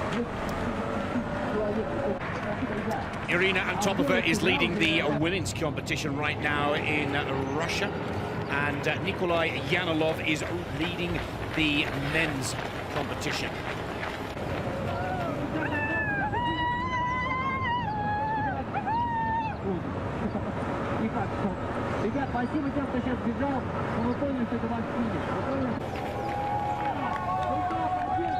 Well, spirits high in Kolumna in Russia, and they are in Poland as well. Of course, running continues, and pretty high standard too in Poland. They got underway in Poznan alongside that water sports lake. Glorious sunshine too there. That's some of the best conditions of the day, I think, Nick, in Poznan. Not too warm either, Tim, just 13 degrees Celsius.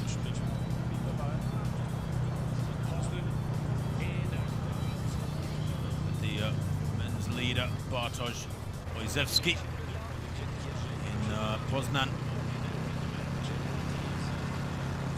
Dominika Stelmach, the ladies' leader. As things stand at the moment, in glorious conditions, that catcher car doing its damage further up the course. Once it got going, almost sense the impatience and frustration in the catcher car and its driver, but it's limited to an exact speed, remember, each hour, with that slight acceleration kicking in.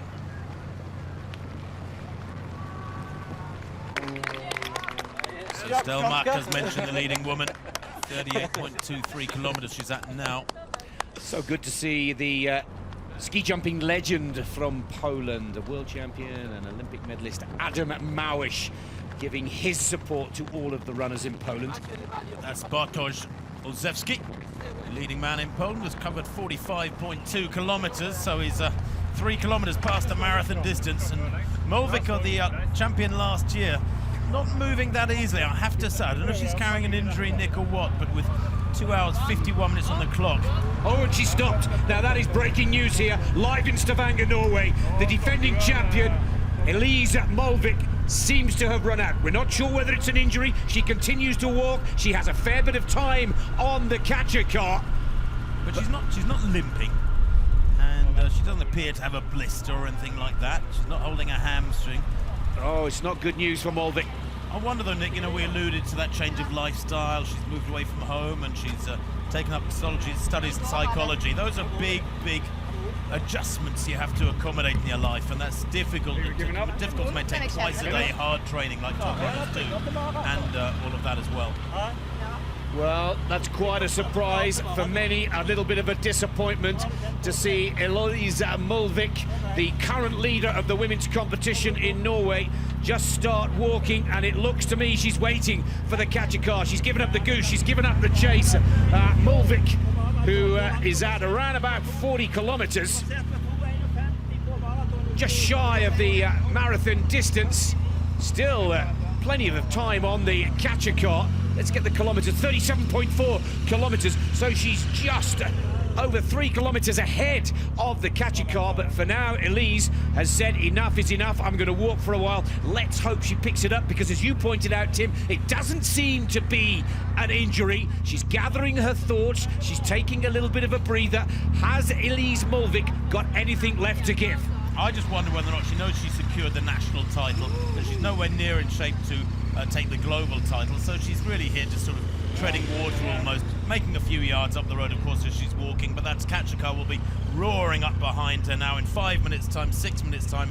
The catcher car, don't let's forget, will accelerate to 20 kilometers an hour. That's way below 5-minute miling. She's off. She started running again. Now she's around 40 kilometers. Remember, she ran 54. She's 14 kilometers just shy of the distance that she ran a year ago. Well, she knows the game well. One of the most experienced out there, of course. That little breather gets her back into her run. She has this short stride. She's not the tallest of runners out there today, but Molvik is not done just yet, and the women's competition in Stavanger is still alive, and Molvik may well win this. Now let's go to the French runner Nathalie Vasseur, who's running in Florida. And Vasseur, well, she's looking to turn the tables on Molvik. She was runner-up to the Norwegian runner a year ago. She's got an interesting style, hasn't she, Vasseur? 40 kilometers done. She's only about a mile and a half shy of the marathon distance. She's got a look at that, 41 kilometers done. She's 1,200 meters from the marathon marathon mark.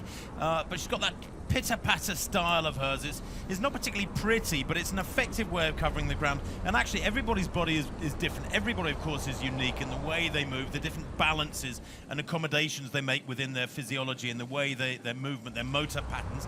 And Vasa, you can't criticize her because she's moving well. She's leading the race. Leading her race.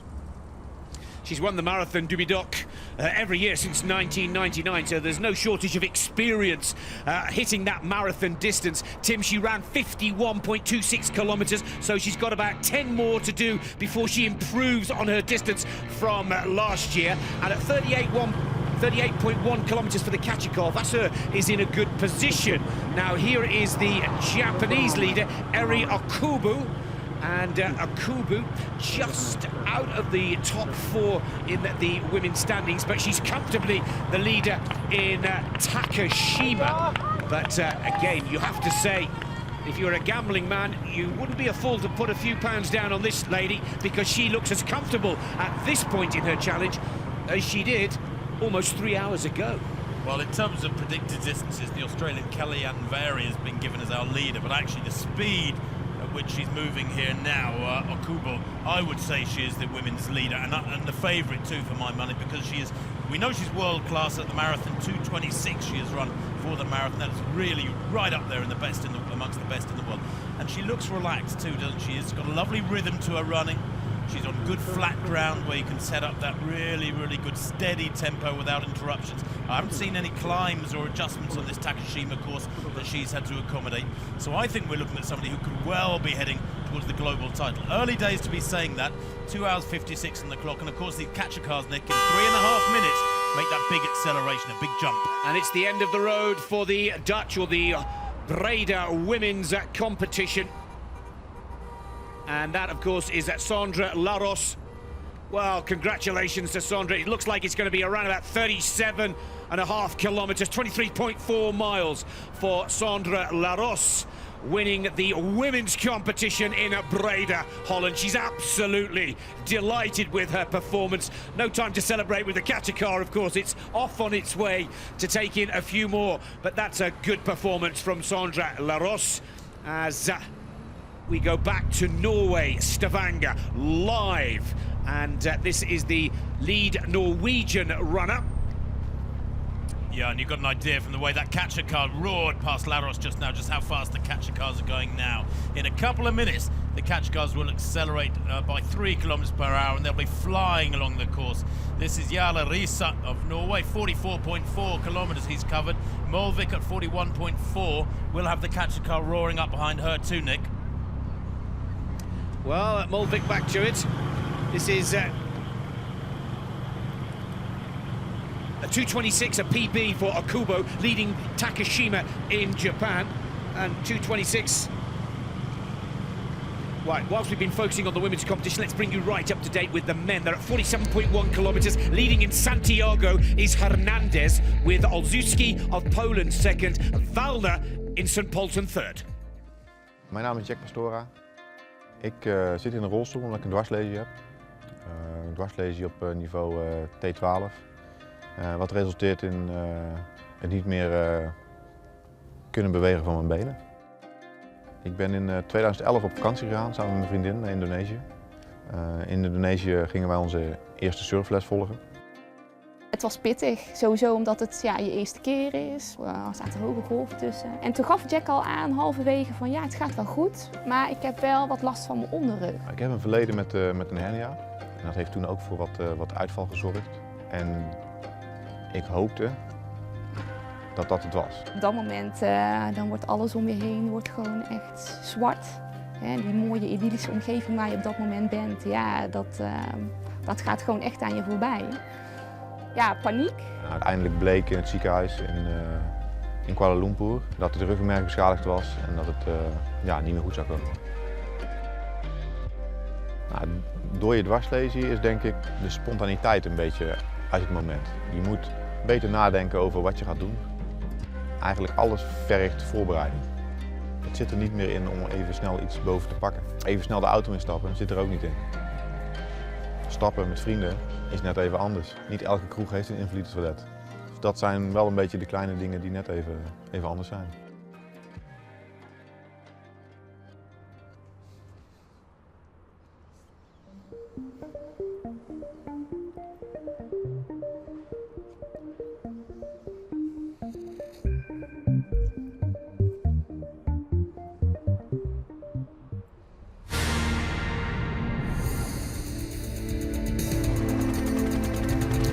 Well, the global update sees some beautiful pictures in South Africa, but as we go up to and past the marathon distance, the competition is drawing to a close for many. In Dubai, the women's event is over, with Katie Sloan taking top position. Mirar hacia mí, por favor, mirar hacia mí, In Spain, Warchilo takes top position. Still such a great atmosphere in Bucharest. In Rouen, another British runner, Marsden, takes top position in France.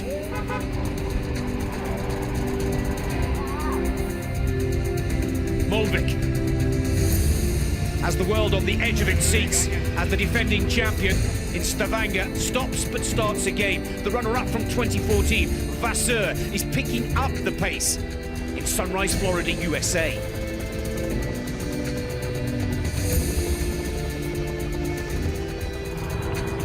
In Japan, where we thought that the night conditions may play against many of the athletes, seems to be helping. And the Japanese runner, Okubu, looks stronger than any other.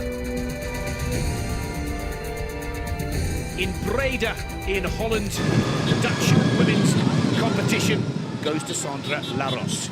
Well, live pictures from Ireland and the women's competition. Tim, about to come to a close there. Yes, the Irish leader, big smiles on her face despite over 3 hours of running from her 24.7 miles. She's only, 1.5 miles short of the marathon distance in just over 3 hours. She's done tremendously well, and how cruel, it's on an uphill section. You can't surge on that. And of course, that catcher car maintains its tempo on the ups and the downs. Orna Dilworth wins the women's competition in Dublin, Ireland. A fantastic performance from Orna. Now Italy and Verona, and the women's competition also comes to a close there. It looks to be Chiara Moras has taken it just shy of the marathon distance again at 40.1 kilometers. But what a great performance from Chiara. And it's a nice touch. They get the laurel wreath, they get a trophy, they get the band put across them. 2015 Italian champion. Next year she can race wherever she chooses. 39 kilometers, Nick, only 3 kilometers short of the full marathon distance. So that is some trophy. Shades of the Statue of Liberty there. È già acceso il microfono, poi. Okay. Vai pure con le domande. How was it? Now the weather conditions continue to deteriorate in Porto, Portugal. Gorecia Biexto leads the women's event, and Pinheiro leads the men's competition in Portugal. But this can't be helping. Tim, you pointed out to us right at the beginning of the competition that the rain maybe not a big problem, but now the wind is starting to gust in Porto as well, really making conditions very difficult indeed. Yeah, you can see that some of the athletes, they're grabbing those heating blankets, those space blankets as we call them in the marathon business, just to try and keep the wind off them as they run into it. On this particular section, they'll be keen to get out of that very, very strong headwind. But Silverstone, the leading lady, is going well, but she too about to be hoovered up by that chasing catcher car, and she's had a good day as Kate Carter. Brilliant stuff from her. Kate Carter there reaching 34.73 kilometres. 40.5 kilometres for the catcher car, according to that, but 21.5 miles for Kate Carter. She is the British champion. Well done to her. Undulating circuit, that one, remember, the Silverstone route. Back to the defending champion. This is Elise Mulvik. We've seen her stop, we've seen her start. And again, she's got back into a nice little rhythm here. Still leading in Stavanger, but looking to better the record that she set a year ago at 54.79 kilometers, or 34.04 miles. We thought she might be calling it a day, but so far so good. She's at 26.6 miles, so she's around about 8 miles off the distance that she set in the competition. Now she stopped again, Tim. Oh, and is this time the last time for Elise Molvik?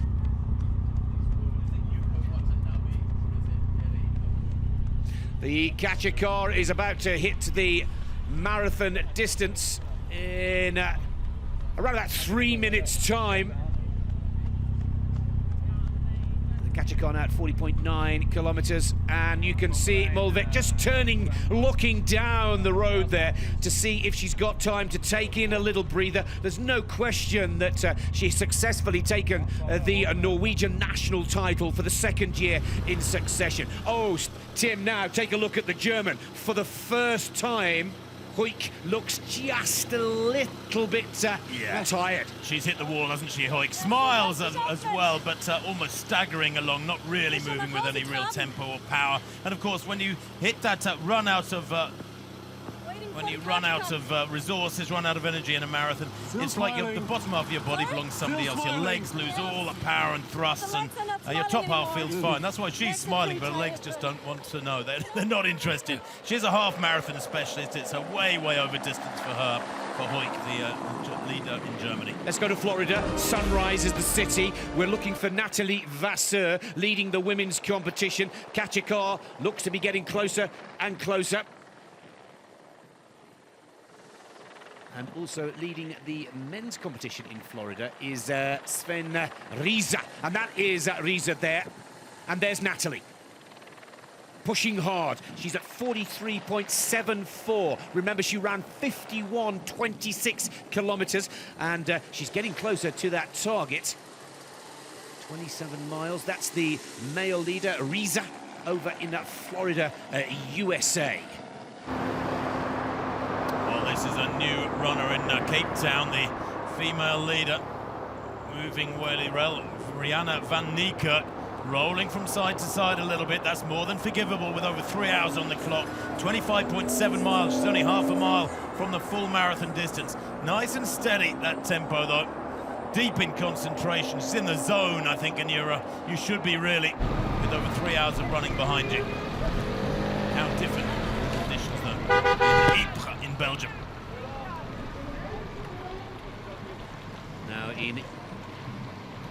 Now Deborah Gilselen, I should say, from Belgium, has successfully taken the women's competition in Ypres. 25.2 miles, the recorded distance to take the Belgium title just off the marathon. I'm not sure whether that will bother her or not, but when she goes home and ponders on her performance, I'm sure she would have loved to have hit that magic 42-kilometer mark, just off it. But still, congratulations to Deborah for taking the women's competition in Belgium. Kolomna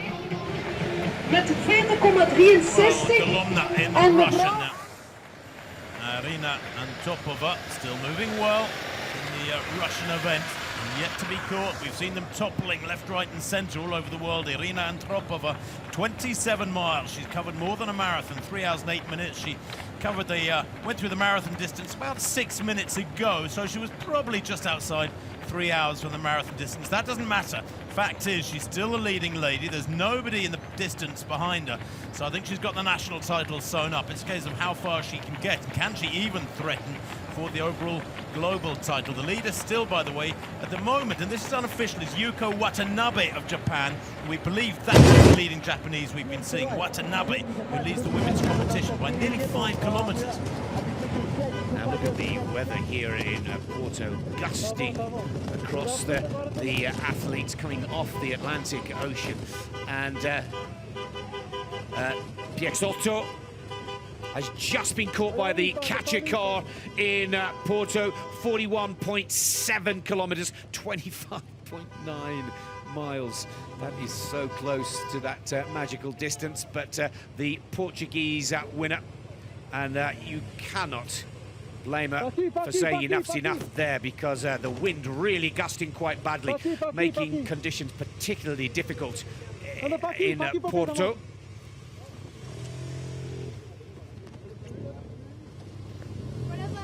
Well, that's a fabulous effort in the rain of Portugal, but in Sweden, brilliant running about to come to an end for Frida Södermark. 42 kilometers.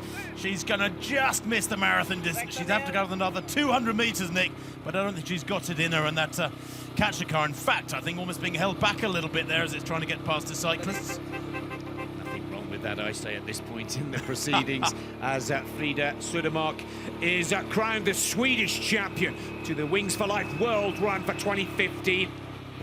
And 42 kilometers 09 is the time. Let's get over to Stavanger to catch up with the defending global and national champion from Norway, and that is Elise Molvik. She's on her feet and running once again.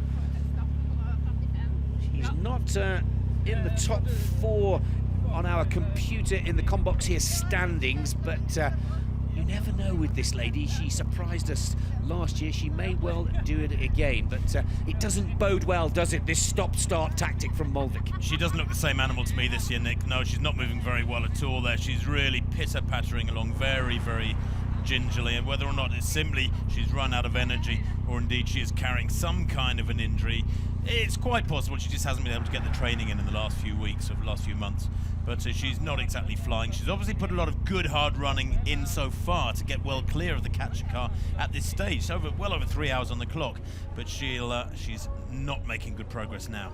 Let's go to Lower Austria and St. Pölten, its capital. And these are the two gentlemen that finished first and second in this competition a year ago. Lima Ketema on the left of your screens, and the Peruvian runner Remigio Human Kesepe. And they've just gone through 50 kilometers, Nick. The catcher car is at 42.7, so it's way, way behind them. They're probably moving at virtually the same speed as the catcher car at the moment. And they're sharing drinks as well. This is a real team effort. And could this possibly go down to a sprint? But there is no sprint. There is no finish line. They keep going and going and going. And if they can maintain this kind of pace, Tim, this could be quite sensational. They will shatter the record from last year. Go 85 kilometers, possibly up to 88, even 90. Well, there might well be a sprint eventually, don't let's forget that. But the catcher car is probably moving at the same speed as them. Here's Astra Kaltenberg in Brazil. She's been lonely the whole morning, or whole day really, hasn't she? Because I haven't seen her with much company right from the off. But she is going well. The only company she's got are the cyclists all around her. But the catcher car, is that it in the background? I fear it may be. All those lights you can see in the distance. Come on, Astrid, she's already gone past the marathon distance. She's up to 43.16 kilometres, and as you can see on the top of your screens, 43 kilometres is where the catcher car is placed. She's just 0.16 of a kilometre ahead of the catcher car, and this could be the end of the women's competition in Brasilia in a matter of moments. Winning distance for the Molvik last year, 54 kilometres, remember, so there's a little way yet in Bucharest, in Romania. Well, this is Liliana Marialdanci. She's the winner of Romania last year and looks to be the winner of Romania this year. She is the lead woman at the moment, right down the centre of the road. The catcher car not yet in sight. It's at 43 kilometres. She's been out there for 3 hours 13 and just moving okay, probably a little bit quicker than Molvik. 43.83 is the distance for the Romanian athlete. The catcher car is very close there, and the catcher car is going to get the better in the women's competition, bring the women's race to an end in Santa Clarita, California. Sharon Ralphs. Oh, Shannon digs deep, not quite there. Shannon Ralphs at 37 kilometers, 22.9 miles. The women's winner in California, USA. Brilliant effort too. She really gave it her all there, and to be able to raise her game like that shows how fit she is. To be able to accelerate and push on for another few hundred meters, Nick, with that catcher car breathing down your neck shows real strength, physically and mentally as well.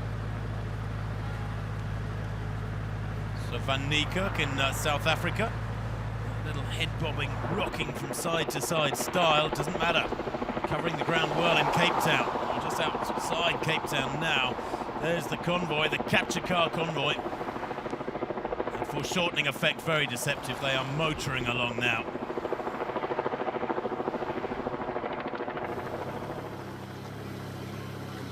De Hoek, the leader in Munich. She too really suffering, as is her colleague. Drink station for them. Stopped her professional career because of foot problems.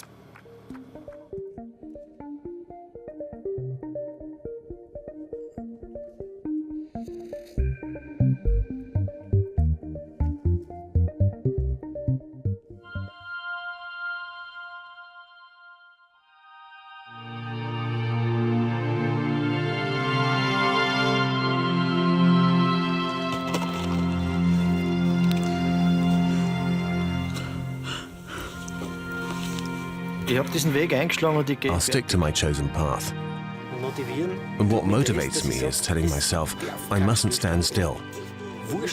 No matter what, I'll run on.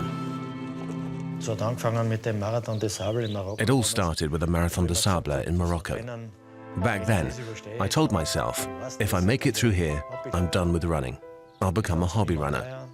Then I ran in the Himalayas and through the jungle and promised myself that I would never run again because I felt wiped out. And then I went to the Antarctic. All of a sudden, doors opened and I simply had to walk through them. These desert runs are very important to Christian because in principle, running them is what his life is about. He needs the challenge. He needs to push his limits at extreme places and under extreme conditions. In a way, I think pushing his limits time and again gives him energies which he can draw on when he's back home. You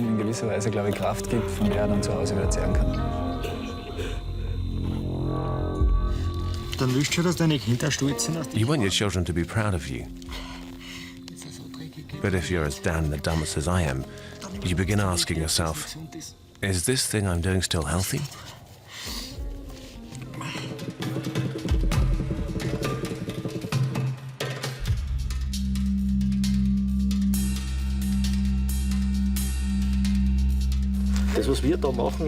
What we're doing is simply going through hell. The last few meters to the finish line are heaven to us. We who put ourselves through that have a totally different view of regular life. Die sehen das normale Leben dann ganz anders. Was bringt dann das Beste? The best results are worth nothing if you don't carry your victories over into your daily life. I've had to experience great disappointment at each of these events. And I've also had the opportunity to experience great victories every time. Einen großen Sieg erleben dürfen. Well, back to the live pictures in Sunrise, Florida, USA. This is Natalie Vasseur.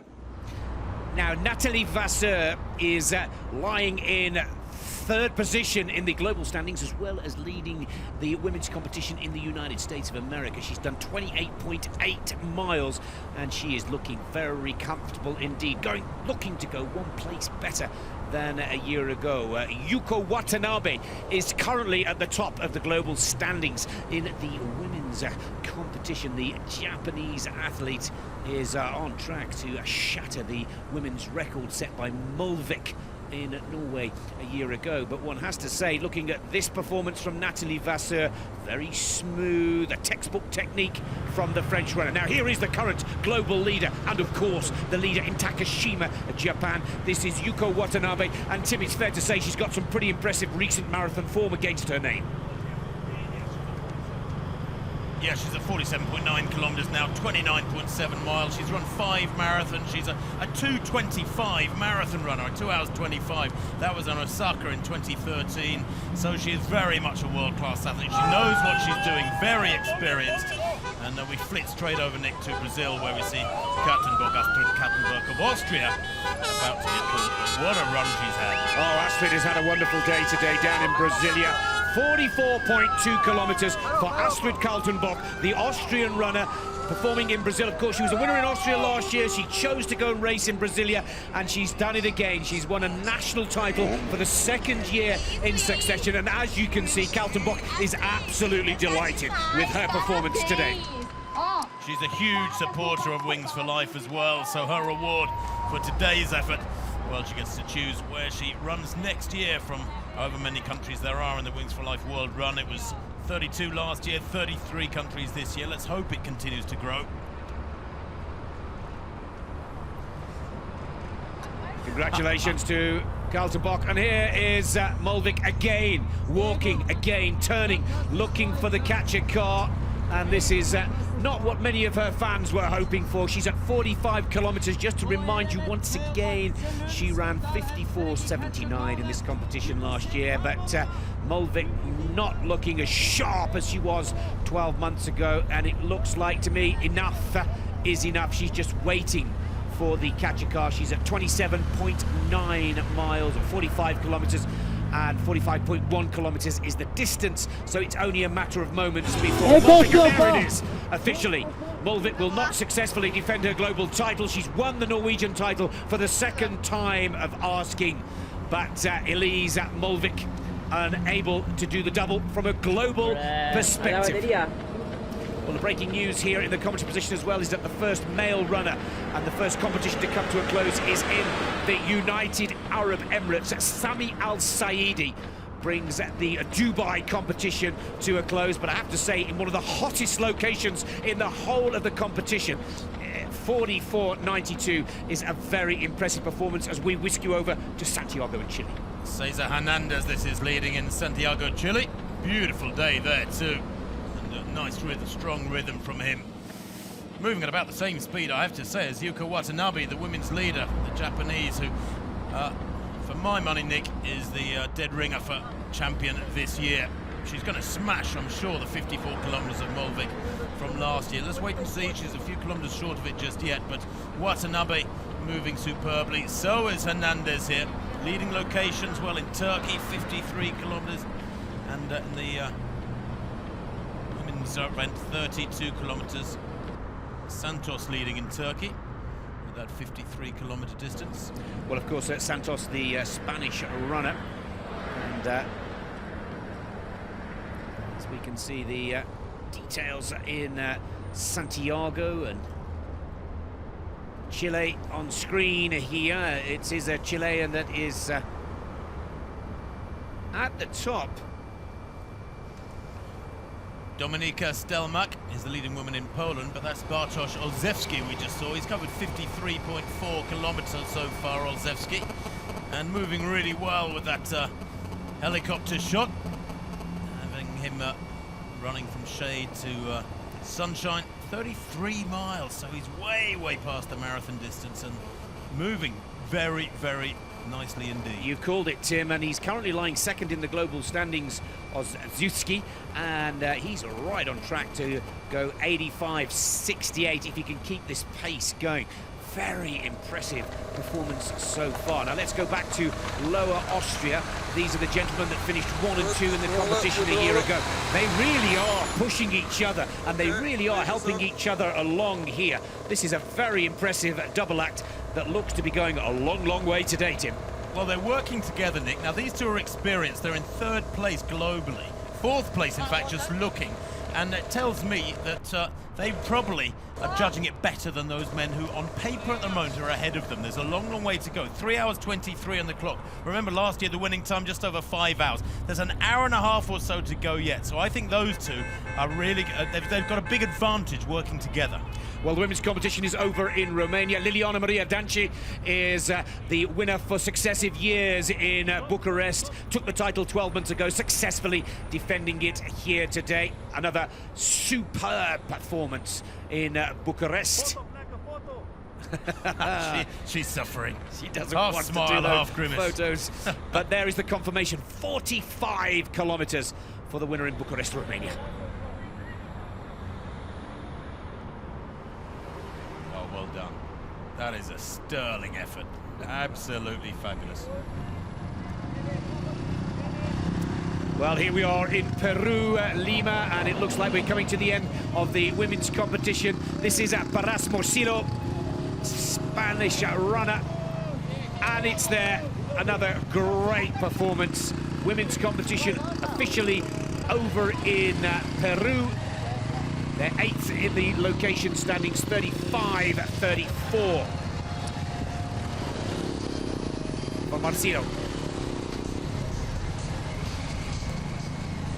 Good effort from her. I think she's not sure if she's out or not. Yeah, she's holding her hands out there in a gesture as if so, well, what's going on? You can stop now. You are out. Nobody seems to have told her. So I'm sure she'll get the message very shortly indeed.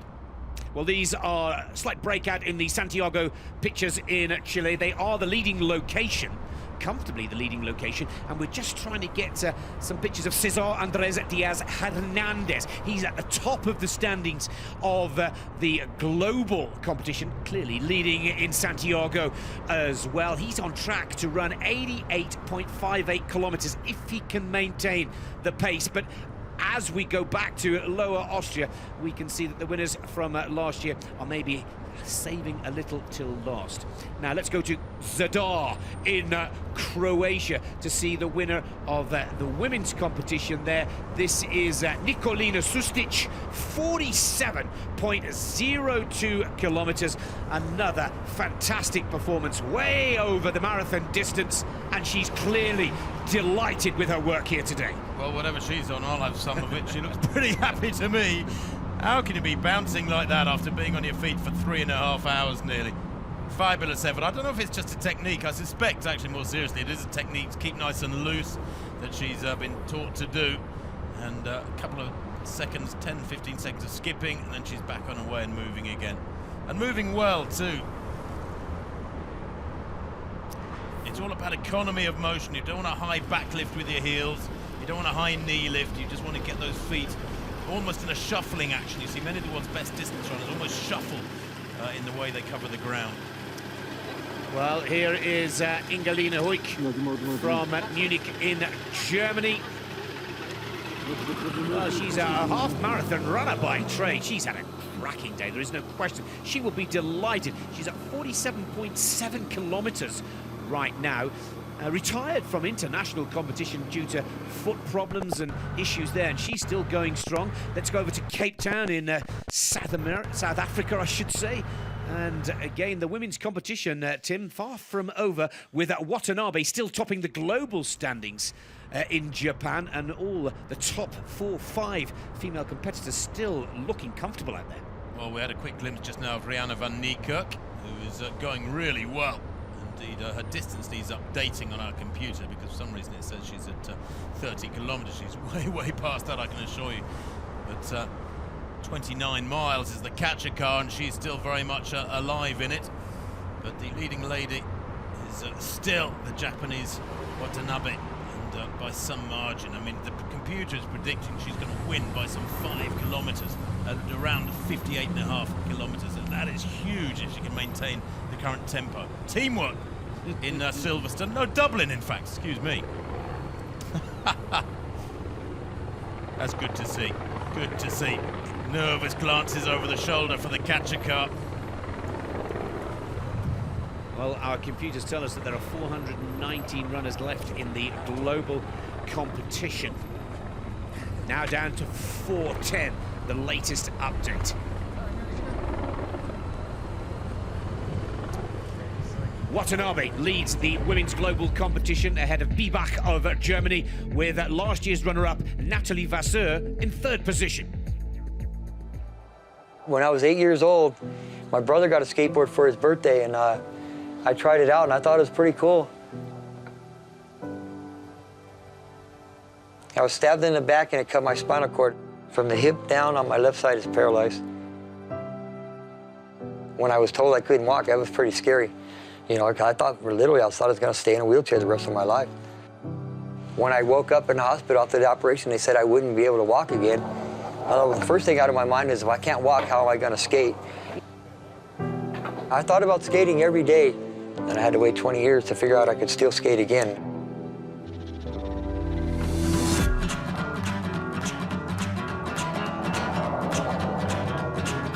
One day I got on my knees on my board and just jokingly pushed myself with my hands and started rolling forward, and I thought, hey, maybe I can skate like this.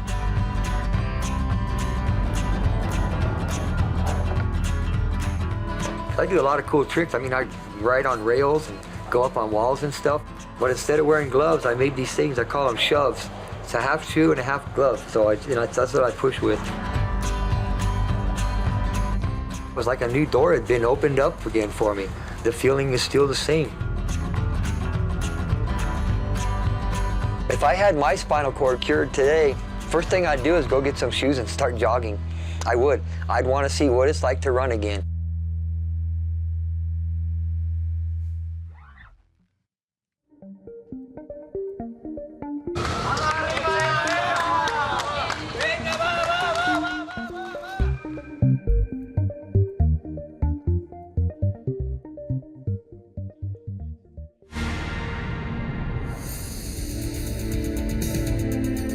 Let's take a look back at the best of the performances from the women's competition. 39 kilometers in Verona, Italy.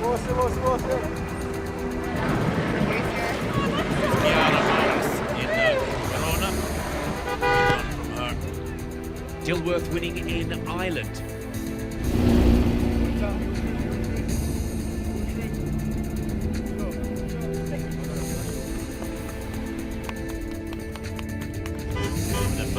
Another amongst the champions crowned so far as the field continues to diminish. And Shannon Rowles winning the Californian American competition. Kaltenberg, the women's winner in Brasilia. The Austrian travelling to South America for her victory. Molvik, the national winner for the second time of asking in Stavanger, Norway. Danci, the winner in Bucharest, Romania, also winning for the second year in succession.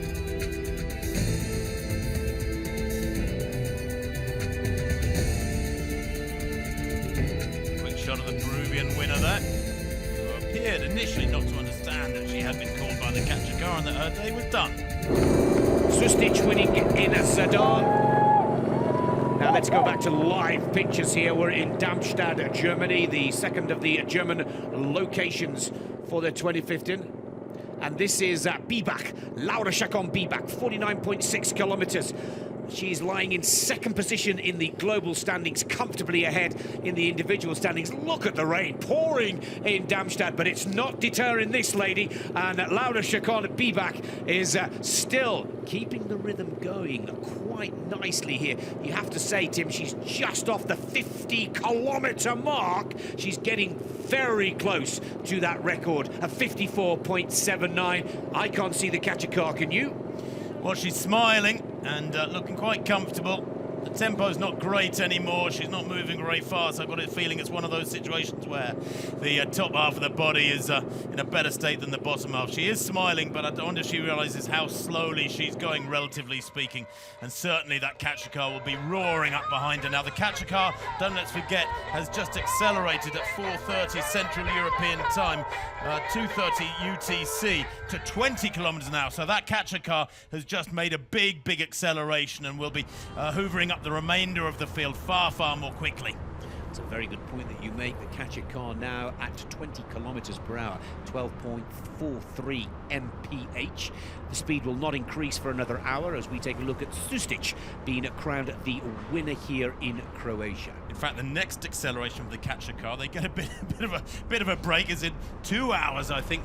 The catcher car is 2 hours gap now before that final acceleration to 35 kilometers an hour, which is way, way quicker than any human being can even ever move at, including Usain Bolt, I fear, and they will be on borrowed time seriously from then on. Irina Atropova, 30.4 miles, and the Russian run looking very comfortable indeed. And again, it now becomes about the tactical play. Some of the ultra-marathon runners can raise their tempo at this point in the competition and really destroy the rest of the field. And when I talk about field, I mean the global field for the Russian here right now.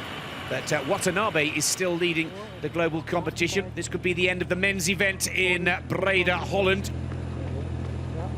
And it looks to be like 400 meters. Venemars at 46.18 kilometers. Well, he's doing okay, Nick. I mean, the catcher car might be in the distance a little bit, but Urban Venemars is moving well. We must remember that catcher car now at 20 kilometers now. He's probably moving not much quicker than about 12 kilometers an hour at the moment. So yes, it is swallowing up the ground behind him. The gap between the catcher car and him is closing very, very quickly indeed. But hasn't he done well? And he is the male leader in Breda. What I'm waiting for is just one of these lead runners to be caught or almost caught by the catcher car, and then to accelerate and tease the catcher car and keep it at bay for a little while. That would be fun.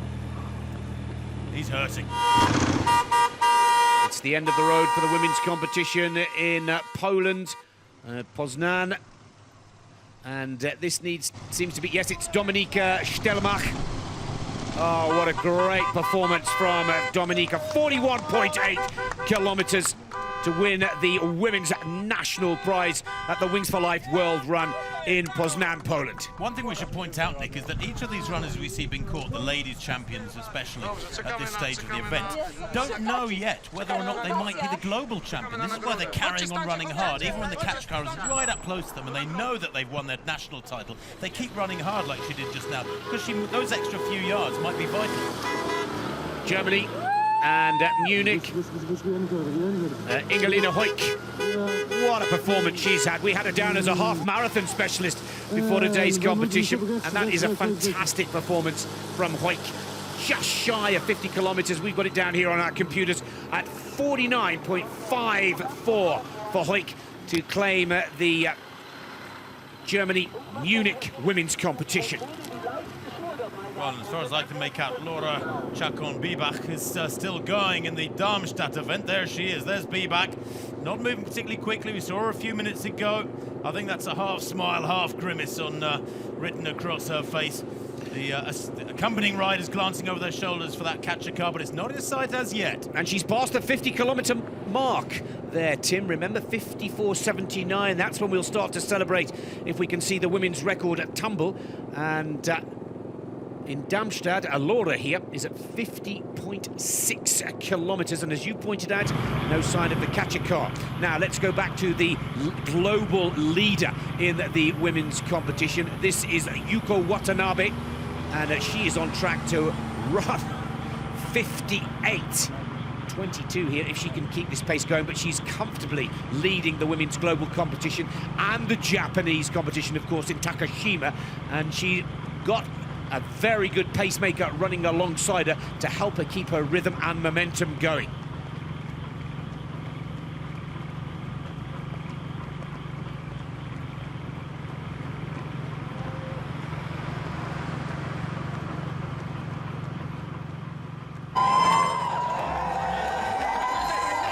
Well, in Bratislava, Slovakia, they set off earlier on today. Spirits were high, the colours were bright. The sun wasn't shining, but that didn't matter at all. The hundreds and hundreds running for this fabulous cause, getting their day underway. Most runners, of course, do a long Sunday run. Why on earth wouldn't you combine it with a cause as good as this if you were going for a long run this morning? That's the question I'd like to put. Well, after a fantastic event in Bratislava, the catcher cars, away they go. And the women's competition was won by Romana Kormananska. Now in Slovakia, Filip Anja from Austria, still in the chase.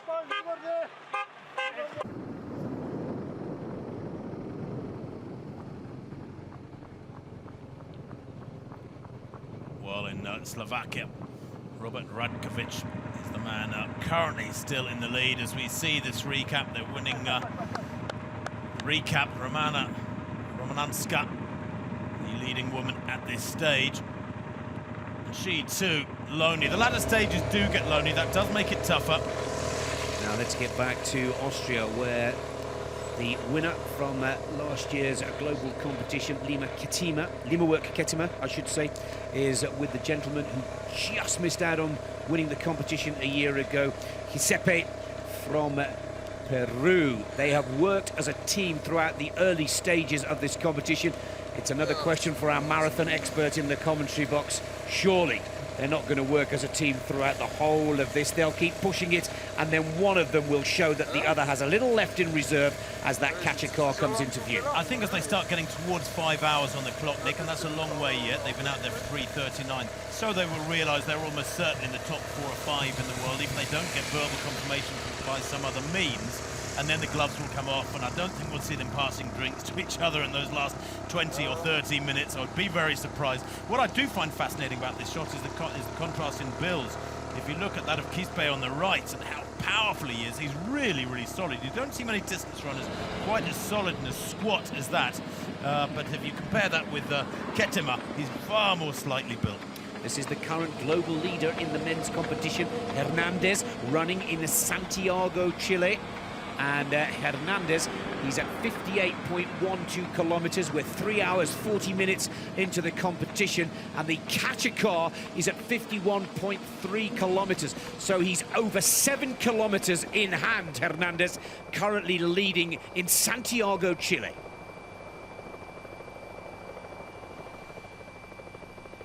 There is that shot of Poznan in Poland. Bartosz Olszewski, who has covered 54.5 kilometers. He's, what, 3 kilometers ahead of the catcher car.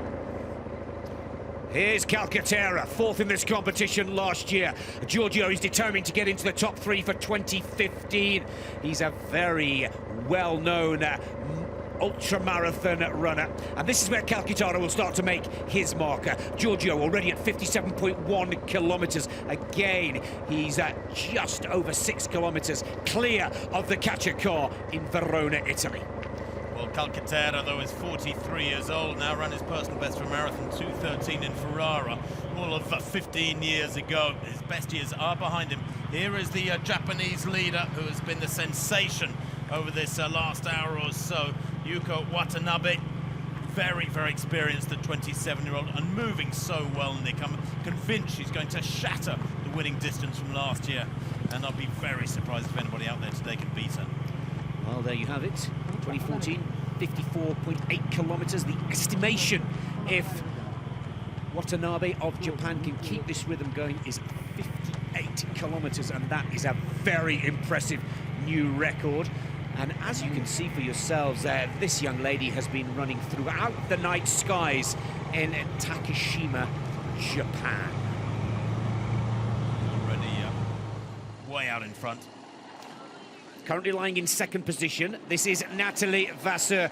Tim, it will be painful for Natalie to have to take runner-up position the second time of asking. You can see the catcher car now, and Natalie Vasseur is almost out of it. The catcher car has got the better of Bibak in Darmstadt, Germany, but Bibak could well be taking third position in the global standings, but no question she has taken the women's title in Darmstadt, Germany. A brilliant performance from Bibak, 51.78 kilometers.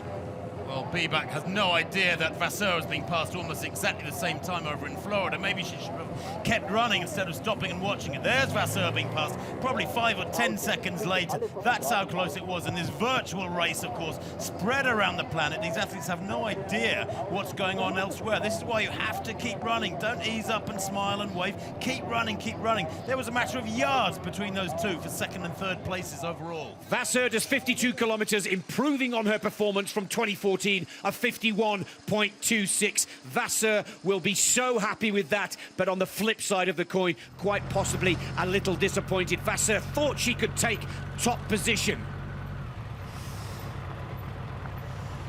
Well, over in South Africa, in Cape Town, Van Niekerk is still in there. So our computer system trying to catch up with events on the ground, which are happening so fast. It is, of course, predictably, perhaps, all coming to a climax in the women's competitions from one venue to another, where there are still athletes out there. The vast majority of venues from the 35 have had their women's champions already crowned. Van Niekerk here, moving well in that rather awkward, rolling, rocking fashion of hers.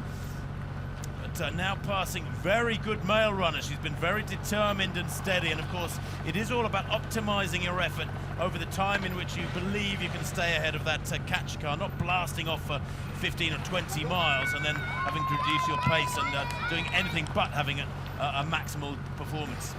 Well, we are waiting for the update from the computers, which still tell us that Watanabe leads and is still out there running. And in Cape Town, waiting for an update on the South African runner, Rianne van Niekerk.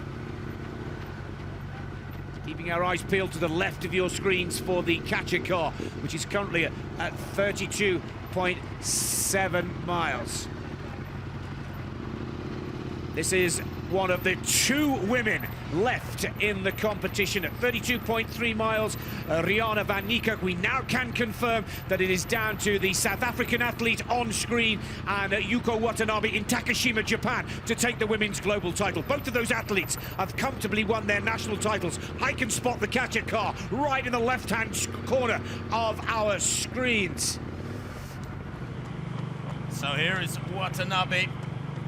She is comfortably the women's leader at the moment. Van Niekerk, who doesn't appear on our computer system at the moment. She's actually going very, very well indeed. But look at the tempo here and the rhythm that in Takashima Watanabe is maintaining. It's vastly superior. Less than 1 kilometre to go before the women's record from 2014 is tumbled, and it will be tumbled by Yuko Watanabe of Japan. South Africa and Cape Town are still in the chase here. Van Niekerk gradually dropping that male athlete that she's passed. Stubborn resistance from him, but he is faltering now and slowing. But there's no doubt whatsoever for my money that Watanabe is moving so much faster. Indeed, the predictions are that she will get to 57 kilometres, Watanabe. That would be, as Nick said, after the 54.7 kilometres last year. Almost 3 kilometres better than last year's winning performance. That's a big, big margin.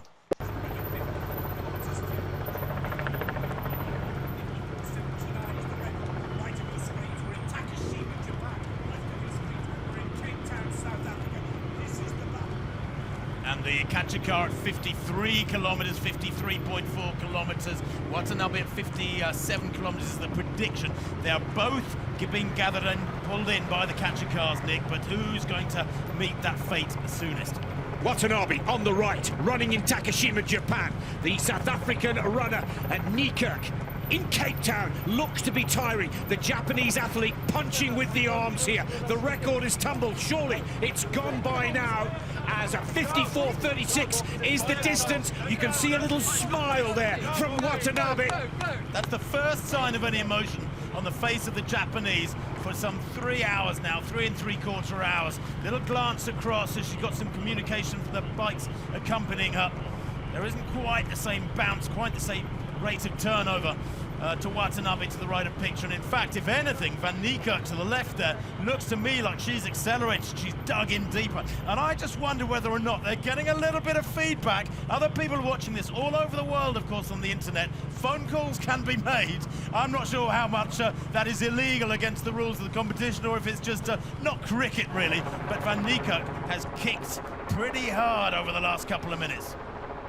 Well, she's an accomplished 50k runner here, and Van Niekerk, as you quite rightly point out, Tim, now starts to look the stronger of the two. She's already won the Durban City Marathon this season. Here's an indication of how much power and strength. I can see the catcher car now in the right of our screens. Will it be South Africa and Cape Town? This is Van Niekerk digging in here now, looking to squeeze a little extra, a little more power, digging deep. Van Niekerk is pushing Watanabe of Japan and pushing her all the way. 33.5 miles for Van Niekerk, 54 kilometres. She's so close to the record of Mulvik from the 2014 race of 54.79, and she looks to have a little left in the tank, Tim. We thought it was a slightly awkward style and technique, but this lady, well, we can't see through those sunglasses. She's digging in deep. Here comes the catcher car. Catcher car in the distance at the top left of your picture. Van Niekerk to the left there,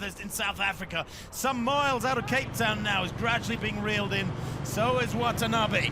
Far more experienced, far more classy as a world-class performer at the marathon, Yuko Watanabe. She, remember, has run 2:25 for the marathon just less than 2 years ago. She's now being reeled in. And this is a virtual race, which in a way is so magical about this discipline. In theory, neither of these runners has any idea that they are almost alongside another performer, thousands and thousands of miles away, and they're racing each other. So they have to keep focused, have to concentrate, and give absolutely 101% over these next few minutes to try and secure that victory. Van Niekerk to the left, though, rocking from side to side, working harder with the arms. She's got a steady tempo on her. And of course, this is where, Nick, perhaps the nature of the course plays a real part, because if there's a big downhill section for one of them here, they're at a distinct advantage. The record has gone, Tim. Yuko Watanabe on our computer here has covered 54.88 kilometers. She is now the current record holder, and at 54.6 kilometers, the catcher car is very close. 54.8 kilometers. There is the confirmation. The new record for the Wings for Life World Run has been set by Yuko Watanabe, and her run is yet far from over. Here comes the catcher cars just behind her. Has Watanabe saved a little in reserve? Does she know that over in South Africa, Rianne van Niekerk is also pushing for the global title of 2015? But it's a milestone already, as Watanabe has broken the record of 2014. Well, Watanabe on a downhill section here. Just needs to keep digging, keep moving well, try and keep that smoothness. Van Niekerk is absolutely flying. She's found yet another reserve of energy there. Pushing hard, the head bobbing from side to side, almost Paula Radcliffe style. Remember the Briton who holds the world record for the women's marathon. It's 12 degrees in Cape Town, absolutely ideal for marathon running or distance running. There's no wind at all. Van Niekerk here enjoying those glorious conditions, working so hard. But here comes that catcher car. And here comes that extra little bit of pace. Now the question now, how much in the tank is left for Van Niekerk? Does she have another gear? Can she change up and keep the pace going? Or will she hand the global title to Yuko Watanabe over in Japan? Here comes the catcher car. You can hear the crowd roaring on the South African athlete. Will it be Japan?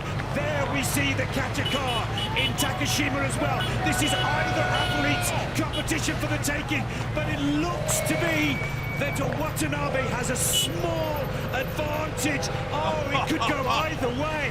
It's desperately close, but Van Niekerk is going to be reeled in any second. Where is the catcher car in Japan? We can't see how close it is from that shot, but that's it. Van Niekerk, Nick has caught. She's done. And I think Watanabe can be crowned unofficially. Here comes the catcher car. What a performance. It's going to come alongside her any moment now. And Van Niekerk.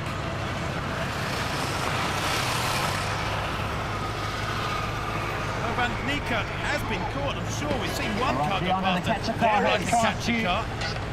There is the catcher car. Well done, you can relax. Stop. 30 seconds ago. And Van Niekerk has taken runner-up position. South African champion in Cape Town has pushed Yuko Watanabe, who is still running. She's still out there.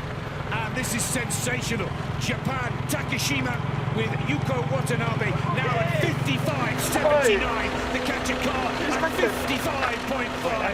Oh, understandably, moments of joy, moments of emotion in Cape Town as Rianne van Niekerk takes second position, beats the 2014 record, but it's not quite enough for the global title of 2015. 34.2 miles for Rianne van Niekerk. What an astonishing effort. Second place in the world for her. She is the South African champion. She gets to choose where she races next year, but maybe the news filtering through that this young lady, Yuko Watanabe of Japan, has just passed 56 kilometers and is pushing on. She is the champion, waiting to be crowned, and indeed could in effect just stop now if she wanted to retain that title. Or does she want to extend the record here? Oh, she's faltering. Look, she's slowing right down. And is that the catcher car's view of Watanabe? What a spectacular performance. I think the news might have got through, Nick. That's why she has slowed. She knows that any further meterage, any further ground she covers is really surplus to requirements on this particular day. Some astonishing effort. a completely new track, a completely new location for the Wings for Life World Run, and a global winner in the women's competition has come from Takashima in Japan. Now there's just a question of honor. Now she's just extending the world record for others to beat next year. Takashima, she's done. Watanabe has done, it looks like, and she's just jogging this one out. Catch a car, 56 kilometers just behind her now. Any moment now, it will overtake the Japanese runner, but what a spectacular performance. Here it comes. Yes, I think she feels that she's done enough, and she's not only set a record, she's won the global title. There is not so much point in continuing on. Yes, you're right, she could push on and make a harder target for next year's champion. That next year's champion, of course, might well be herself, so why set yourself a tougher target? Who knows how her preparation will go for next year, but that's a long, long Sunday run. Almost 35 miles for Yuko Watanabe. She's used to winning. She won Sapporo Marathon in 2013. Today she's a global champion. Are you good there? Everyone all right? 55-21 for Van Niekerk in Cape Town, South Africa. And here comes the cavalcade, cyclists, motorbikes, but most importantly, just behind them, the catcher car. A little bit of news, possibly from the cyclists. Takashima says enough is enough. She is our women's global winner. The champion of the Wings for Life World Run for 2015 is Yuko Watanabe. New track, new location, new champion, and a new record. We'll get the official first winner in a night session as well, and that certainly puts pay to any of the rumours that it's not as easy to go in the night time as it is the day, because even with time to grab a little bit of liquid, Yuko Watanabe has won the women's competition, the global competition, and we think it stopped at 56.33. We'll wait for the confirmation, but it is a new record, team.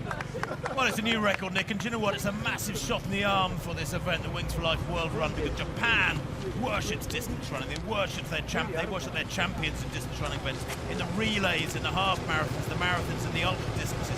And that news will resonate around Japan in the daily papers. She will become a new star because of this win, and hopefully the numbers for the venue in Japan next year, whether it's Takashima or somewhere else, will be absolutely monstrous. It's the best possible message in the world's capital of distance running in many respects, capital country of distance running for this astonishing event, and really, really pleased for Watanabe there. Well, what a spectacular finale to the women's competition, I have to say. But let's go back to Cape Town and catch up with the young lady who has taken second position in the women's race today. Rihanna, you are second globally, the winner here at South Africa for the Wings for Life World Run. Congratulations. It was awesome, but it was tough, eh? Especially if you don't know where the finish line is, so the last 5Ks was quite hard. You passed the winner's time from last year, you passed the record from last year globally, you're second overall this year. Well done. Yeah, I'm very satisfied. Just want to thank everyone for the opportunity, especially Nedbank and Red Bull and Wings for Life. It's for a good cause, so yeah, I hope we made a difference. Congratulations, we're very proud of you here in South Africa.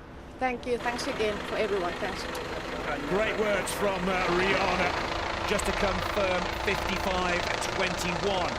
What a finale to the women's competition, and we're far from over. Let's get back to the men's race in Lower Austria, the 1 and 2 from this competition in 2014. These two gentlemen on screen are currently in joint 4th position in the men's global standings. Hernandez in Santiago, Chile, is still at the top.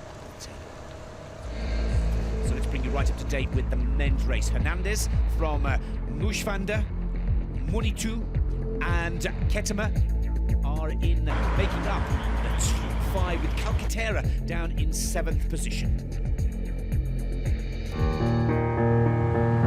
I remember feeling like I was drowning, like I couldn't breathe, when just seconds before that I felt like I had it all. Each and every year, more than 250,000 people suffer a spinal cord injury. 50% of all the injuries are the result of road accidents. which means each and every one of us daily is moving in the main risk group. The taxi driver, he sees this horse, it's just too late. He tried to swerve, but we still struck the horse, and the horse fell on top of the roof, and that's what fractured my back and severed my spinal cord. I was on first base, and I went to go steal second base, and when I went to slide at the same time that the second baseman was coming to the bag, my head collided with his knee. I once defined myself by my body. I was an elite athlete, and then suddenly I woke up in Prince Henry's spinal ward, paralyzed. My right arm and collarbone were broken, my neck and back broken. My biggest wish is to actually be independent again, so I don't have to ask people for help all the time. Please, thanks. Those are the words most frequently used, every day, and it would be great to be able to help other people again.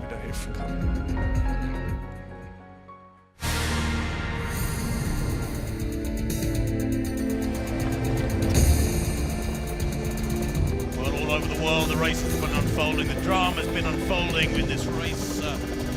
Astonishing event. Wings for Life World Run. Champions crowned left, right and centre in Croatia. Of course, that champion very, very happy with her effort. Sustic crowned champion in Croatia and in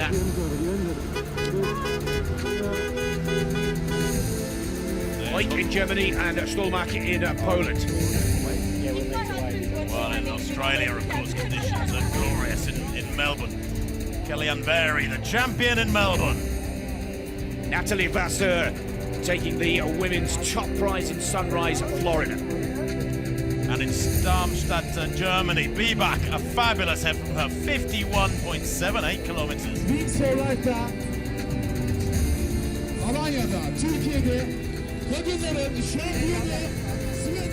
Torrealba in Chile taking the title. And what a battle for the Women's Global Prize. By the end of a classic duel, going to Takashima and the Japanese runner Yuko Watanabe, just getting the better of Rihanna van Niekerk, who finished second for South Africa in Cape Town. So let's get back to the finale of the men's competition. And we are live in Santiago, Chile, and this is Diaz Hernandez at the top of the table, 64.2 kilometers or 39.8 miles, the distance for the Chilean runner at this point in the men's race. Just to bring you or give you a quick reminder of the record set by Ketema, who's out there in Austria for Ethiopia. 78.58 kilometers was the record from last season. Now, if Diaz Hernandez can keep this rhythm going, the computer predicts that he will better that record by almost 10 kilometers and run 88.39. Interesting to note, Tim, that Ketema and, of course, the runner-up Giuseppe from last year have now moved up into second position in the standings. They're still running together in Lower Austria. They're still running together, they're working together, and I think they've got it worked out, and I think they will continue to eat into the leads, so to speak, of some of these other runners. There's Minutu in France. He's a world-class runner in his own right in years gone by. Here's Simon Minutu. Originally in the French Foreign Legion, he's 37 years old now. He's semi-retired, mind you. His last decent time, half-decent time, was back in 2011 when he ran 2:14 for a marathon runner. At his absolute best, he's supreme world-class. He ran 2:09 in the Paris Marathon, 7 years ago. He's a 62-minute half-marathon runner. Very, very strong indeed. But Minutu hasn't got company, and these two have, and that's a help at this stage. Look at this for a bit of teamwork here in Lower Austria, St. Pölten. Ketema and Giuseppe, 39.2 miles or 63.2 kilometers. At one point, if you're just joining us live here in Lower Austria, they were even sharing drinks together, having a little chat together. How long before they become an individual game plan rather than a team plan, Tim? Very, very soon, I suspect. 4 hours on the clock. They both know that the maximum, they've got about an hour of running to go. And as we go over to Verona in Italy, still that little battle is unfolding there. Calcaterra looks to be drawing clear, if I'm not wrong. Well, Calcaterra, I just have this sneaking feeling he's living on borrowed time. He's well into his 40s now, though he's a two athletes, for example, in Austria have got many, many years on him. And this next hour is going to be very telling indeed. There's no acceleration due from the catcher car for a long, long time now. Not for an hour and a half. But I don't think that speed will be needed to catch most of these men. The catcher car is 20 kilometers per hour, 12.43 miles per hour. And now, 36.8 miles for Calcaterra. He looks to have changed up a gear. I tell you what, this is the one race where they've really got their work cut out, these two, because they really have problems trying to beat each other just for the national title, and that's tough. The chances are that the first two from last year are battling out for the global title. So this is a race within a race, if you like. Calcaterra is throwing everything he can, including the kitchen sink at his competitor. Bartosz Olszewski is leading the men's competition in Poland, and interesting to note that he's currently third position in the global standings. This is another performance that was not predicted by many of the opinion leaders here, but there is no question that Olszewski is really enjoying himself out there, on the verge of putting down a personal best.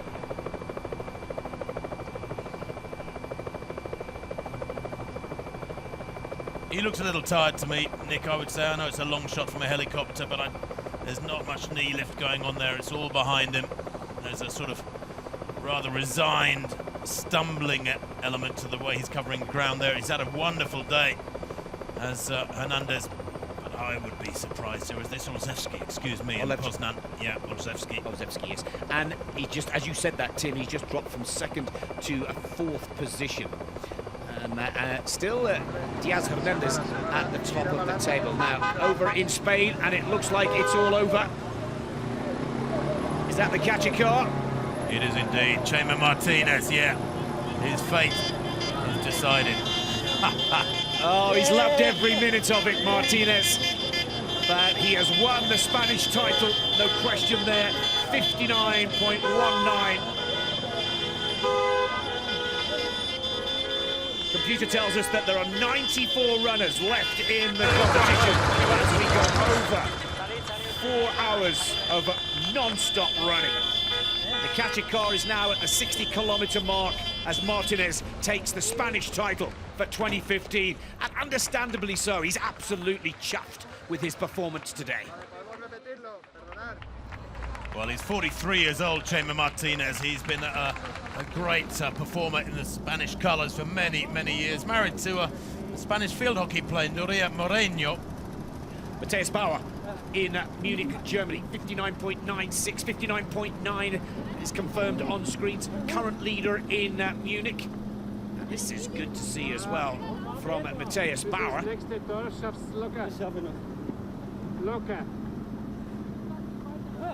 First time we've had a good look at Bauer, but what an effort from him. We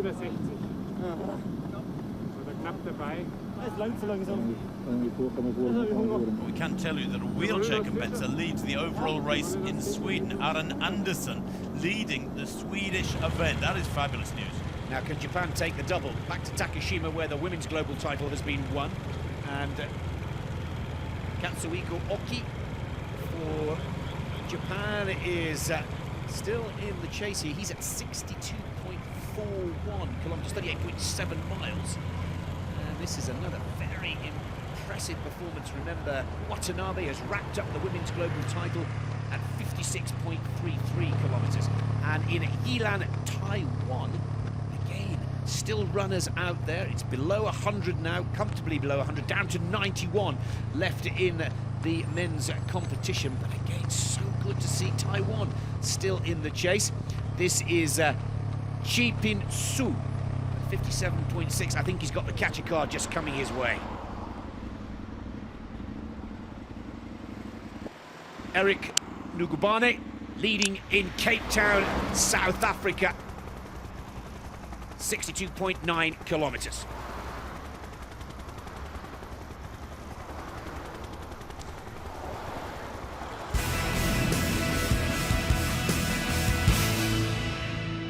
On 35 corsi and 6 continenti. the world starts running at the same time. På Car-Fond.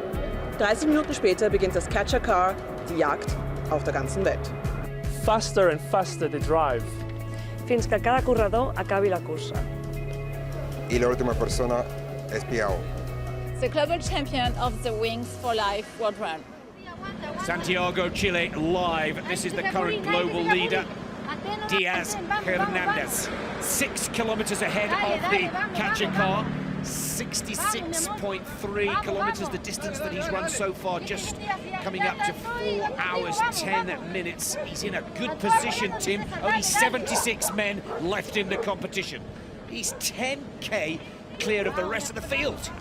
Yeah, he's having a fabulous effort at the moment. Of course, this next hour will be very telling as people begin to run out of energy. Here we are in Silverstone, and 17831 is about to be caught, and that might be the end of his day. I fear indeed it will. This is Tom Payne, who is running a lot recently, was a pacemaker in the Brighton Marathon, some 3 or 4 weeks ago. Thumbs up from him to the driver of the catcher car, the navigator, I should say, co-pilot in that catcher car, but his race is done, and that is the end, indeed, of the British event. What a fabulous effort from Tom Payne. Smiles all round, and 61 kilometres for him. That is some effort. Who better to give you a trophy than David Coulthard, one of Britain's most famous sportsmen, now, of course, an accomplished broadcaster in the world of Formula One. And Tom Payne delighted to have finished with 61 kilometres. Just under 4 hours 10 his time. But what a distance from the top British male performer. I'm sure that'll be the longest run of his life, Tom Payne. 61 kilometres, 42 kilometres a marathon. He's done almost exactly 1.5 marathons this morning through the lanes of the middle of England. Well, this is De Kook, a Belgium runner in Romania, Bucharest. And Belgium's winner a year ago. Looks like he's done the same, but this year in Bucharest. Tim, here's that story that you were telling us about in Åland, Sweden. Quite remarkable. It is an astonishing performance. And look at how well he's pushing here. Really, really strong, good rhythmic pushing. Alan Anderson flying along, good flat course here. They really do have to work hard on the uphills. So the downhills they benefit, of course, in return. But on a flattish course, they have a distinct advantage to the wheelchair races because they can get into a lovely, steady rhythm. And without losing much momentum and maintaining a good speed, of course, they can have a rest. They can rest those arms for 5 seconds here and then 10 seconds while the wheelchair maintains a good speed. You can't do that as a runner. You've got to maintain the effort. Vieira Pinheiro in Porto, Portugal, 39.2 miles.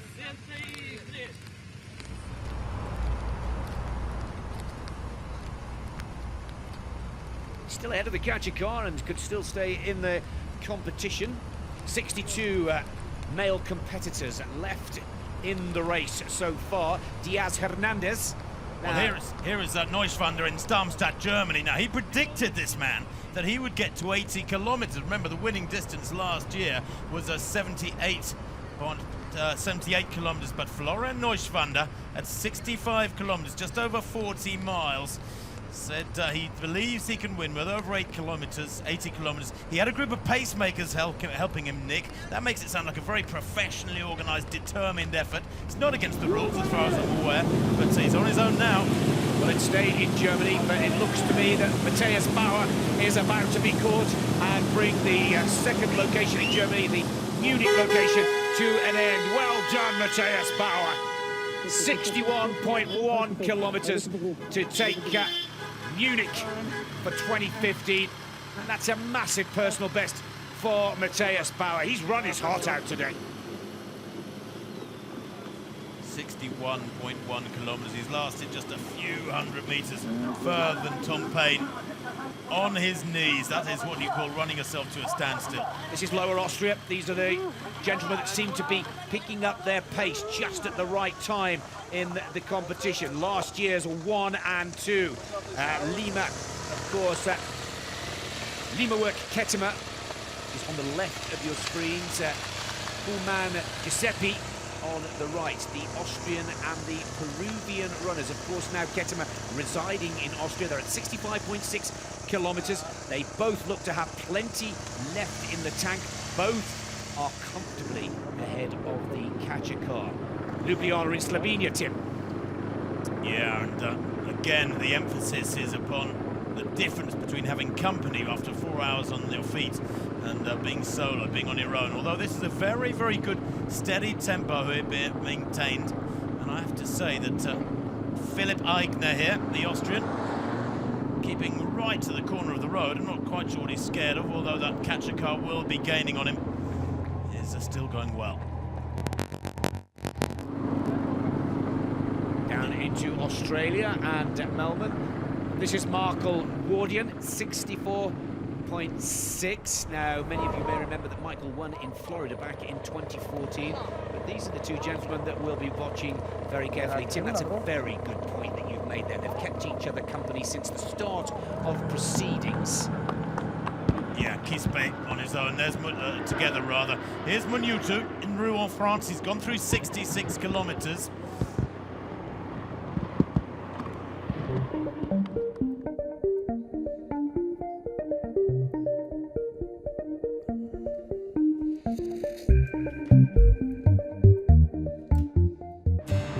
They think the marathon is the ultimate distance, and marathon is a training run. It's not easy to run a marathon fast, don't get me wrong, but it's not that far. It's really not that far. I started running behind my dad when I was 12 years old. He started running just because his neighbor started running. He followed him, I followed them, and then before you know it, I was beating them within, a couple more months. And then I just loved it. Carl is probably the best ultra runner on earth, having won, more ultra races than anyone else. In the ultra running world, we're really pretty tight-knit community. It's competitive when we're racing, but it's not as competitive afterwards. We're just kind of, Waiting for the last group of runners and in a 100-mile race is very inspirational to me. Endurance is really about just sustaining a level of effort for a long period of time.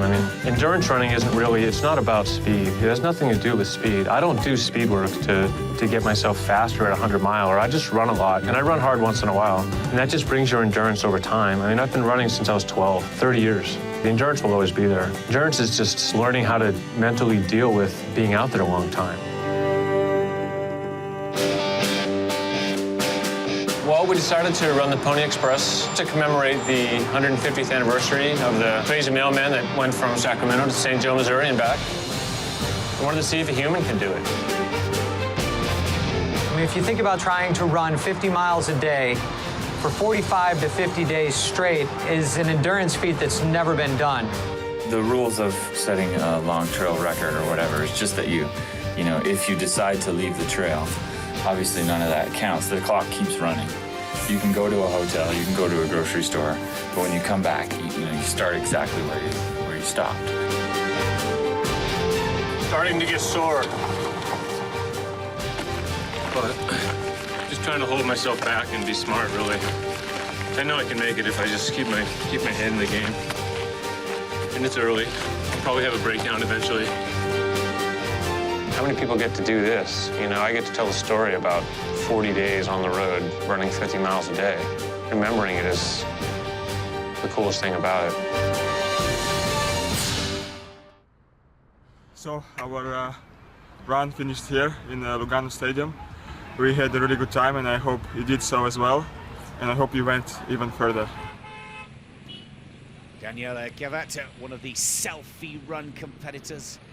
Of course, the F1 driver. Now let's get over to Bucharest, as it looks like the men's competition is over for Walter de Koch. He won in Belgium in 2014. He's travelled to Bucharest as part of his prize as the winner of 2014. He's done it again in Bucharest. Very impressive performance from Walter. I'm sure he'll be delighted to have travelled away from home and collected a second national title, this time in Bucharest, Romania. Yeah, but he too, Nick, as we saw from that initial reaction to stopping and being passed by the catcher car, absolutely spent. These two still looking strong. There's still a lovely, steady, strong rhythm to the way they're moving side by side. One of the ironies, of course, even though they've been working together, is that absolutely no communication between the two, Nick, because they don't speak a common language. Absolutely, it's Spanish for Giuseppe and it's Austrian, he's German now, for Kettimer.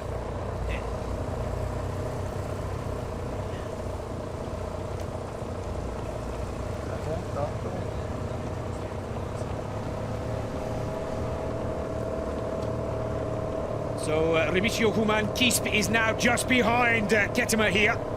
And Remigio Human, is that the end of the runner-up?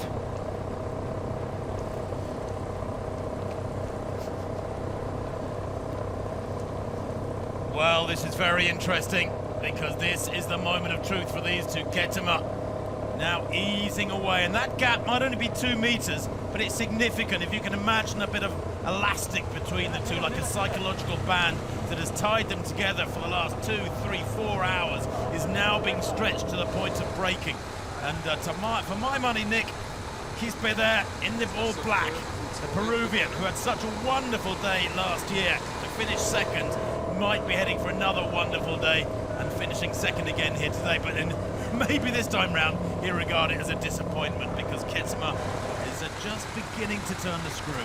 Well, the teamwork and the friendly early stages of the competition now seem to have disappeared. Kettimer is now starting to drive forwards here, and he's testing. Look at him going past there, the 67-kilometre mark. So that gives him about 64.7.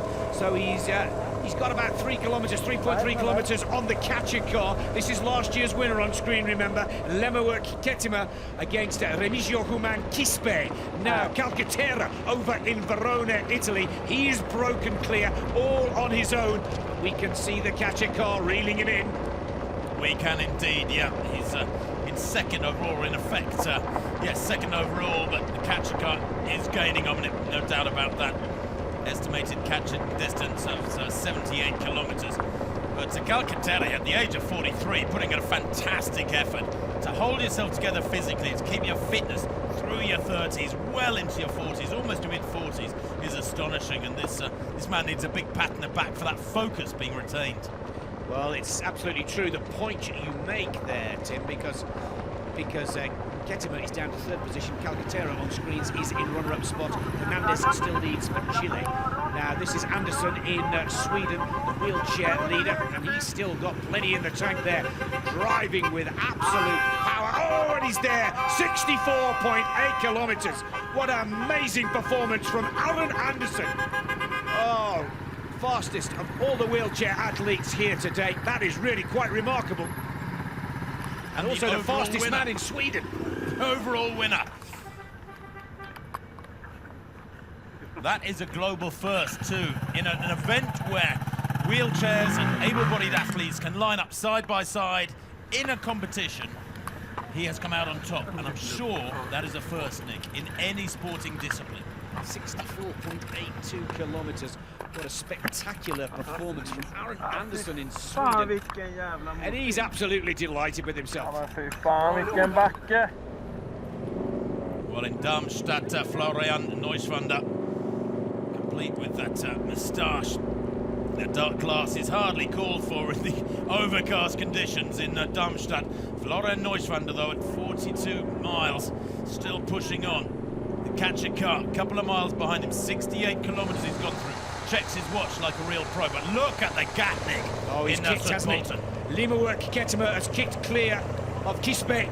Quispe now is struggling. Leaderboard Kettimer is on track for the double here.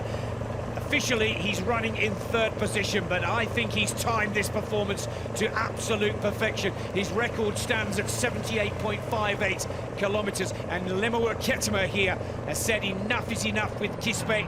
The teamwork is over. 66 kilometres gone to in Rouen, France. 40.7 miles the catcher car is at, 4 hours 23 on clock. And that's a little accompanying phalanx of motorbikes and cyclists. We'll surely see the leader there being reeled in. Simon Manutu there. Simon Manutu being reeled in as he passes through glorious little village. I mean, look at that. That is picture postcard stuff. There's the catcher car bottom of screen. It's about 150 meters behind. And they're just going to exit that village with a 100 meters gap, and it'll be closing very fast. Well, this is Santos leading in Alanya, Turkey. And Antonio Santos, again, still with a good rhythm and comfortably out there all on his own. 31 men left in the competition. The catcher car is at 65.9 kilometers.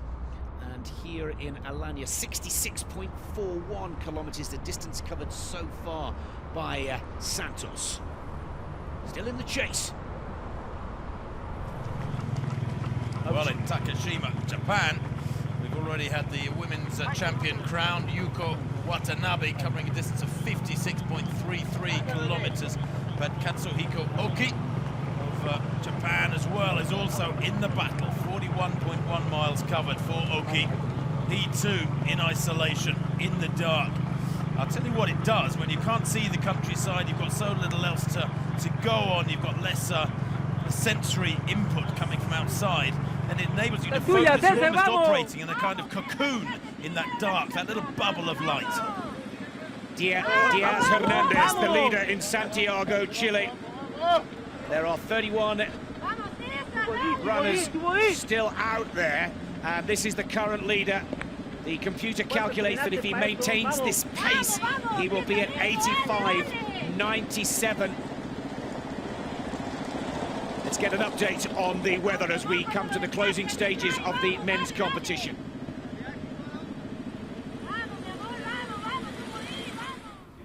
The men's decision is coming closer and closer, so let's ask our weatherman, Martin, who's the best conditions over there? Yeah, at the moment we have very good conditions in France because we have strong southwesterly flow, and this means good tailwinds for the runner, which is quite good, and this means also for the next 10 kilometers.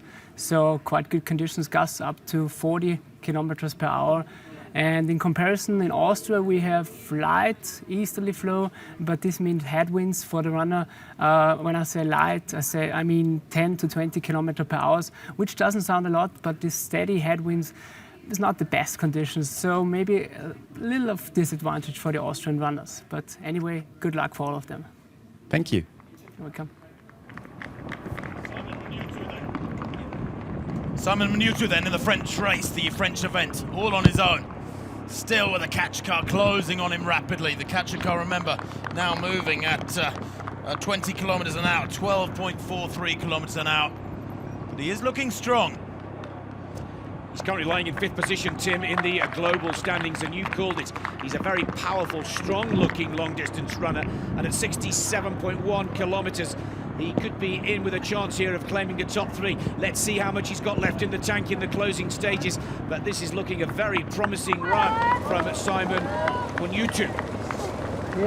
And it's a very promising run indeed from Lemawat Ketema. He could be on the way here to retaining his title. 69.2 kilometers, 42.9 miles done. And he still looks strong. I mean, wow, 43 miles almost. Is that the catcher car in the background, though? Well, he's about 2.2 kilometers ahead of the catcher car.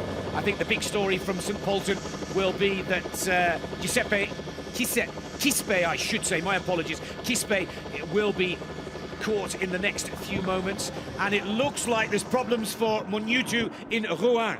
No, I think we've been misled, actually. That is not Minutu. That is the second-place Frenchman. I think we saw the aerial shot 5 minutes ago. I didn't think it was Minutu at the time. Minutu is still pouring on the pace and going well. This is the second-place Frenchman, I believe, at the French race outside Rouen, who has now been caught. We'll try and check his name as quickly as we can, but it's been a fabulous effort from him. He's enjoying that sit-down on that wall in the middle of nowhere as far as he's concerned. It's a beautiful, beautiful little village in which he's been caught.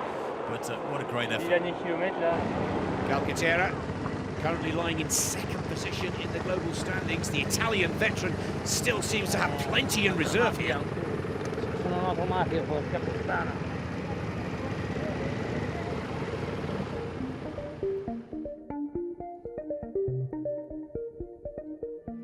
We often define ourselves by things that are outside of us.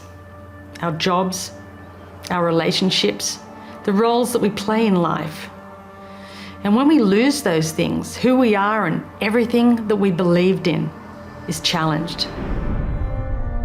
I once defined myself by my body. I was an elite athlete, and then suddenly I woke up in Prince Henry Spinal Ward, paralysed.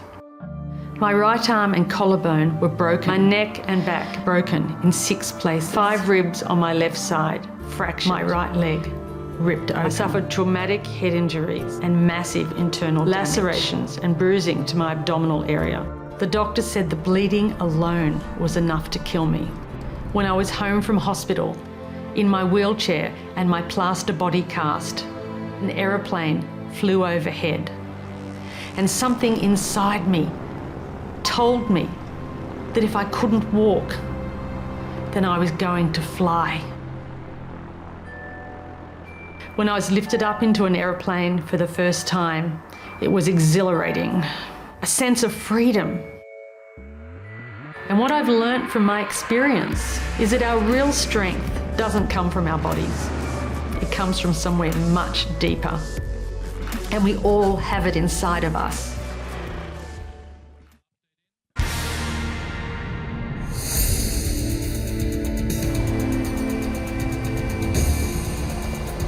In Poznan, Poland, the champions were being crowned this morning as they were in one with Spain. Chema Martinez delighted with his victory. The laurel wreath for him. He was the biggest smile of the day, perhaps. Tom Payne in Silverstone. Delighted to have run one of the longest distance he ever has in his career to date. And of course, congratulations from David Coulthard.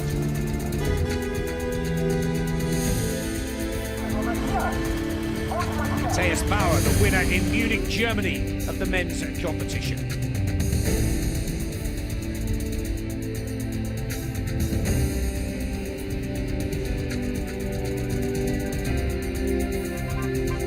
De Kock winning in Romania, the winner from Belgium last year.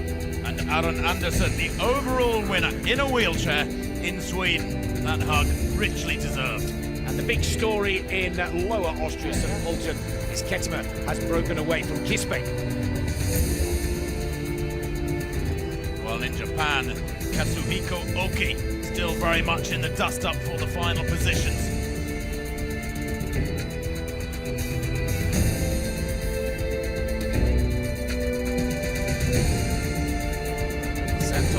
In Alanya. And it looks like the competition has all come to a close in Porto, Portugal.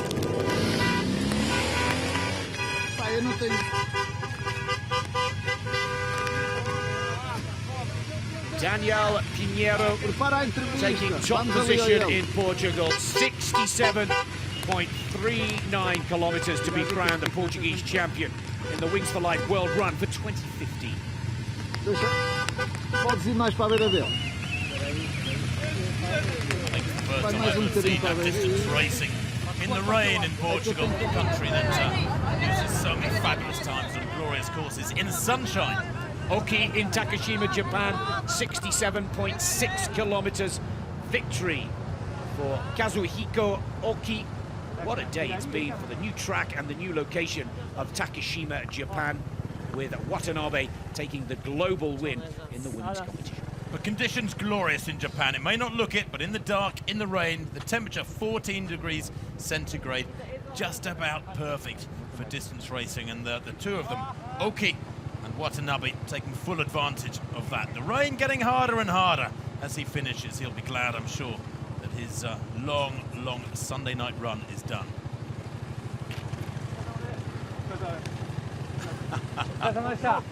Maybe too tired to raise a smile.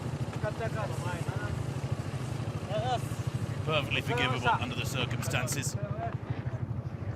But of course the key for these athletes in their recovery now after so many kilometers under their belts, Nick, is to replenish, get food into yourself as quickly as possible. Ngubane is still keeping the catcher car at bay, but for how long? 11 men left in the competition, and it looks like Ngubane's competition is just about over. 68.86 kilometers to take the South African title in Cape Town. That's another stunning effort too. They don't get too many opportunities to race abroad, these ultra-distance runners, particularly from South Africa, and he is staggeringly tired there, quite literally. This is one of the performances that we're watching very carefully indeed. This is Florian Neuschwander running in Darmstadt, Germany. A runner-up in the Ultra Trail World Championship in 2013. 77 kilometers at the distance, so no surprise to see Florian here looking very comfortable indeed. And Neuschwander currently lying in 4th position in the current global standings, 12 athletes to be precise. Now let's look down on Verona to see how Calcaterra is getting on, the veteran of the remaining men, but looking as hungry as ever for a win, Tim. Well, yeah, and I remember this from last year. He's clad in exactly the same shorts and vests as Calcaterra, still with that very special arm swinging style, more from side to side and up and down, back to front. It's not the most economical style, but he does move well. And no sign of the catcher car yet. Still plenty of length to his stride. Meanwhile, in Ljubljana, the game is up. Yes, this is Radkovic, the Croatian runner, competing in Ljubljana, Slovenia, capital of course. But another fantastic performance from this Croatian athlete. 69.3 kilometers, 43 miles to be crowned the Slovenian champ for 2015. He's delighted, and rightfully so. He's a big lad too, Robert Radkovic.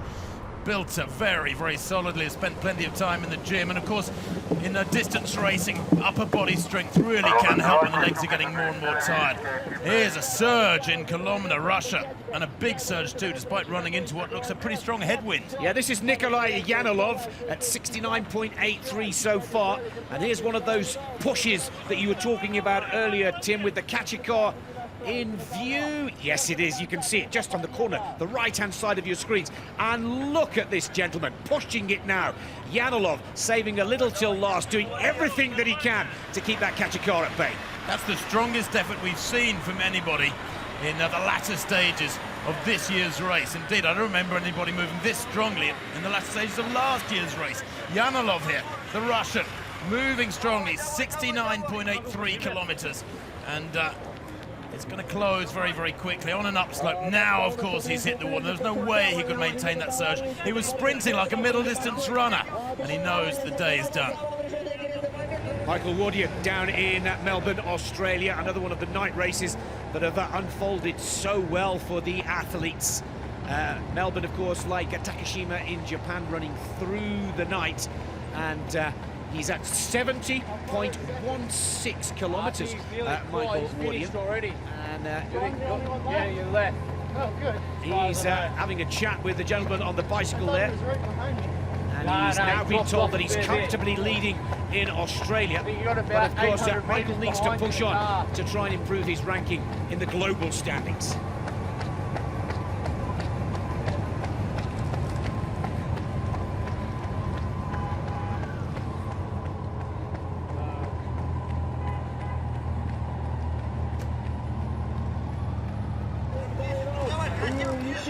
Well, back to the Russian then. And it's Nikolai Yanalov, who now is caught by that catcher car. Being urged on, encouraged, and now applauded as his day is done. 70.1 kilometers. What a marvelous performance from the Russian in Kolomna. Bringing Russia's competition to a close. An exceptional performance. He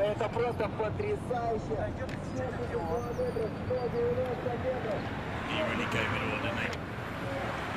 Cruel finishing on an upslope like that when the catcher car maintains its tempo, and you have to slow a little bit. Here is Neuschwander, Florian Neuschwander, being handed drinks by the cyclists. I'm sure that's been happening in all sorts of venues, so we can't really admonish him for that. It's impressive stuff. He's at 71.55 kilometers. We are reading very carefully on our computers that the current leader in Santiago, Jere Hernandez, is at 73.3 kilometers. I think it... Oh no, what's happened here? I think this is a replay from a minute or two ago. Really suffering with a bit of cramp there, Neuschwander.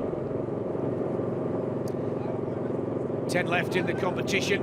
Oh, and this looks to be the end of Neuschwander's challenge here. A little bit of an injury to the right leg. Is it the Achilles? Is it a little bit of cramp? I think it's just cramp, Nick. He's covered, what, 70 kilometres, 75 kilometres. We wouldn't have got this far if he was harbouring an injury. Distance racing does find you out. So here's Hernandez in Chile at 73.3 kilometres. Santiago. He too now looks to be tiring just a little. Doesn't seem to be the power, the pace that he was demonstrating around about an hour ago. But as Tim has just pointed out, let's put it in perspective. He's been out there for nearly 4 hours, 40 minutes, and he's still comfortably at the top of the table. There's only about a kilometre difference though between Austria and Chile. Look at that, 73.2 to 72.4, 800 metres, about half a mile. If you think in pound shillings and pence. And the Austrian leader is, of course, last year's champion, Leaderboard Ketema, and he's coming. Well, Hernandez leads for Chile. Calcaterra, the Italian, running in Verona, is second. And Ketema for Austria is third in Lower Austria, St. Pölten. Neuschwander of Germany, 4. And the Polish runner, Zuski, is in 5th position. This is Michael Warden down in Melbourne, Australia. Oh, and there is the catcher car. 70.6. And there it is, all over for Warden. Yeah, Wardian can celebrate now. Big effort for him. I know that the crowds back at the start have been watching this race unfold. Oh, trust the Aussies. A press up just to show I've got more. There's plenty left if it's needed. But he is national champion. Well done. Brilliant performance from Michael Wardian. Yeah, that was awesome. Congratulations, man. What an accomplishment. How do you feel? This is the man that we want to watch very carefully. Last year's winner. 9 left in the competition, as you can see on screen on the right-hand side of the graphic. 4 hours 40, 4 hours 41 now for Leaderboard Ketema, the 2014 champion. He ran 78.58 kilometres last year in 5 hours 01 spot 43 seconds, and he looks to be right on track to better that record here in St. Pölten today. Well, in Poznan, Poland, the sun shines continually, of course, as opposed against the rain. Olszewski, Bartosz Olszewski, 74.46 kilometres. The Pole is in 5th place at the moment. Here's Simon Moniutu in France. The isolation is extreme here, but for the company of the cyclists, they must be so grateful for that. I wonder if drinks are being passed to Moniutu that will assist him in between the official drink stations. I haven't seen it happening, I have to say, and that does need to be standardised, because at this stage, with nearly 5 hours of running in their legs, those sorts of little factors can make a big difference. You're dealing with such tiny margins, Nick, at this stage of an endurance race.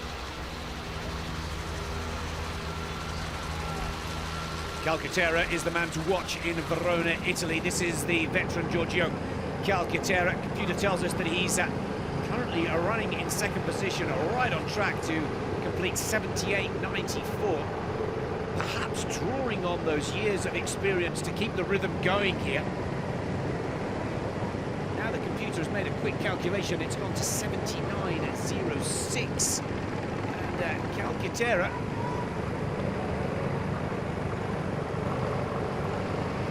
taking in a little bit of liquid, a little bit of food here, Tim? Yeah, I think it could be a gel. It does look like it's something he has to chew on, but these athletes do take gels that contain very intense sugars, concentrations of sugars, and then you have to wash it down with water as well. Well, there are 8 left in the competition, and this is the man still at the top of the table. The estimated distance for Hernandez in Santiago, Chile is now 82.67. Look at the support behind him. They're willing him on, trying to keep the pace. 4 hours 43 out there. Last year's winner, Kettimer, he too, for me, Tim, looks strong. And he's moving much, much faster, Nick, and he's gone from not being in the top 5 when he was with Kispe to being 5th to 4th to 3rd. He's in 2nd now, and he is, if they were racing side by side or racing on the same road, he'd be eating into the lead of the opponent, and there's no way that he's not going to catch him now. He's looking very, very strong indeed, much the quicker. I mean, look at the speed he's covering around. Pick a point on the pavement or on the road surface and see how quickly he's leaving it behind. He's looking remarkably strong for a man who's been running for 4 hours, 44 minutes. One thing we can confirm, this Kettimer is not going to let this title go without a fight. A little look of grimace on the face. And he's right where he wants to be. He's in 2nd position on track to run almost identical to his performance of last year at 78.1. The stride length, the power, the whole energy being given off is so much reduced by the athletes in Santiago, Chile. Kettimer, well, he won the Graz Marathon last October in 2:22. That's a pretty modest time, I have to say, but he is very much an ultra-distance specialist. I don't know what he can run for a marathon, clearly much faster than that, but he's absolutely in his territory here.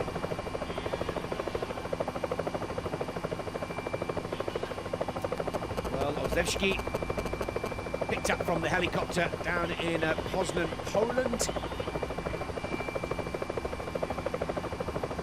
5th position in the global standings. 8 left in the competition. Now let's see what this aerial shot can show us. There is Bartosz all alone. Now, how far is that catcher car behind the Polish runner here? He's had a brilliant performance no matter what the outcome of this. Another runner that we didn't expect to figure so highly. This man we did. Neuschwander, running in Darmstadt, Germany. 5th in the overall global standings. 74.65 is the estimated distance. 74.6 now, the update. We thought he'd got a little bit of cramps, but he seems to have pushed through that. He's done remarkably well, Nick, to have pushed through that cramping, because once that kicks in, it's very, very hard to get rid of it. But he's took on extra liquids. He's obviously just, I don't know if he stopped and stretched it a bit, but he's done really well just to get back into a steady rhythm.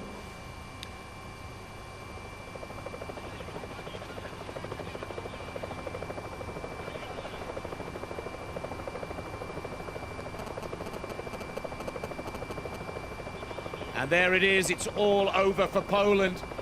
What a remarkable performance. Yeah, that is some run, that really is, from Bartosz Olszewski.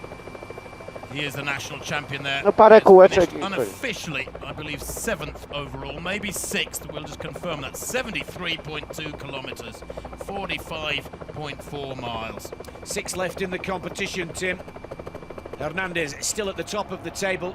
Oh. And look at Munyutu here. He's just about had his day. And the race is over in Rouen, France.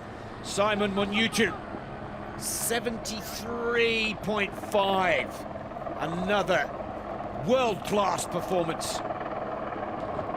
Well, at the age of 37, I tell you what, the good thing about the ultra-distance world is you can be great at it as a youngster, somebody in your 20s, but you can be fantastic at it, like when you two here in your late 30s, or Calcaterra in your early 40s. There really is very little age barrier until you obviously get into, say, let's say your mid to late 40s. But Simon Munyutu, really, really happy with that performance. His best run in any event for some years, I would say.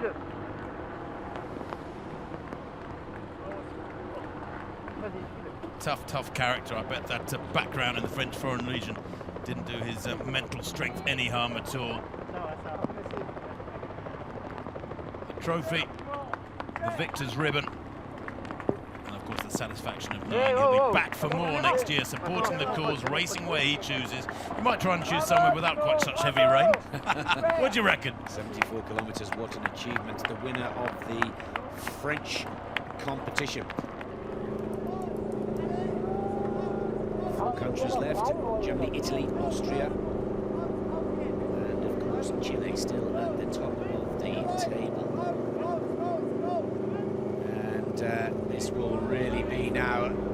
test of the athlete who can dig the deepest here.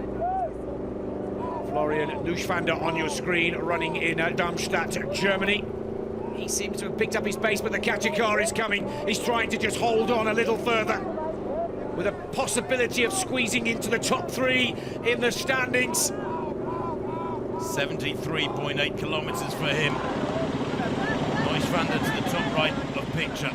Chile, bottom left of picture. What a run it's turning out to be for Cesar Andres Diaz Hernandez. Calcaterra on the right of your screens, and the defending champion Leaderboard Ketema is on the left. It's very close for all 4 of these athletes. I have to say, Hernandez is tiring just a little. This man is closest to the catcher car. He was hoping to run 80k. He's not quite going to hit that, but he has put in a brilliant performance to put Darmstadt and Germany right at the top of the standings here. Here comes the catcher car for Florian Neuschwander of Germany. Can he hold on for a top 3 performance? Can he dig deep? No, it's all over for Neuschwander as the catcher car just trying to get the cyclists out of the way. Last little push from Florian, and there it is. What a spectacular performance. 74.4 kilometers. Just over 5 short of what he wanted to achieve. Yeah, but he's given absolutely everything. Those cyclists accompanying him were urging him on through the last few kilometers, pushing him through barriers that normally he might have been blocked by. But Hernandez to the bottom left is 1.5 kilometers ahead of the catcher car. Hernandez, I'm really surprised because he doesn't look to me like he's moving that quickly. He really doesn't. He's a tall guy though, and I think it's a deceptive stride. 800 meters left for Calcaterra, Giorgio Calcaterra in Italy. Well, we're joining the celebrations in Darmstadt, Germany, of Florian Neuschwander, who's done brilliantly to claim the national prize in Germany, but also 4th position in the global standings. There are 3 left in the chase. In Verona, Italy, it's Giorgio Calcaterra. In Lower Austria, it's Leaderboard Ketema, and Diaz Hernandez still leads in Santiago, Chile. Well, and this is the 2nd placer in Italy being caught now, I think, and what an effort it has been from him. As we see Calcaterra not far up the road, still pushing on, rolling away with those arms, working hard. Good flat countryside, though, he's been able to enjoy. Very few undulations that I've been aware of in that Italian course, and that could have been the crucial difference when you get to this really sharp end of the event. Oh, he's almost ground to a standstill, hasn't he? Hernandez has finally hit the wall in Santiago, Chile. Now Austrian and Ketema go into top position, surely. Hernandez now really struggling, Tim. Well, and there's such a huge vanguard around him. I don't know how the catcher car would get through anyway. There's about 10 vehicles and motorbikes and bicycles behind him. Where on earth is the catcher car going to get through all that lot? He is being, though, encouraged on. These men are getting a lot of help from the sidelines. Nothing wrong with that, just being encouraged, pushed on by the support. Left of your screens, the defending champion, Leaderboard Ketema. He is digging deep once again. To me, Tim, it looks like he's picked up the pace for a 3rd time of asking in these last 5 kilometers. The veteran Italian, Giorgio Calcaterra, is on the right of your screens, pushing as hard as he can in Verona in Italy. But look at this man go in St. Pölten in Lower Austria. This is Leaderboard Ketema, and he's looking good, not only to retain his title, he's looking good to break the record. The question is, can he run farther than 78.58? Well, here's Quispe in 2nd place in St. Pölten. Dropped, what, about 40 minutes ago, I suppose, by Ketema, but still running on strongly. He's still ahead of the catcher car. Looking smooth, looking strong. Calcaterra grimacing with that forward lean of his. The rat-tailed hair poking out from under the drenched hat. He performed really well in the rain and drizzle and damp under grey skies in Verona. Well, Calcaterra surely is going to be reeled in now. He hasn't got far to go. Negotiates that left turn, does the catcher car. What's the gap? Where is Calcaterra? Oh, he's got a gap yet. He's got a good gap yet. That's a 400-500 meters, maybe more. From that helicopter shot. I agree, Tim. Calcaterra's race is far from over.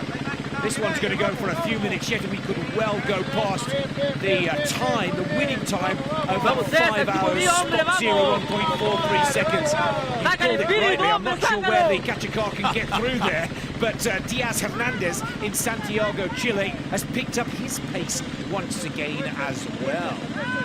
It's desperately important, of course, that the rules are stuck to, that the Kachikar does maintain the speed it's supposed to maintain. 4 athletes left in the chase. 2 of them are in Lower Austria, 1 in Santiago and 1 in Verona in Italy. This is Hernandez, so long the leader of the competition. He's managed to dig deep and find a little more. Just a few minutes ago, I thought Hernandez had hit the wall and it was all over. But once again, the South American picks up the pace, pumps the arms and goes. And let's not forget the runner-up from last year, Quispe, live on screen in St. Pölten, Austria. He's yet to be caught by the Kachikar. And Tim, this is what he did 12 months ago in Lima in front of his home crowd in Peru. He picked it up in literally the last few minutes of the event. Well, it looks to me like both Quispe and Ketema, in second and first, respectively, in the Austrian event, have saved something for this last half hour. It's as though both of them tactically knew when the pressure would be on. They've been able to dig really deep to find some hidden reserves and push on strongly. Both of them, for my money, going much, much quicker than Hernandez. I'm amazed Hernandez hasn't been caught yet, because he's virtually jogging at Chile at the moment. Well, you can just about see the Kachikars around that bend at the top of the screen. You can, through that fencing, can't you? Yes, but he's currently in runner-up position in St. Pölten in Lower Austria, but Humane Quispe, his race isn't over, and just like he did in the competition a year ago, he saved a little in reserve here. We're getting very close to 5 hours on the clock. Where's the Kachikar in Santiago? Santiago, I should say. Well, he's Hernandez here.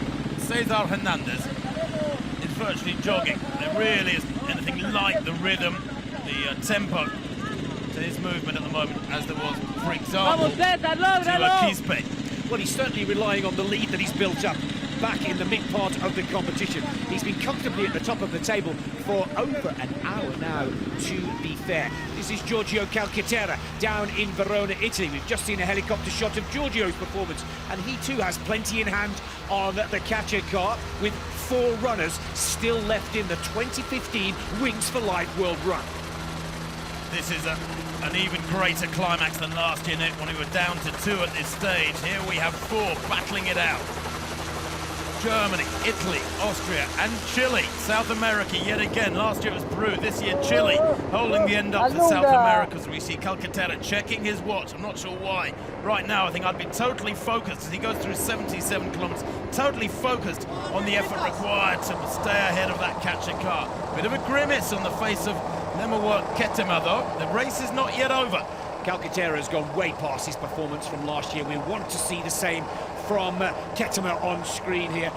Calcaterra only a 72, he's up to a 77. This is Quispe now. Quispe too. He's still clear of the Kachikar, but there it is, just coming through now, and Quispe needs to change up into another gear. He needs to find something in the reserve tank to stay in the chase for a podium performance from a global perspective. There are still 4 in the hunt. You see Quispe turning over his shoulder to see how far the Kachikar is behind him. Hernandez in a Santiago, Chile. Still no sign of the Kachikar, but he's on a little bit of a climb here, Tim. Well, I'm astonished, Nick. He must have put in some incredibly strong miles over the last couple of hours to have got this far ahead of the Kachikar, because there is no sign of the Kachikar, and yet he's jogging here, and he's in second place. In fact, just checking, Hernandez now in 4th place. He's been reeled in pretty quickly by the Kachikar, but I'm astonished we haven't seen it, because I think in all the other venues, in Neuschwander, of course, is gone. In Calcaterra, we saw the Kachikar in the background. Even for Ketema and Quispe, we saw the Kachikar lurking in the background, gradually closing on them. But for Hernandez here, well, he's been a lucky fella. Well, it looks like Quispe's about to be reeled in. And with Ketema ahead of him, for so long they worked as a pair. But then Ketema made his break, and he looks a little angry with himself, doesn't he? He's trying everything that he possibly can. As Tim has quite rightly pointed out, look at the difference in pace between Quispe here and Hernandez in Chile. But believe it or not, he's keeping that catcher car at bay. Let's go to Italy, Verona in the northeast of Italy, and there at the top left-hand corner of your screens in the bright green, he looks like he's wearing the same uniform as the motorcyclist. It's Giorgio Calcaterra, the Italian veteran that is having the run of his life. He's way past the distance of 12 months ago, and he still looks full of beans. Well, the number of bikes on the road is absolutely immense in one or two of these venues. In Austria's St. Pölten district, glancing over his shoulder there with a slightly worried bit of body language, Leaderboard Ketema. The stride length has gone a little bit there from Ketema, I have to say. Hernandez here, living a charmed life, because where is the catcher car? How is it going to get through that sea of vehicles and bikes behind him? I do not know. I'd like to know that there is an adjudicator somewhere in the vicinity, making sure that the rules are adhered to here, because Quispe has been jogging at this tempo for 20 minutes and more that we've been aware of. And there's been not the slightest sign of any catcher car in the background. Well, Hernandez has dropped down into third position. Ketema is on the left of your screens. Here's Giorgio Calcaterra in Verona, Italy. Oh, the oldest man left in the competition at 43 years of age. Look at him put on another kick here. This is guts, this is determination. This is what the Wings for Life World Run is all about. Calcaterra will not let that catcher car go and go past him without a fight. Look at the veteran from Italy. Dig deep, dig one more time. And Calcaterra, well, what a magnificent performance. A lot farther. Let's just watch it carefully. 77.97 for Calcaterra. Comfortably better than a year ago. We hit the 5-hour mark as Ketema is still out there in the lead, and he's on track. Quispe's gone. Quispe caught, I suspect, seconds before Calcaterra. Very, very tough indeed. Look at this.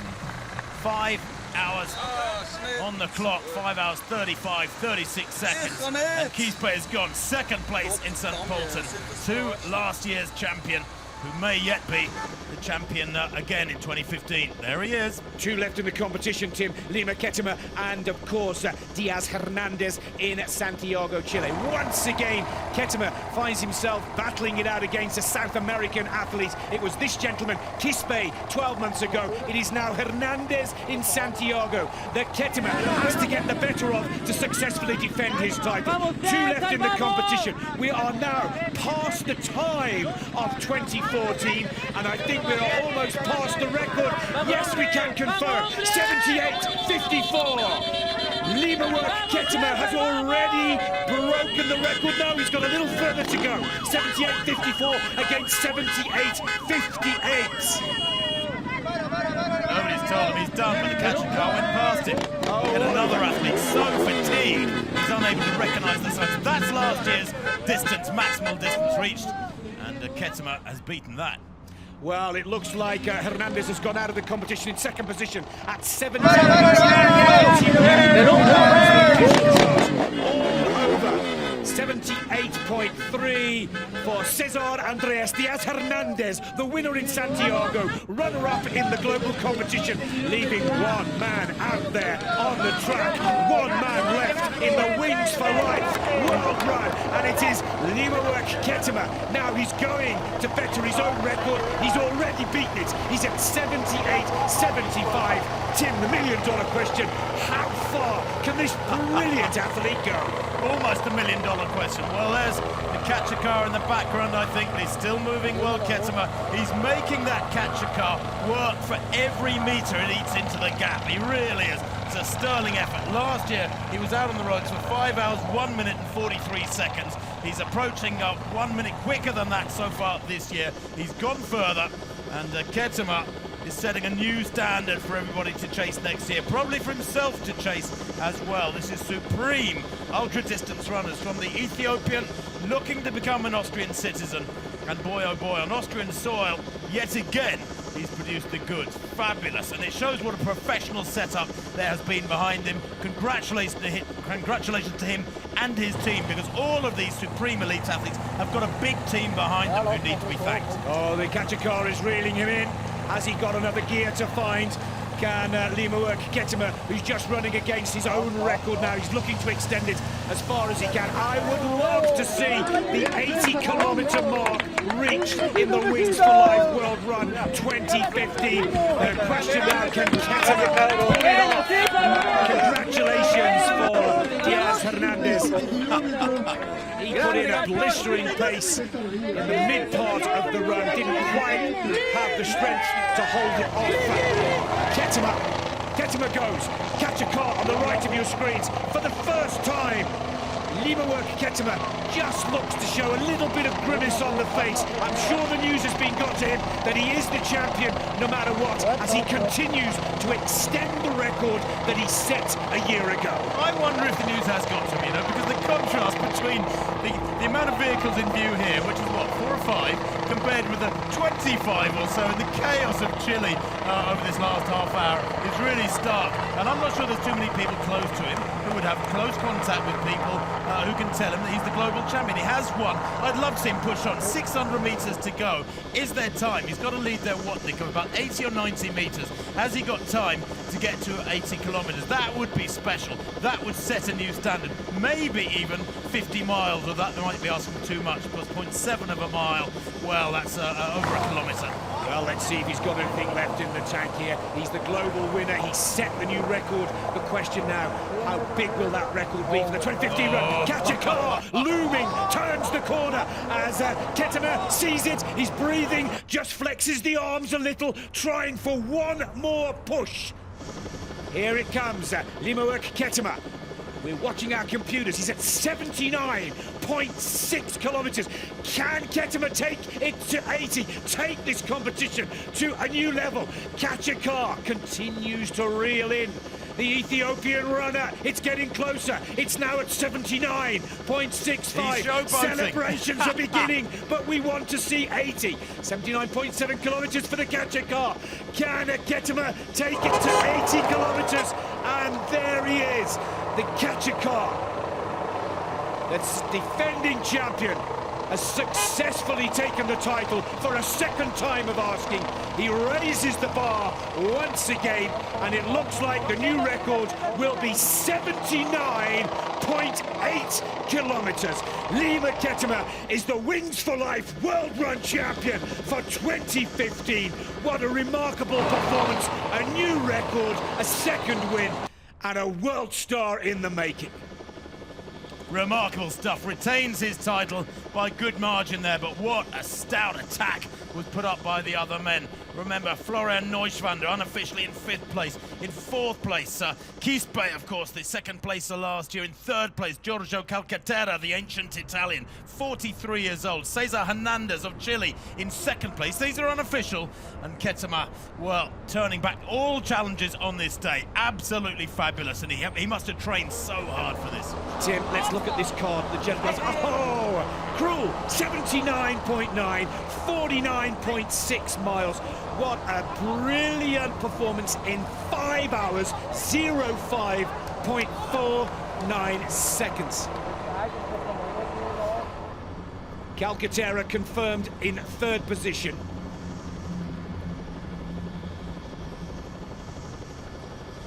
Hernandez confirmed in 2nd position, 78.31 kilometres. Just shy of the record that Ketema set in 2014, but we've just seen it live here across the world. The 2015 Wings for Life World Run Champion is Leaderboard Ketema, 79.9 kilometres.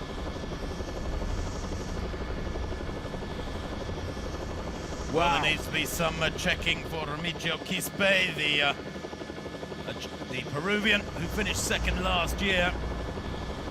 He, the man, remember, who was able to receive the winner's prize last year because Leaderboard Ketema couldn't leave Austria as he was applying for citizenship. And the grand gesture there for the champion. And a grand trophy too. Look at that, I'm amazed he's got the strength to hold it. That's a Golden Globe. Well, we believe, Nick, Remigio Quispe is in third place. Very, very tight indeed with Calcaterra. It was almost impossible to tell from this change of shots who had been caught by the catcher car first. So, slight adjustment there. We believe Remigio Quispe of Peru is in third and Giorgio Calcaterra in fourth. Well, there is no question who our winner is here today. Leaderboard Ketema, winner in 2014, and raises the level, the bar, the distance and time for running to take the title here in 2015. 79.9 kilometres. Improvement on his 78.58 kilometres before being caught by the catcher car. These two have become the best of friends since the 2014 Wings for Life World Run. Quispe just unable to stay, and they're just talking whether he's second or third. And it looks like Quispe is confirmed in third position. Well, there is Diaz Hernandez, runner-up to Ketema in Santiago, Chile. What a performance he put down.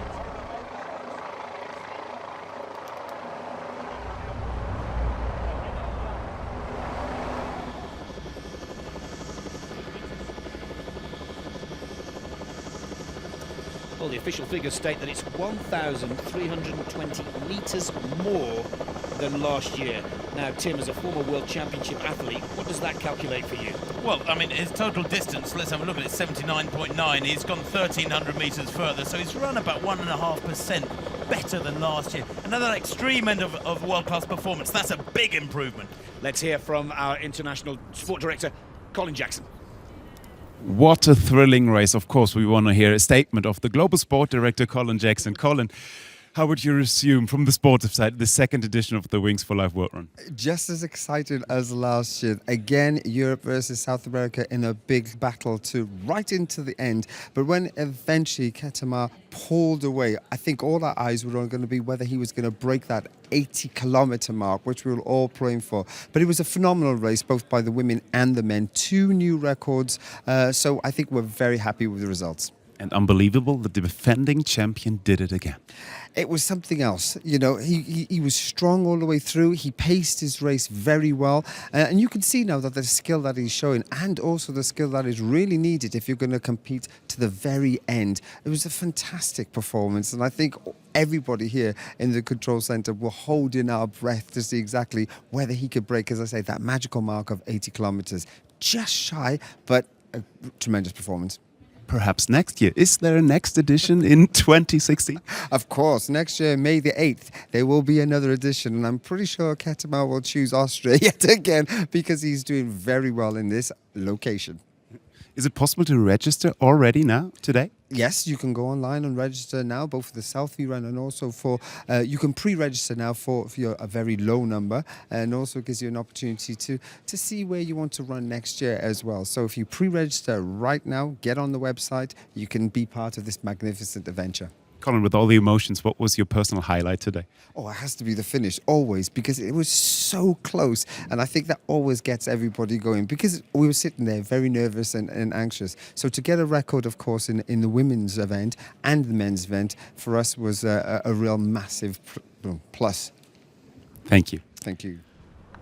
And of course, congratulations to Colin Jackson and all of his team who've worked so hard to bring these satellite feeds from across the world, but it all focused on Lower Austria and this gentleman on your screens to wrap it up. Breaking his own record from a year ago, it is Ketema, Leaderboard Ketema, about to become an Austrian citizen in years to come, doing the business in front of what will be his home crowd. A huge amount of pressure as the defending champ to perform once again, and some superior performances from all the best long-distance runners from around the world. Tim, for you, any particular highlight? I think just how close the two races were, as Colin pointed out just then, everybody wanting the winner there to get through 80 kilometres.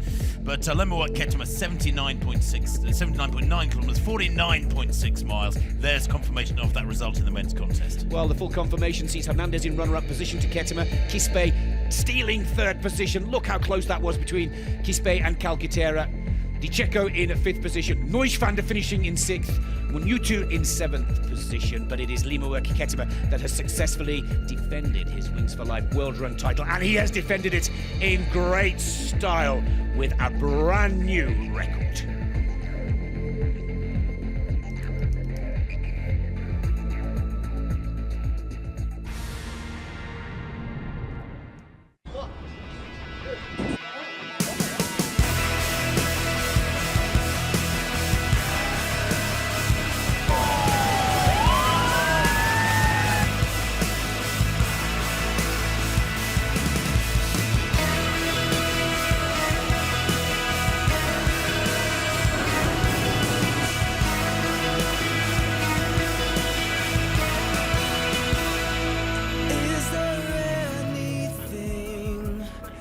Cannot see the lights when there is everything to make you feel alive. And I say, raise your fist. We'll take away the night and we'll do anything. The world belongs to us. Try to pull yourself together more than ever. You'll never be the one to take it for you.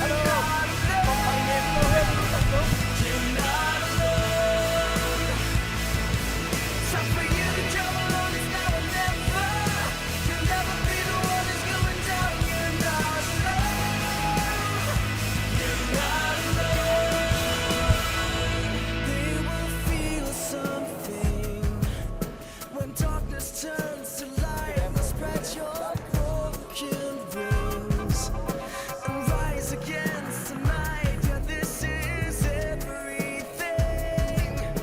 We're bringing back the brightness we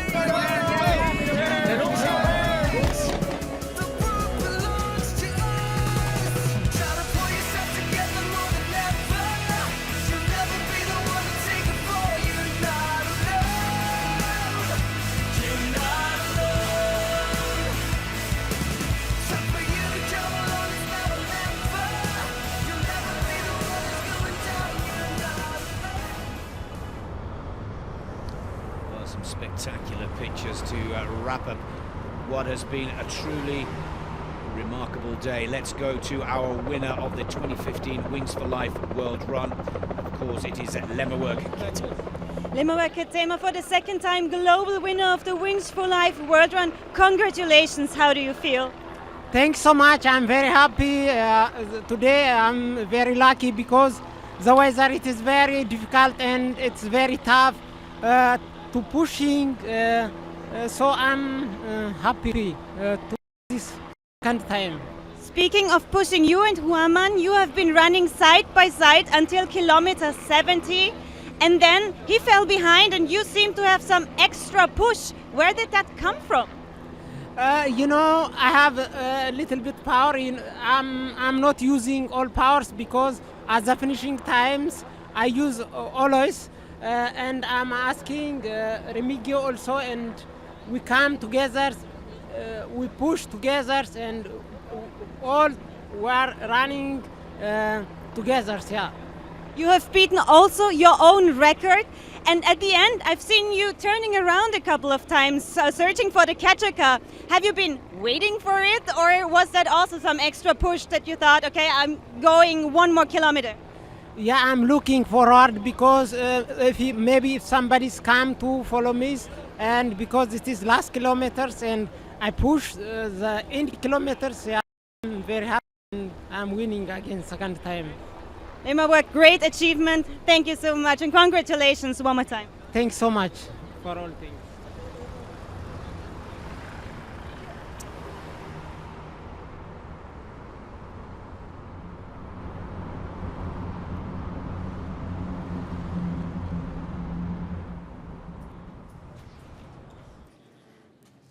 And we're here in the Global Race Control with Anita Gerhardt, the CEO of the Wings for Life Foundation. Anita, it was a fascinating, thrilling day. How did you experience the second edition of the Wings for Life World Run? Well, I'm still fully adrenaline flashed. It was really amazing. And it was, of course, a great day for Wings for Life and a great day for spinal cord research. We did manage to raise 4.2 million euros and donations are still coming in. It's fantastic. So all the expectations, they're very good today and you're satisfied? Yeah, they even exceeded. And probably one of my personal highlights was the wheelchair racer, Aron Andersson, who won the Swedish race. I thought that was really spectacular. And there were so many thrilling and touching moments today. It was, so the 5 hours passed really, really quick for me. Thank you. Thank you.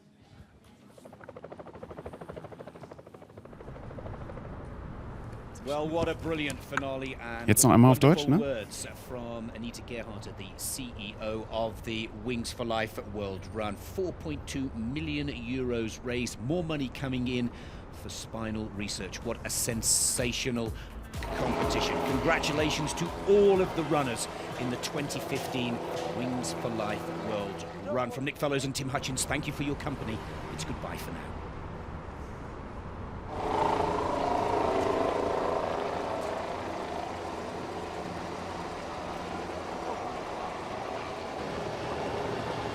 Und die Österreich-Fahne, sie geht's in die Kurve.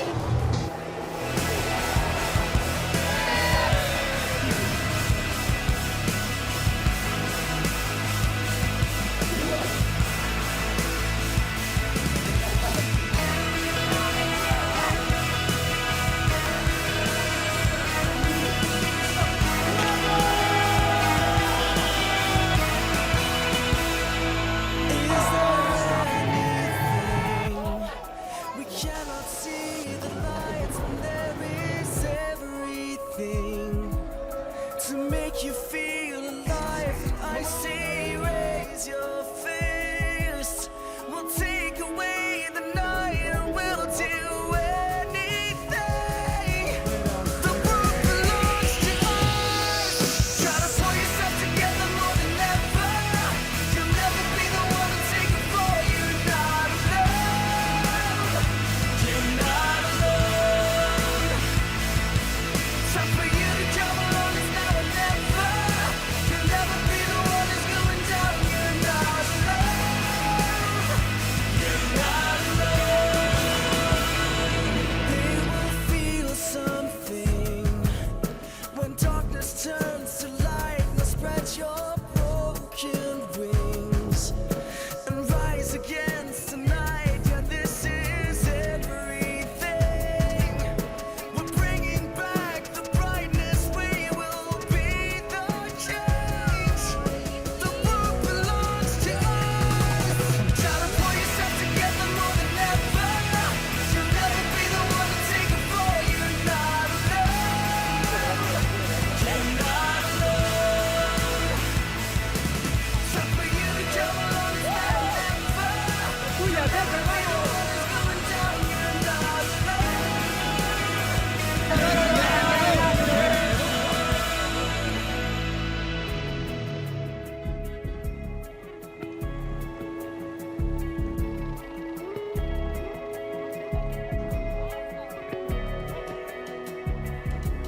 In times of destruction.